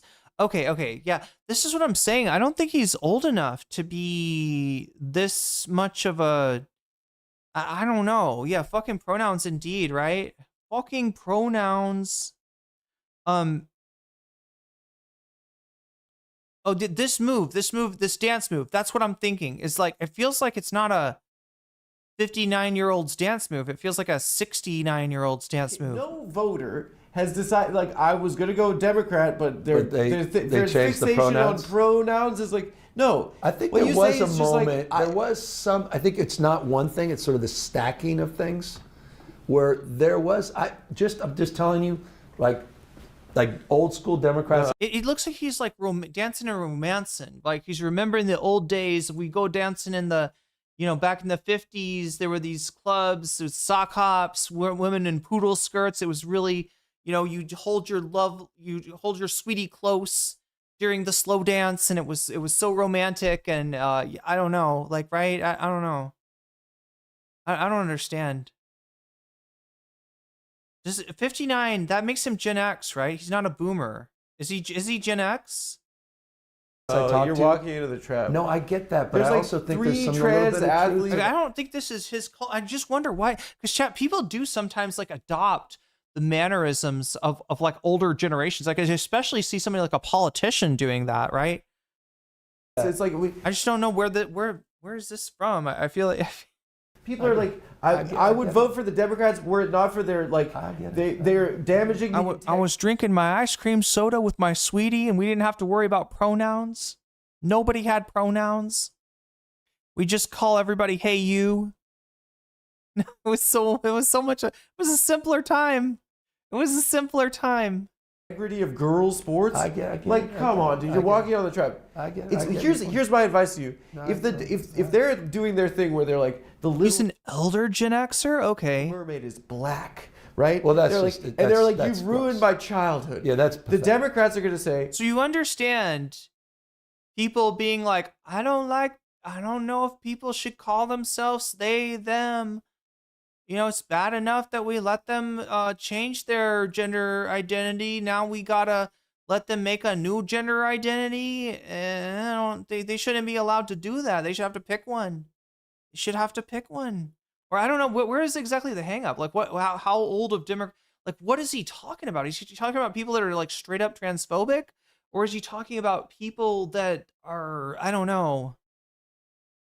Well, we celebrate for all the black Little Mermaids out there. We celebrate. Yeah. I'm giving him too much benefit of the doubt, aren't I? I'm definitely giving him too much benefit of the doubt. Our sister queen mermaid. Yeah, he's 67. That's right. Instead, you How just old is he? He's 67. say to the Republicans, like, they're upset about the Little Mermaid being black. Just say, pardon me, but you're a pussy, and that's a baby movie.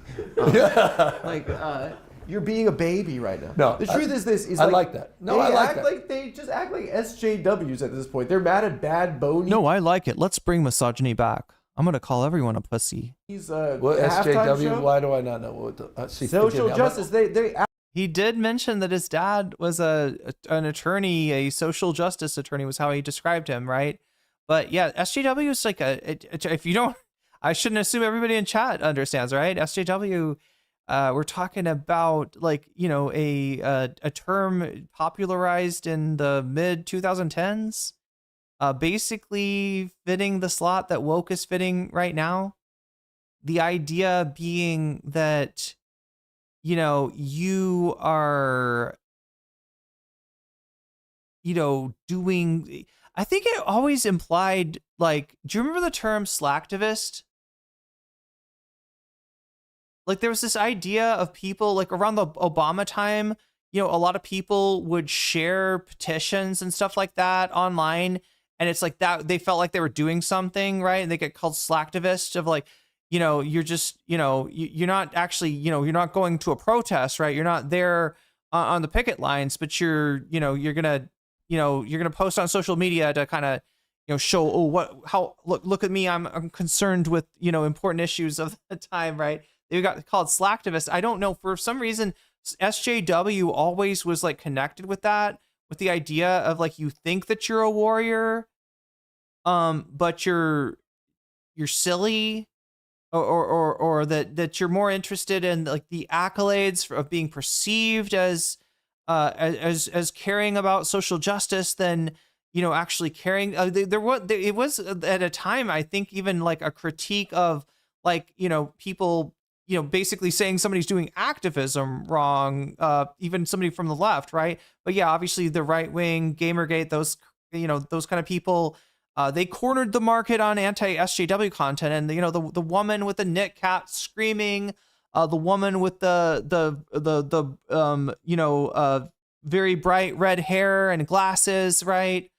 Big Red, right? There were all these avatars of what a social justice warrior, what an SJW was. You know, it tended to be a woman, often a lesbian, and you know, it was this the own on them is that they're crying, right? You know, and issue doesn't go your way in the government, something happens in the government, and you're really like crying about it, and that's cringe, because like politics is supposed to be all cerebral, all like, well, theoretically, I think that this is the best, you know, tax system for the country. You know, it's supposed to be not to the right, to a lot of the right wing. They don't see like a morality in it. They just see, oh, well, that's my opinion is that the rich should pay nothing in taxes and that you should die if you don't, you know, have a job, right? You know, it's yeah, just bring bigotry back. That's what we'll do. SJW, SAW, like the little guy from the puppet guy with the cheeks. That guy, the SAW. Yeah, I've seen that movie. The sequels. Shows how old I am. Yeah, it's like shows how old I am. I don't know. Look, it's not that he's too old, right? This is not a new term. Like I said, this is a term that doesn't get used that much anymore. The right wing will generally not call you an SJW. They'll call you a libtard. They will call you woke. They will call you, you know, an awful if you're a left-wing woman, right? But they don't really call you an SJW anymore. Nobody calls you an SJW. Nobody's called you an SJW for like, I don't know, 3 years now, right? That term has been out of fashion. And so, yeah, it's like I don't know. It's not that you're too old. It's that you somehow, I guess it's that he wasn't very online in the years of 2014 to 2020. That's pretty much it. SWA, yeah, exactly. SWV, yeah, it was a great band. I loved their hit with the Michael Jackson sample. It was lovely. People, right? Yeah. They're like mad about, they're incensed at Bad Bunny's song. He was good, man. I like Bad Bunny. But who cares? Who's mad at the fucking, they're being People call him a bad bunny. I thought it was a good bunny. I thought he was very good. I appreciate this, man. You know, it's just like I need to learn to shake my ass like those women on the stage that night. I need to. That was some pretty impressive twerking. By the way, this was happening with CRT, DEI, ESG. We were constantly. He's like, yeah, is SJW like one of those things like CAR, DIEI, ESG? This is why I started. That's why I went on Fox to debate Ron DeSantis, because they were winning. Do you remember that debate where the Ron DeSantis pulls out the poop map? Like Gavin Newsom is like actually debating him, and Ron DeSantis just pulls out this like this is an app called Poop Map. Every time somebody sees a human poop that's been taken in San Francisco, they can mark it on the app, and you can see how many poops there are. There's a lot of poops, Gavin. What are you going to do about all the poops? That messaging war. They were flooding. Somebody poops in Florida. We feed them to an alligator. Gavin, what are you going to do about the poops? The zone. We were on our heels, not our toes. And narrative matters, and we were constantly on the defense. So, my God, I feel like he's reciting shit that he heard from his his consultants, right? This is all consultant shit. We were on our heels when we should have been on our toes, and we lost the narrative, and it was very right. Oh my God. See, this is the problem. You're getting advice from the wrong people.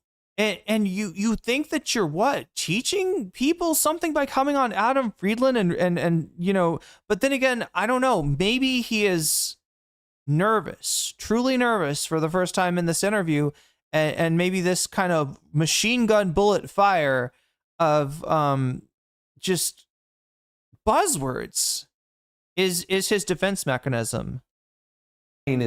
I think I align with you on that in terms of being consistent. Where I have fuck up, shut up. Yeah, but there are some. Be normal. But be normal. And I think. Oh my God. Normal to everybody. Everybody. Look. What's normal? Normal is such a subjective thing. Fucking business. It's not your life. It's good. Thank you. This is good. See, why for me? No, I'm like, what are you gonna like? But it's good though. This is helpful, man. It's healthy. Look at that. Look at that. He's like. I'm feeling good. No, you're giving me tough love here. I appreciate it. Thank you. Oh, no. All right, I'm gonna. Here, let's roll that back. That was so awkward, right? The moment that he's like, shut the fuck up. Gavin is just messaging war. They were flooding the zone. We were on our heels, not our toes. And narrative matters, and we were constantly on the defense. So what you're saying is. We were thinking inside of the box. We should have been thinking outside of the box. I align with you on that in terms of being consistent. Where I have fuck up, shut up. Yeah, but there are some. Be normal. But be normal. And I think they want us normal. This is not something that an interviewer should have to tell a politician. This is something that the team should be telling the politician, should be practicing, I guess, if they need it. But honestly, the guys that need to learn to be normal are not the guys that you should be running as politicians, right? This is an inability of the Democrats to adapt to a new millennium, right? This is a shift that's, I don't know how early in the millennium it started, right? But yeah, politics doesn't work the way that it did in the 90s. The Democrats are practicing it like it is still the 90s. Like Bill Clinton is in the White House getting his dick sucked by Donald Trump. To everybody. Look, I don't. Just be like, mind your own fucking business. It's like, that's my theory. They set Monica Lewinsky up. All right, she didn't do anything. She was in the wrong place at the wrong time. It was actually Trump blowing Bubba That's where the dress came from. Do you remember the picture of the dress? What if that's actually Clinton's dress? Right? What if it's not a reference to Monica Lewinsky at all? Or the dress was just there and they used it to sop up the results. Chat, this is a new theory. This is groundbreaking theory, all right? Monica Lewinsky, totally innocent, did nothing wrong, did nothing unseemly in the Oval Office. It was Bubba and Trump in the Oval Office, right? And they tried to frame her by putting it on their dress. It's not your life, you know? It's good. Oh, thank you. This is good. See, why for me? No, I'm like, what are you gonna like? But it's good though. This is helpful, man. It's healthy. Look at that. Look at that. He's looking. What do you think? So it's 3-0 now. All right, I'm not beating. Okay, here's my question. That's how you started. Here's my this damn conversation. final question. What this sort of I competitive did. framework, man. Well, I mean, it's just we'll let the girls decide. We'll let the ladies decide. No, but what you're saying is thank you. Just look, and I, as a guy who's a godfather of a trans son, a trans godson. I'm sorry. I appreciate what you're saying. I'm sorry. When you say your godfather, after telling us your family was involved in the mafia, what kind of godfather are we talking about, Gavin? Is this Boss Newsom? Is this the new Boss Newsom? And your trans godson is like your like, is running the operation in one of the neighborhoods? I don't know, chat. What's going on here? Yeah. And there are certain things where we may have modest disagreement, but I look. As we established, and it's well established in this book, I've been way out on all these issues, and I've been on the receiving end of the counter narrative, and I think you agree with the counter narrative, and that's the problem. And that's why you're not going to be the standard bearer for the left. That's why you're not going to be the lead in taking on Trump. You are a fucking liability to all of us because you haven't learned the lesson of this politics. Or the reason people hate Democrats is because they're inauthentic. You say stuff that you don't mean, and it shows. Just because Gavin Newsom has decided to be a little bit more honest about, his feelings towards trans people. It's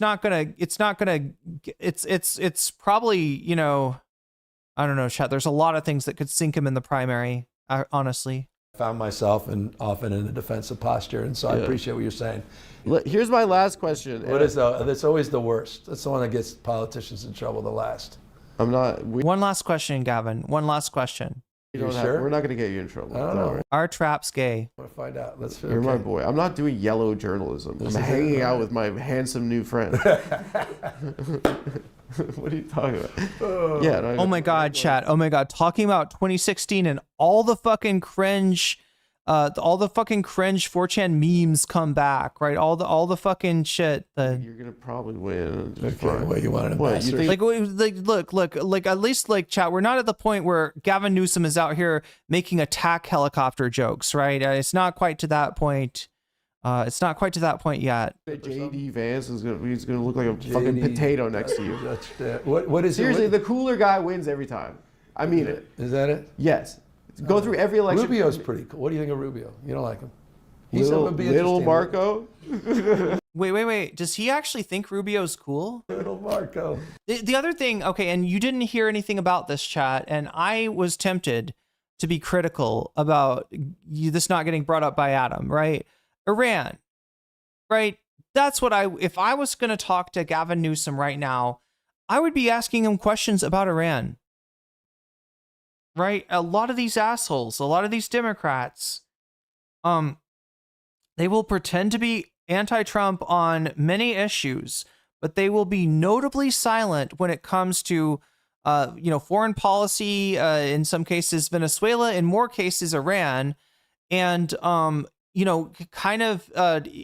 only thing they'll criticize is maybe the lack of consultation of Congress, right? That Donald Trump went into the war in an illegal manner, right? The way that he did it rather than the action that he did. And in such, they don't take any kind of stand on the issue itself. Because honestly, a lot of Democrats were on board with this U.S. project, a long-term project of regime change in Iran. A lot of Democrats are on board with the United States and Israel having, zero. What is it that Biden said? Zero daylight between us, right? Staying in this bear hug strategy where it looks like you and Israel are operating as a unit, even if it means that you are conceding to Israel on nearly everything. He is. I saw him in Munich. He's a Poindexter. Yeah. You're 6'3", bro. So now 6'2". You were a shooting guard. Yeah. Well, sort of what was forward. Your game? It was. We were. It was a short little league. It was Marin County. It was Marin. Yeah. That's why you bat. That's why I was on. That was why I was captain. Yeah. The baseball field was at a farmer's market. Farmer's market where I was eating grasshoppers. Yeah. You never tried a grasshopper, right? You never answered. No, I'm a regular person. I go to Chipotle. By the way, they're struggling a little bit right now. Chipotle? Yeah, which is interesting. I read They really fell off a cliff. I don't know what's happened. It was a great restaurant. I don't know what's happened to it. Okay, we saw you, survive kind of a recall election and kind of win by a landslide, which I think is like adds to your bona fides as like someone that's like gotten scrubbed up. Yeah, scrubbed. In addition, out of all people in state politics in California, you're kind of like the last one left. Wait, but I couldn't tell though. Do you think he was saying Rubio is cool? Do you think he was like? Because look, Rubio's very not cool, and especially nope. I gotta remember. This is before. This is probably before Venezuela, right? Do they talk about? I feel like they mention ICE. Do they? I don't really remember them. This might have been before the shootings, chat. This might have been a long time ago. This might have been like early January when this was actually recorded. I wonder if it tells us, right? I wonder if we can find out by looking. When was this recorded? Nope. No clue.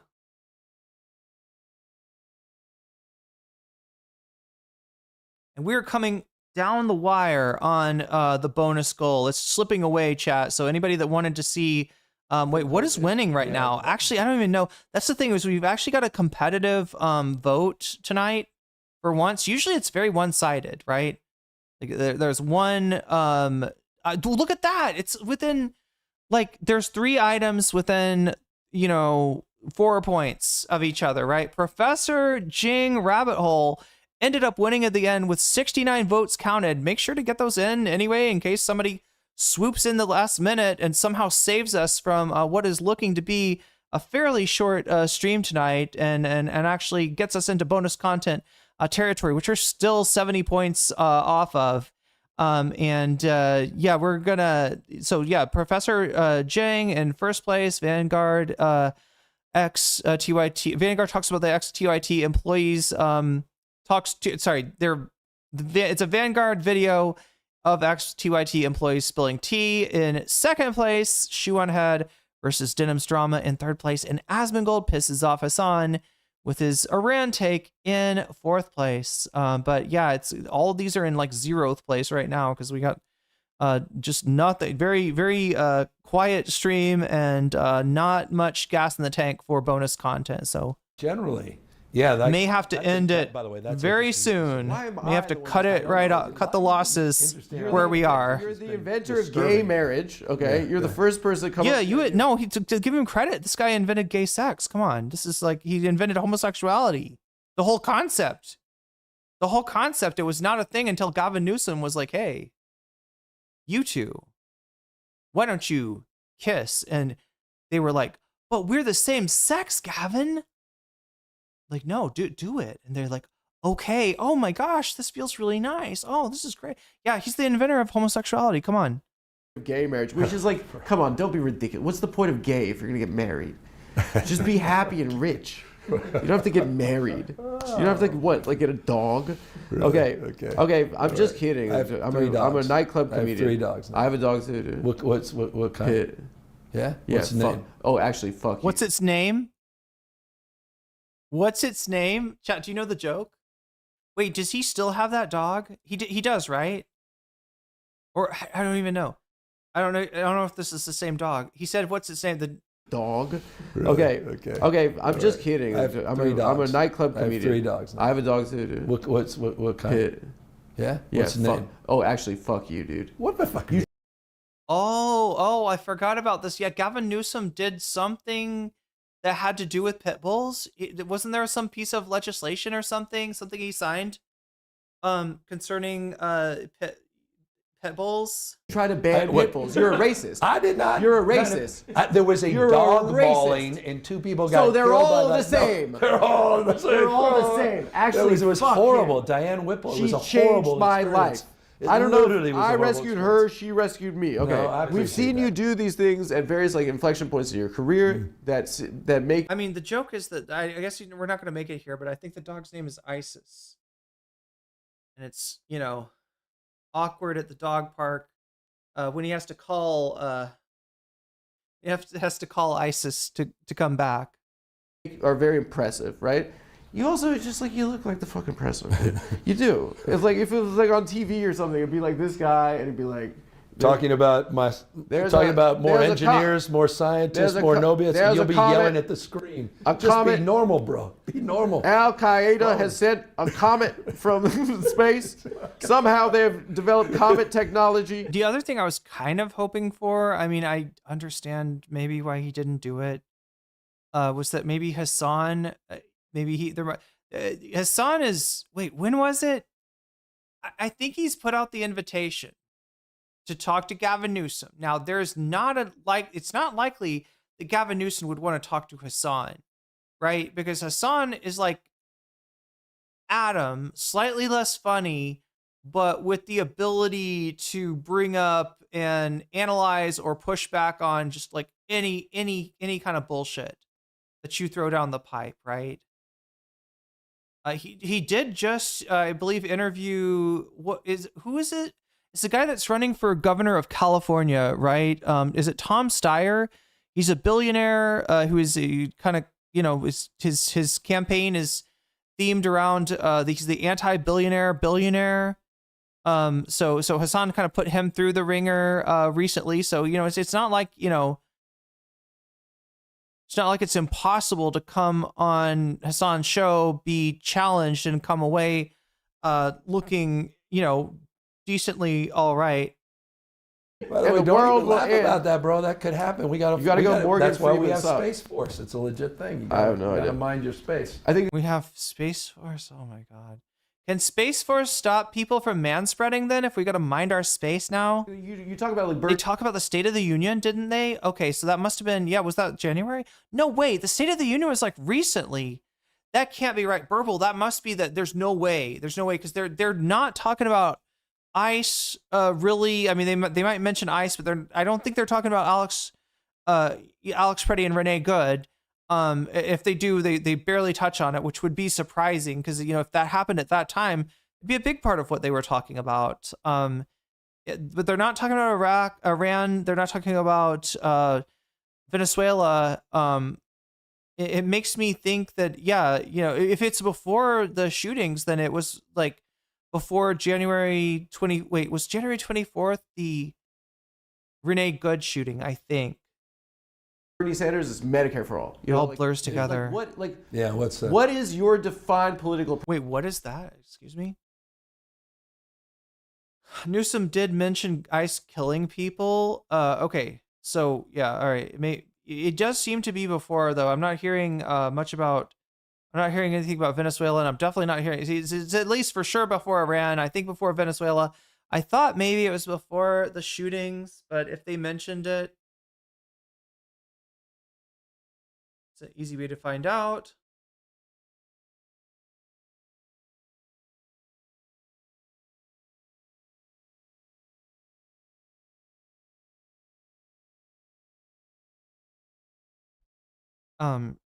Okay.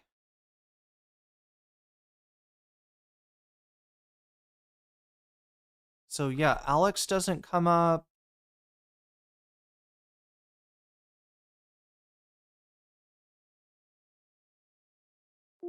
Pretty cool, not pretty.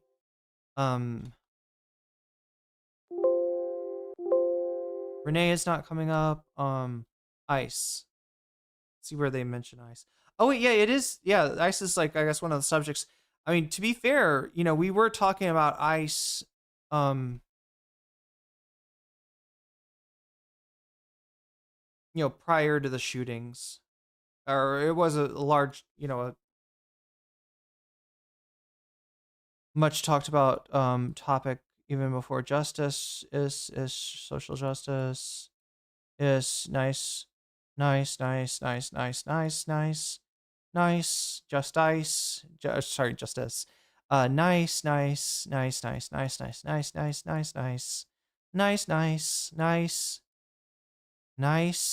Venice nice voice messages choice nice office police force. Wait, they must be talking about ICE somewhere here. Here we go. Yeah. So let me read out the mention of ICE. Speaking of what is the party like in the light of Joe Biden was doing family separations, like, you know, like a lot of these, like, you know, under Obama, like ICE was dramatically expanded. Like, I think that there is kind of a conversation amongst your caucus. Okay, so yeah, about what they morally stand for.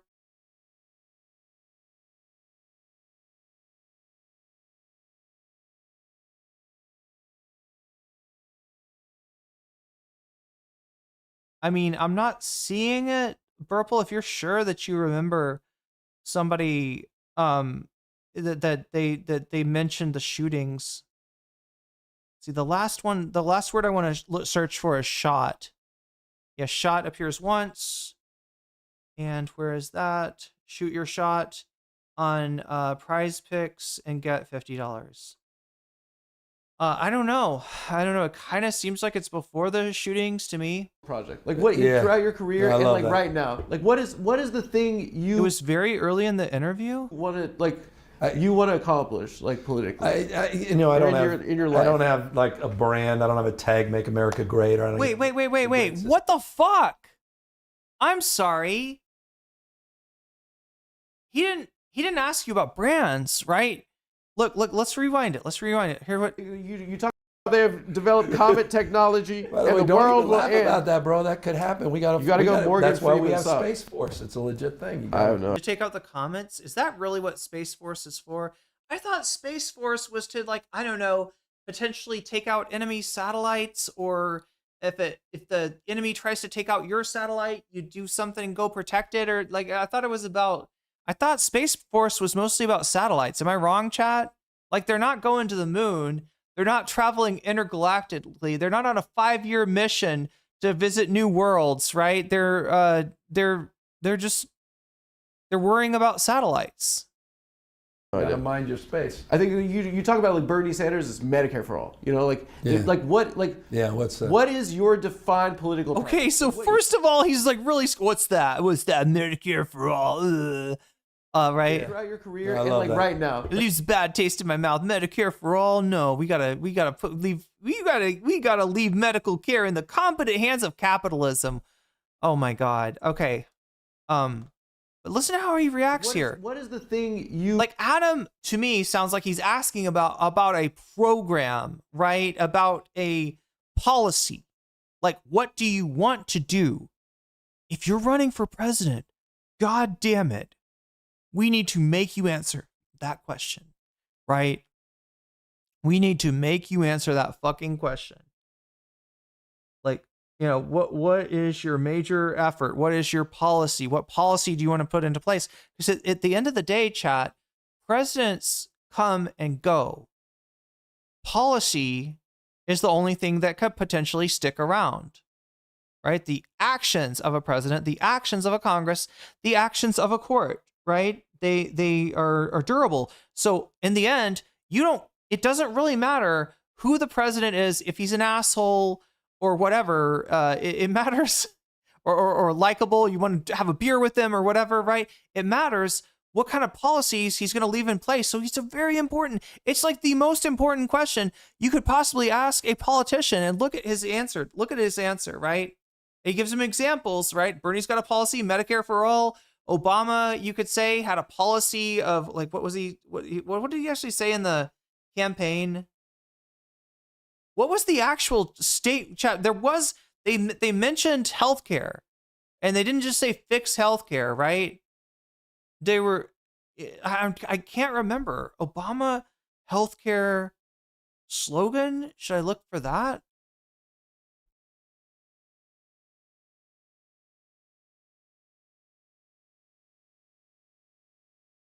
If you like your doctor, you'll be able to keep your doctor, period. If you like your health plan, you'll be able to keep your health plan, period. Now, chat, that was an Obama promise he did not fulfill. However, right, the only healthcare or doctors that got taken away from people were healthcare and doctors that were ripping them the fuck off. So it's a funny thing. Okay, what was the slogan though? What did they run on? The time for universal healthcare. Holy shit! Complete text. January 25th, 2,550, which is in Thai years. That's 18 years ago. Is that right? Yes, 18 years ago. Which is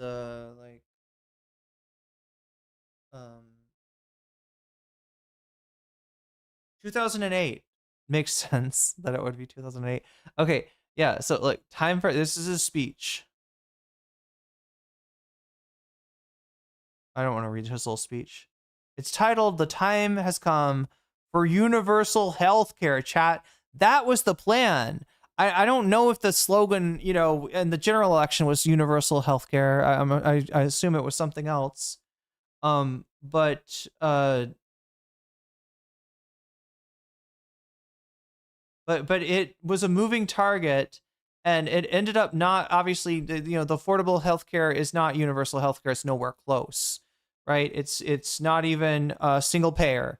So that was a major failure, but at least he had a plan. He had something on offer to say, you put me into power, this is what I'm going to do, right? Even Trump, I think, kind of basically signaled, doing a lot of the things that were in the big, beautiful bill. So even Trump had some sort of policy, and the Democrats love to run absent of policy. They love to run where they can just talk about issues, or they can talk about events, or they can react to things. I don't like the bill. I do like the bill. There's never, they don't want to get nailed down on policy, because then they'll be expected to actually do something. And what Democrats are put into power for by their corporate masters, by the people that actually bankroll them, the Democrats are put into office essentially to drag their feet. When they get elected, it's because the public wants reform. Reform is generally, this kind of reform generally not good for capitalists, right? So the Democrats are in there to be like, yes, reform, let's do this, right? Get in there and be like, oh, we're going to water it down. I said universal health care, haha. Here is not even a public option.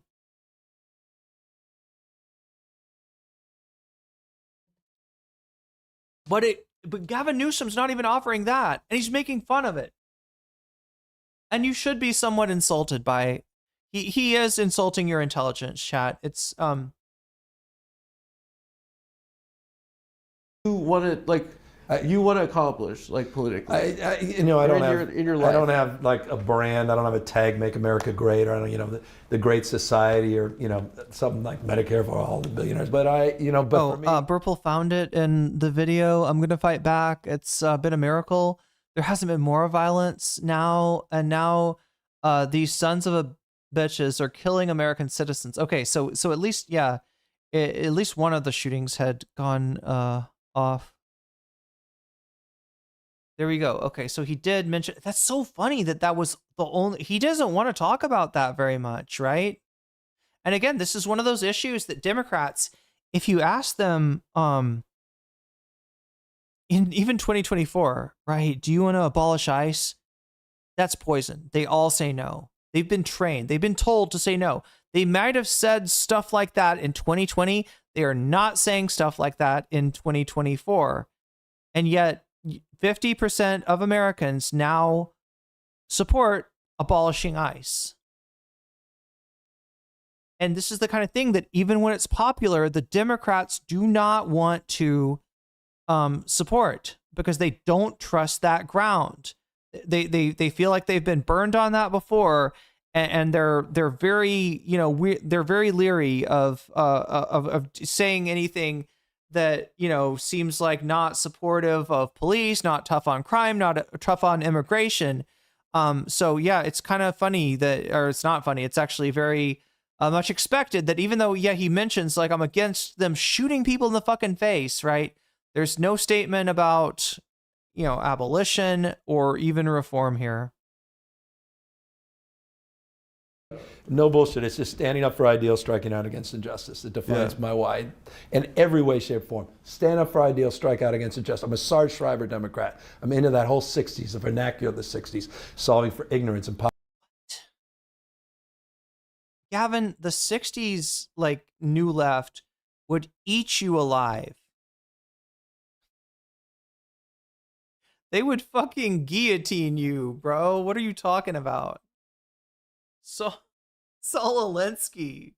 It defines my why in every way, shape, form. Stand up for ideals, strike out against injustice. I'm a Sarge Schreiber Democrat. I'm into that whole 60s. Sarge Schreiber?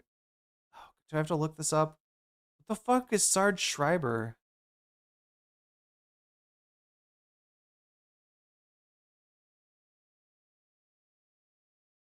Schreiber?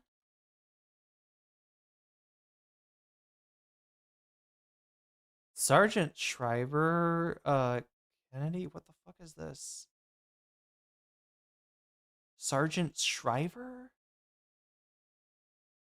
Peace Corps leader? Architect of the War on Poverty. Okay, he's not! Oh no! Oh no! Gavin Newsom is not comparing himself to the Great Society. He's the fucking opposite. Look, Dems like this are the death of the New Deal consensus, right? They're the white flag of surrender, right? Dems like Gavin Newsom are not. That's crazy that he would compare himself to the architect of the war on poverty when Gavin Newsom has entered the war on poverty on the side of poverty, on the side of making more people homeless, on the side of making California more unaffordable. What a bastard. What a shitty thing to say. The vernacular of the 60s, solving for ignorance and poverty and disease, and the spirit of the 60s, and the spirit of King, and and how the nonviolent movement and Gandhi. Oh, but in the 60s, they're kind of transphobic though. They were like, they would sometimes worry about, what if Kobe, what if LeBron were to suddenly one day, just self-identify as female and start playing in the WNBA? And is that how trans women in sports works? Is you just to declare yourself a woman and you play in female sports? I don't know how I feel like about that. I don't know, chat. I don't know. I mean, the 60s fucking left was highly problematic in a million different ways. I would say though that the most prominent and hard to ignore, bigotry on display, even in places like Woodstock, I'd say especially in places like Woodstock, was misogyny. Right, the 60s were still very, very misogynistic. Havel and Mandela, that moral authority, that whole space, that's the zeitgeist. Yeah. And that's. Did bro say zeitgeist? Does he think it's called the zeitgeist? Is this really Gavin? The nonviolent movement and Gandhi and Havel and Mandela, that whole. Oh, it makes me so happy when I think of Gandhi and Havel and Mandela. That moral authority, that whole space, that's the zeitgeist. That's the Zweiggeist. What other German words can we turn this into, chat? Yeah, the phrase is Zeitgeist. Zeit in German is time. Geist is spirit or ghost. And it's just like, is it Kant that talked about the Geist? Is the Geist a Kantian? I'm trying to remember the Geist.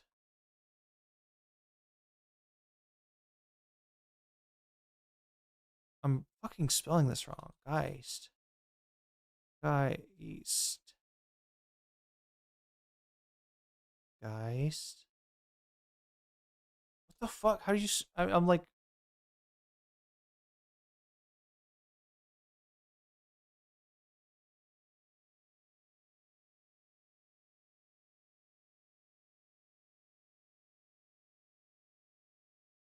Oh, hey, is it Hegel?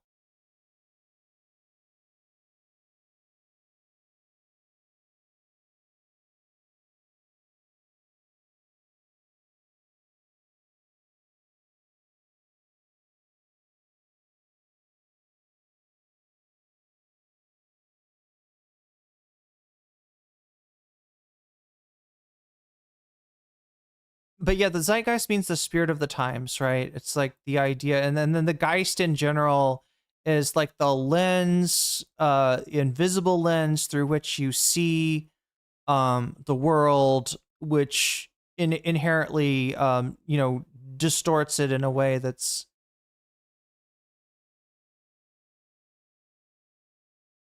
Anyway, sorry. I'm getting all Professor Jang on this now. Let's the zeitgeist, right?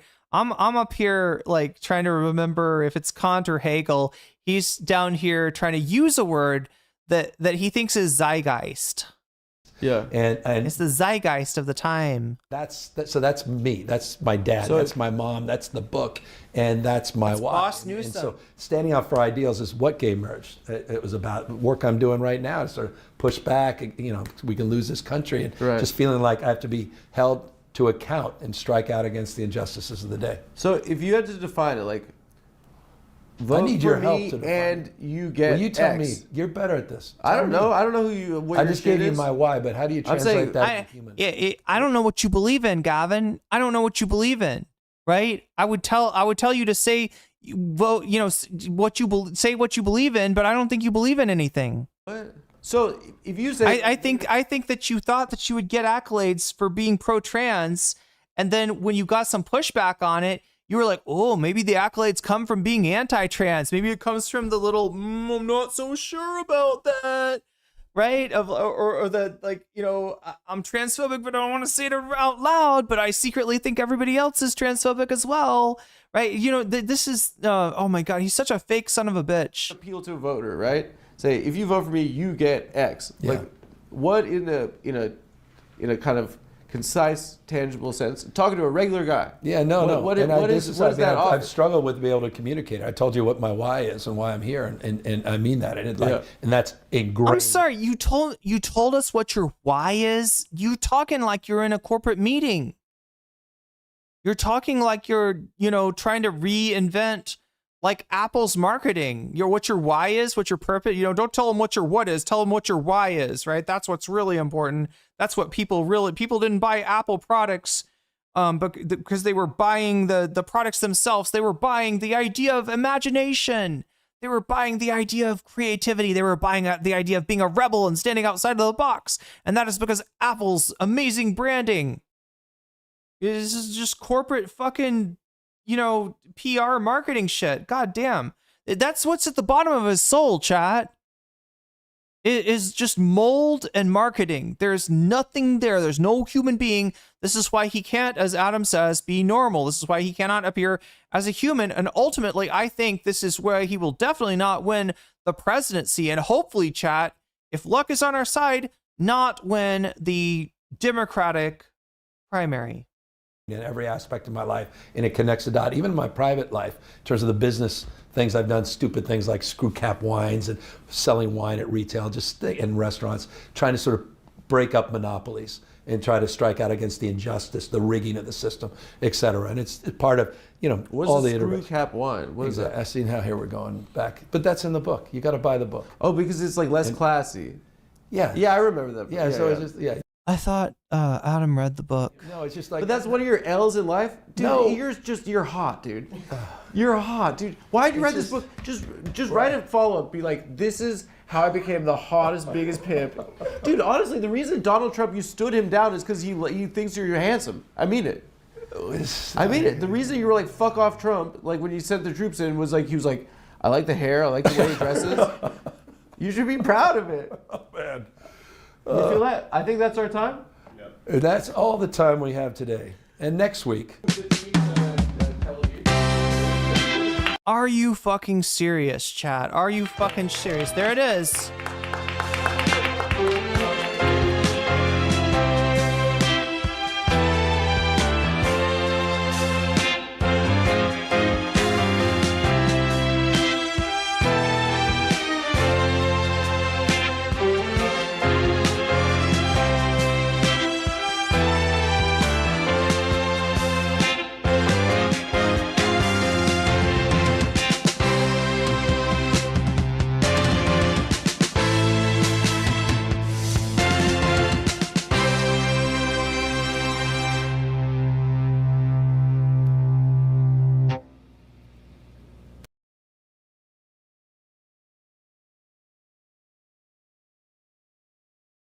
And with that, chat,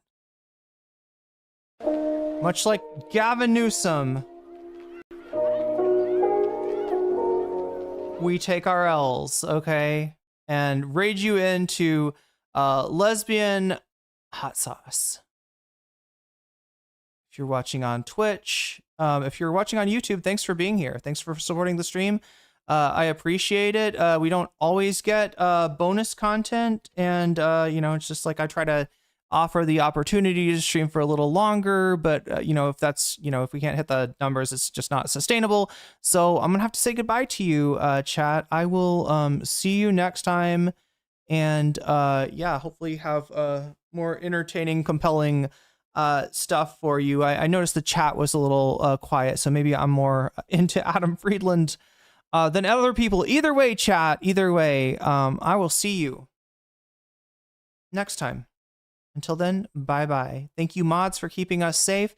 Thank you, Thumb Gang, for helping the stream get out to more and more people. And